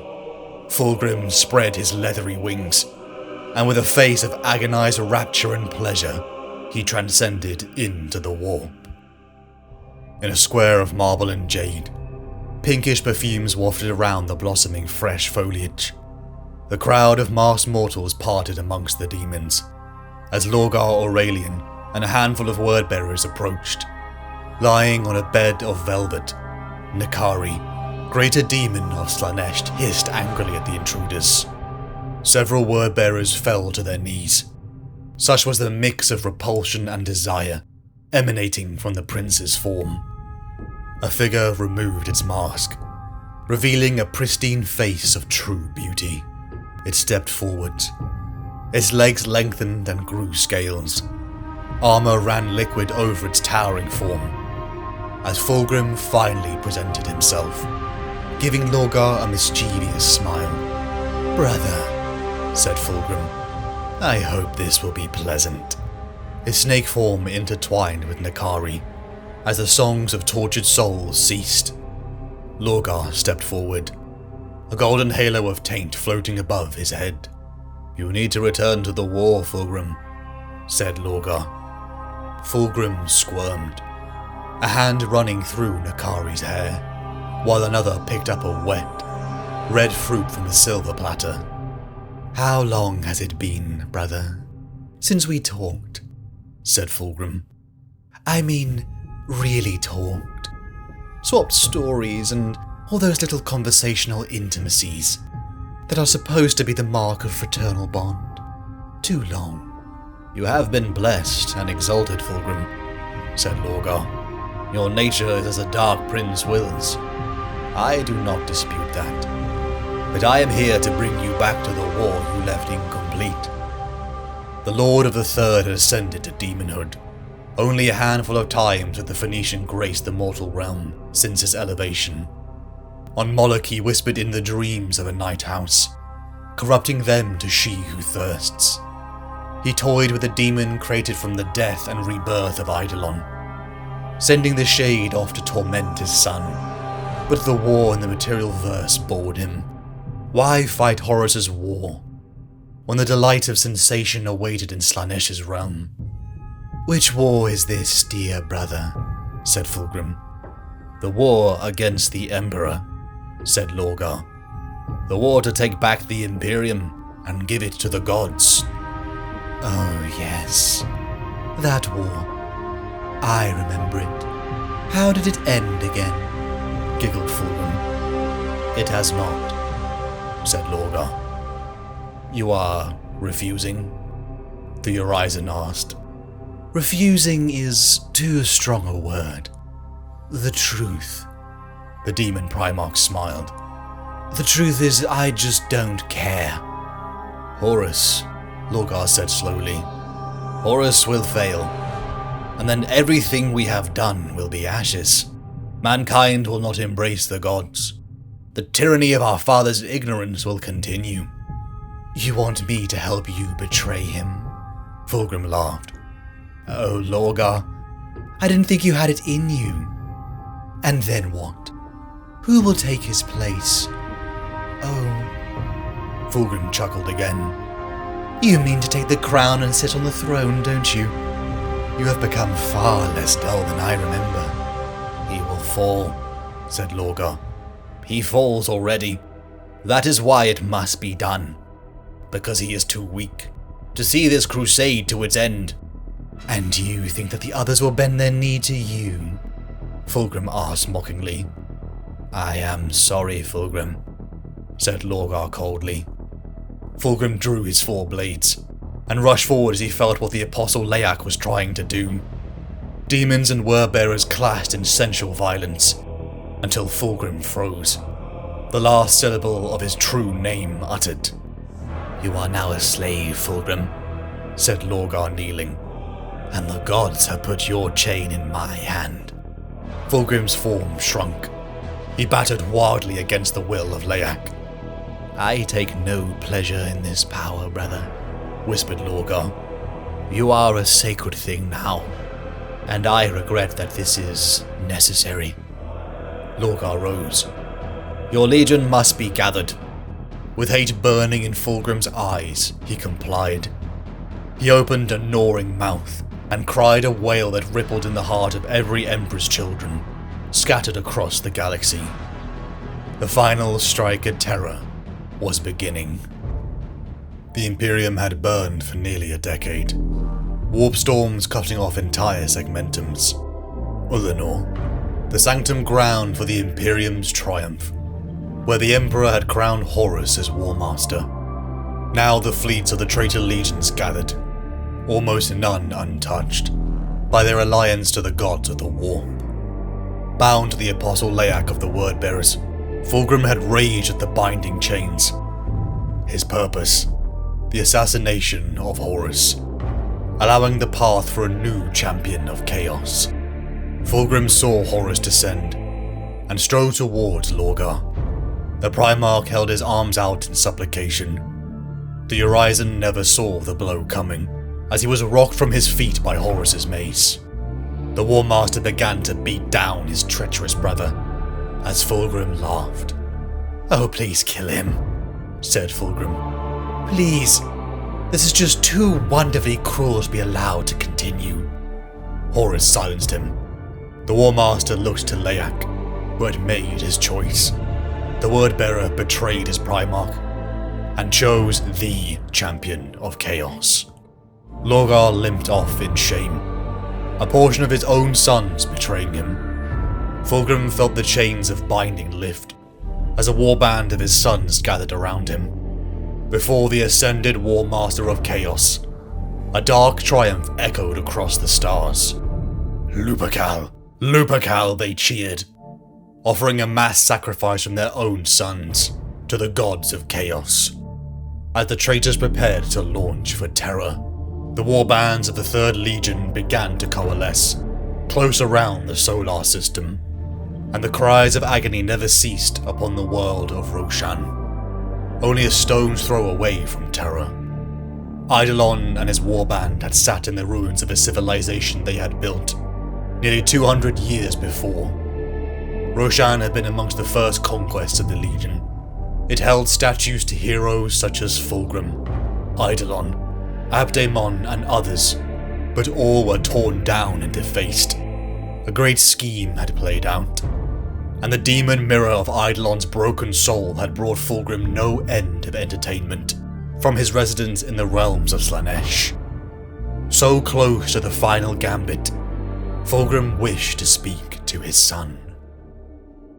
The armoured figure was tall and lithe. The warplate that clung to him had been forged with superlative skill, work that spoke of the long toil of master craftsmen, the apex of humanity's artificers. White hair cascaded down his shoulders, like an avalanche of purest snowfall. His skin was alabaster, and yet it shone within like a captive star. His eyes were cruel and beautiful, and sparkled with a seductive madness. Worlds had fallen into those eyes, and torn themselves apart but for the smallest fragment of his regard. He was art itself, a painting, or a sculpture wrought by a savant and given life, like the Galanteans of an ancient myth. Yet he burned with vitality. Biology and spirituality had intersected perfectly, for him to spring fully formed from some mortal godhead. Fulgrim, the Phoenician himself, looked down upon Eidolon and ceased his applause. My son, he breathed, the merest effort utterly melodic. There was venom layered there, with the Sarchine tones. Eidolon forced himself up, teeth gritted. There was a pain, yes, but pain was his dear companion now. It sang in his blood, and pirouetted in his soul. Without his pain he had thought he was nothing. Now he had passed through the fire, and he knew better. He knew his own truth. Father, Eidolon said. He could barely look at Fulgrim. After images stalked the Primarch as he moved, heat haze dogging his every step. Sometimes he was the great illuminator as he'd always been, and yet other times, the serpent of the apocalypse. Body dragging itself forward with inexorable longing, slouching forward inevitability, ever hungry and insatiable. Too many arms moving in impossible rhythms, each one carrying a blade from another dead culture. He blinked away the demonic vision, and regarded his father as he had been in true life. you surprise me, Eidolon. I did not expect you to take so readily to the game. The game? Eidolon almost laughed. He strode towards his father, and showed no fear. The immaterial afterbirth faded from around the Lord Commander Primus, and he stood to his full height. His fingers closed and opened, and he felt the new strength there, power born of sacrifice. It is all a game, my son. All of it. It ever has been since before this war began. We have been pieces upon the board. Fulgrim drew a long, straight blade from a human leather scabbard, and examined the edge of it, thoughtfully and longingly. Some of us have become players in our time, of course. I was not content to watch from the sideline while the war burned on and on. I have to test my sons to the best of their ability. Perhaps Julius will be next. You did this? Eidolon said, aghast. Fulgrim looked at him as though he were an idiot, a flash of hatred colouring his gaze. Once again, Eidolon saw the blade swinging for his throat, as though it were poised to recur. No, Eidolon. Your broken soul sought you out alone, set a trap in the heart of your old pride, and tried to wear your skin as fine new armor, all by itself. Of course I did. The demon Primarch laughed and slid forward, reaching out with the tip of his blade. He pressed it just below Eidolon's throat. The War Master's plans take time. I made my own amusement. It was a paltry thing to snatch it from the warp and bend it to my will. Draw it here and place a resonant in your soul and memory. Such fun. All this just to keep you from becoming bored. Eidolon shook his head. A waste. I hope you're pleased with yourself. Sometimes, Fulgrim admitted. I even impress myself. More and more since Lytris. New gifts and new glories. Yet crafting this diversion's most entertaining. Sweet Eidolon. And what do you want from me, Father? Congratulations for a game well played. Perhaps I simply wish to see you made whole. Or at the very least rendered interesting. Fulgrim glanced around at the small knot of warriors, hunched beneath the clipped edges of the pit. Bloody runoff had begun to drizzle down from above, in a gory waterfall. Or wish to see if the third millennial were truly in good hands.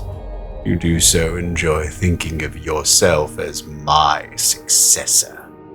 The Primarch walked, and yet Eidolon heard the scraping of scales against stone. The mutilated reality in which the Primarch's snake body writhed across the ground, insinuating itself bit by bit. You are a fool, Eidolon said finally. The Primarch rippled with joyous cackling, the sound pouring from him in an echoing wave. Perhaps I carved away your head too soon, Eidolon. I should have kept you at my side, as a naismith, as though you would ever second-guess anything I ever said. One immaculate gauntlet rose and tapped against his lower lip, thoughtfully. Sorry to disappoint you. He snarled through gritted teeth. I am made in your image, shaped by your teachings and your failings. Oh, of course you blame me for your mistakes. The others had risen, and gathered around them as they spoke, keeping a respectful distance. Eidolon imagined there were few who would dare the Primarch's wrath as he was now. I offered you a rare gift, Eidolon. An opportunity to be made whole and to seize greatness. The Primarch hooked a talon finger into the skin of Eidolon's face and dragged it through his flesh. Eidolon hissed at the sudden rush of pleasure and pain, the sensation of blood drabbling down his cheek and armored shoulder. He leant into it. He would not be humbled. He forced his face against the bladed digit and let it bite. Eidolon could feel it pushing deeper, scraping against the bone. Pain could be overcome in the pursuit of perfection. That is what he had always believed and followed.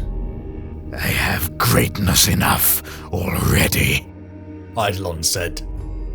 The blade pressed in at his throat, and he ignored it.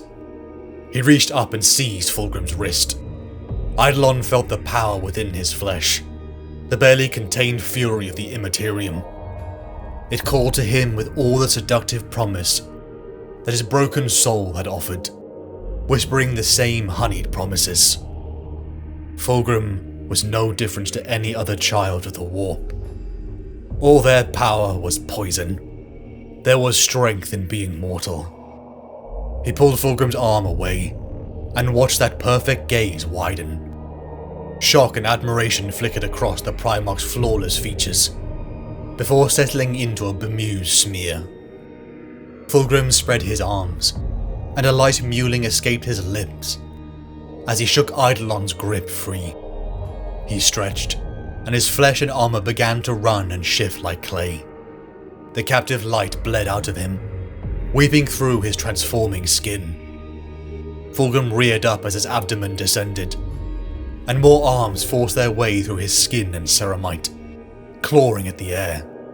His tail whipped behind him, before it coiled forwards, whipping around Eidolon as the demon Primarch drew ever nearer. His eyes were pools of black fire, where dying stars wheeled and collided. Fulgrim's beauty was an atrocity in itself. It was horror shaped into art. He was the most beautiful and terrible thing Eidolon had ever gazed upon. Even more so than upon Lidris, perhaps more than at the dark triumph of Ulanor. Fulgrim now truly inhabited his apotheosis. Strength is not enough, Lord Commander, Fulgrim whispered. He squeezed. The slightest flex or contradiction and Eidolon knew his legs would break. We will not win the wars to come simply by being strongest. Our wars will be won because we are better. We shall make war war in such glory and splendor that it shall burn simply to look upon us. Upon Terra's soil we shall be reborn in truth. The Emperor's children shall come home. At last, tear him from his tower and break him underfoot. Terror. The galaxy burns. The War Master Horus Lupercal had returned to destroy their father and take the mantle of Master of Mankind by the will of the gods. Fulgrim, Mortarion, Perturabo, Angron and Magnus the Red, the sons of the Emperor, had come home. From the bridge of the pride of the Emperor, the Phoenician slithered. Luxurious delicacies distilled from the ingredients of suffering and pleasure filled his gullet. The sweetest wines of distilled suffering flowed freely, as Fulgrim sought to cure his boredom. Over weeks, months, the traitor legions had pushed to the very skies of humanity's birthplace. But still the Third Legion waited. The very imperial palace that Fulgrim had once walked in wonder now shook. The skies had darkened, clouding with smoke and ash. And the Legion finally descended, directionless, some throwing half-hearted attempts upon the walls. As the rest of the Legion scoured Terra, entire pockets of mankind were dragged from their holes, slaves to be played with, into lights that fueled Slanesh. The boredom of Horus's war was unbearable, until after months, Eidolon came to Fulgrim with a proposition. The assault upon the Saturnine Wall had begun. Using 3 Dojon siege engines, adapted to Fulgrim's malice and pleasure, the Legion fired twisted drop pods, soaring across the sky and scuttling like huntsman spiders. Using warp fissures, the twisted sons of Fulgrim slammed in and climbed to the top of the wall. The Phoenician chose his form, a spitting image of Fulgrim, the hero of the Great Crusade, as the Third Legion flung itself upon the defenders. Mortals and Imperial fists in their thousands pushed against their former brothers, whose armor was twisted with warp taint. Victims were plastered upon them as trophies, and coursing through their blood in stims. Upon the Saturnine Wall Fulgrim stood and looked out. Below the burning walls of the Ones gun tower, he smiled. His teeth gleamed in the firelight. His long white hair blew out in the night wind, dancing like the vast tongues of flames above him.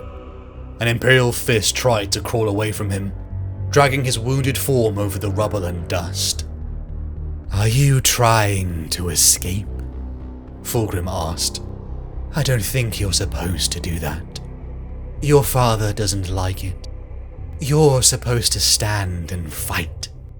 But then you look new. Maybe no one's had time to tell you the rules." Something struck Fulgrim's side. Something was making him bleed. Fulgrim turned wildly. More strikes marred his beautiful armor. "Get off!" Fulgrim snarled, kicking back first captain of the Imperial Fists, Sigismund. Sigismund rolled and came forward again, striking into Fulgrim's thigh. The demon Primarch howled in pain and pleasure, and lifted Sigismund by his throat. A strand of silver hair fell from the next fist strike, something far worse than the wounds. Fulgrim bellowed in rage, and launched Sigismund away. "Sigismund's courage sometimes outstrips his abilities," said a voice. Fulgrim stopped, and turned. He smiled with blood-pinked teeth. Rogel Dawn glared back at him. He flexed his grip on his raised greatsword. "Mine doesn't," said Dawn. The two brothers stared at each other, their forms the same as their heroic images billions had known throughout the Great Crusade. But in both their eyes glinted their transformations. Fulgrim smiled, and then lunged out at blinding speed. His titanic blows wailed upon Dawn's shield, but failed to bite deeper. "So silent, Rogel," Fulgrim taunted. No words of denial. No pleading for me to change my foolish ways and come back to you.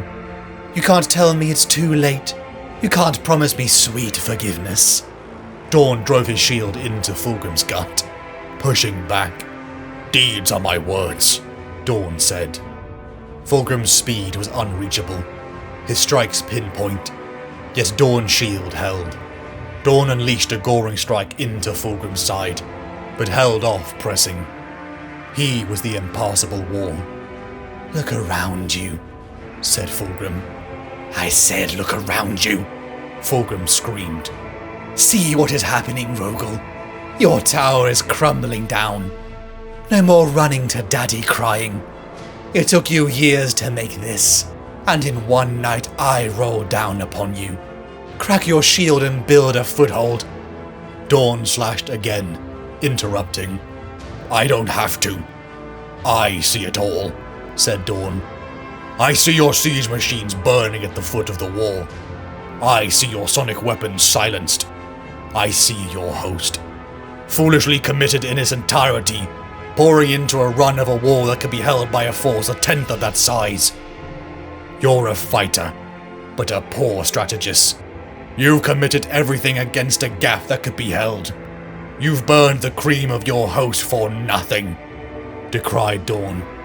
You know nothing, Fulgrim cried. His blade lashed out and struck Dawn, slicing flesh as once again Dawn shoved him back. You've let yourself be used as a distraction, said Dawn, blood pouring down his face. You've let your host be decimated for nothing. A saturnine ruse? I know about that too. It has failed. Perturabo played his move and lost his peace. You're holding a gate for no one. You're just an idiot standing on a wall. Dawn surged forward, parrying two of Fulgrim's blows and ramming his blade through Fulgrim's gut. Fulgrim fell slack. He placed his cheek upon Dawn's shoulder and sighed. Fulgrim's demeanor changed. The coordinated gambit with the sons of Horus had failed, and all the fun had been sucked out of it. There was no point in distracting his brother anymore. I can't die, and I am bored of all this, Fulgrim whispered coldly. His wounds reknitted instantly. Dawn stepped back as Fulgrim's form ran liquid. His legs fused into a serpent's coil, his body enlarged, and leathery wings burst from his back. Dawn narrowed his eyes as the image of nightmare replaced the brother he once knew. I hope our father burns when the time comes, giggled Fulgrim.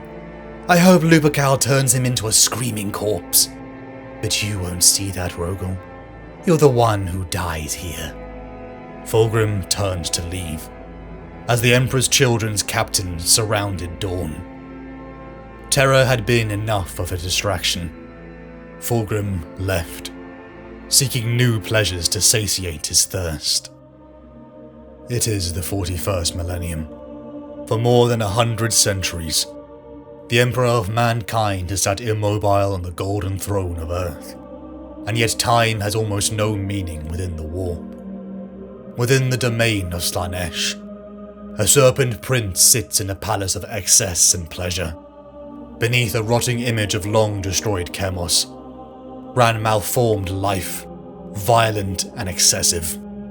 Horus had failed his war, scattering the traitors across the galaxy and into the Eye of Terror. The last time Fulgrim had graced the material verse, he had sliced upon his dearest brother Guilliman. The Ultramarines had thrown their lives away like a swarm to drag their injured lord to safety, locking him away in stasis at the point of death. In the grim dark future of only war, a signal beacon was cast wide across the galaxy, an Emperor's Children's signal that drew the curiosity of the demon Primarch. 10,000 years after its death, Fulgrim stood upon the world of Istvan III. Into the cavern's long crumbling he slithered, finding deep below the blighted world's surface a trio of 1,000 suns. Fulgrim finally caught sight of the signal source. In a near broken heap sat one he thought long dead, a hero of a legion long gone, Dreadnought Rythanor, Ancient of Rites. Is this it? You sought to draw me here, to kill me. Rythanor triggered his assault cannon, but fast as quicksilver, Fulgrim caught it and crushed it before it could fire. No, I don't think so, said the Primarch, effortlessly ripping the arm from the Dreadnought's body. Sparks flew from the ruptured limb, and Fulgrim gave the weapon a dismissive glance, before tossing it aside. You betrayed us, Bellowed Rythanor. your sons. You led us here to die. There is no forgiveness for that. None. You must die by my hand. Not even Fulgrim the Illuminator can escape the Life Eater. You wish me dead, he said, scathing pity dripping from every syllable. Why? Because you think I betrayed you, the Legion. Oh, Rythanor, your thoughts are so narrow. If you could only see us now, how beautiful we have become. We shine so brightly. Each of us a brilliant sun. Fulgrim reached down, sliding his bare hand inside a rent torn in the Dreadnought's armor.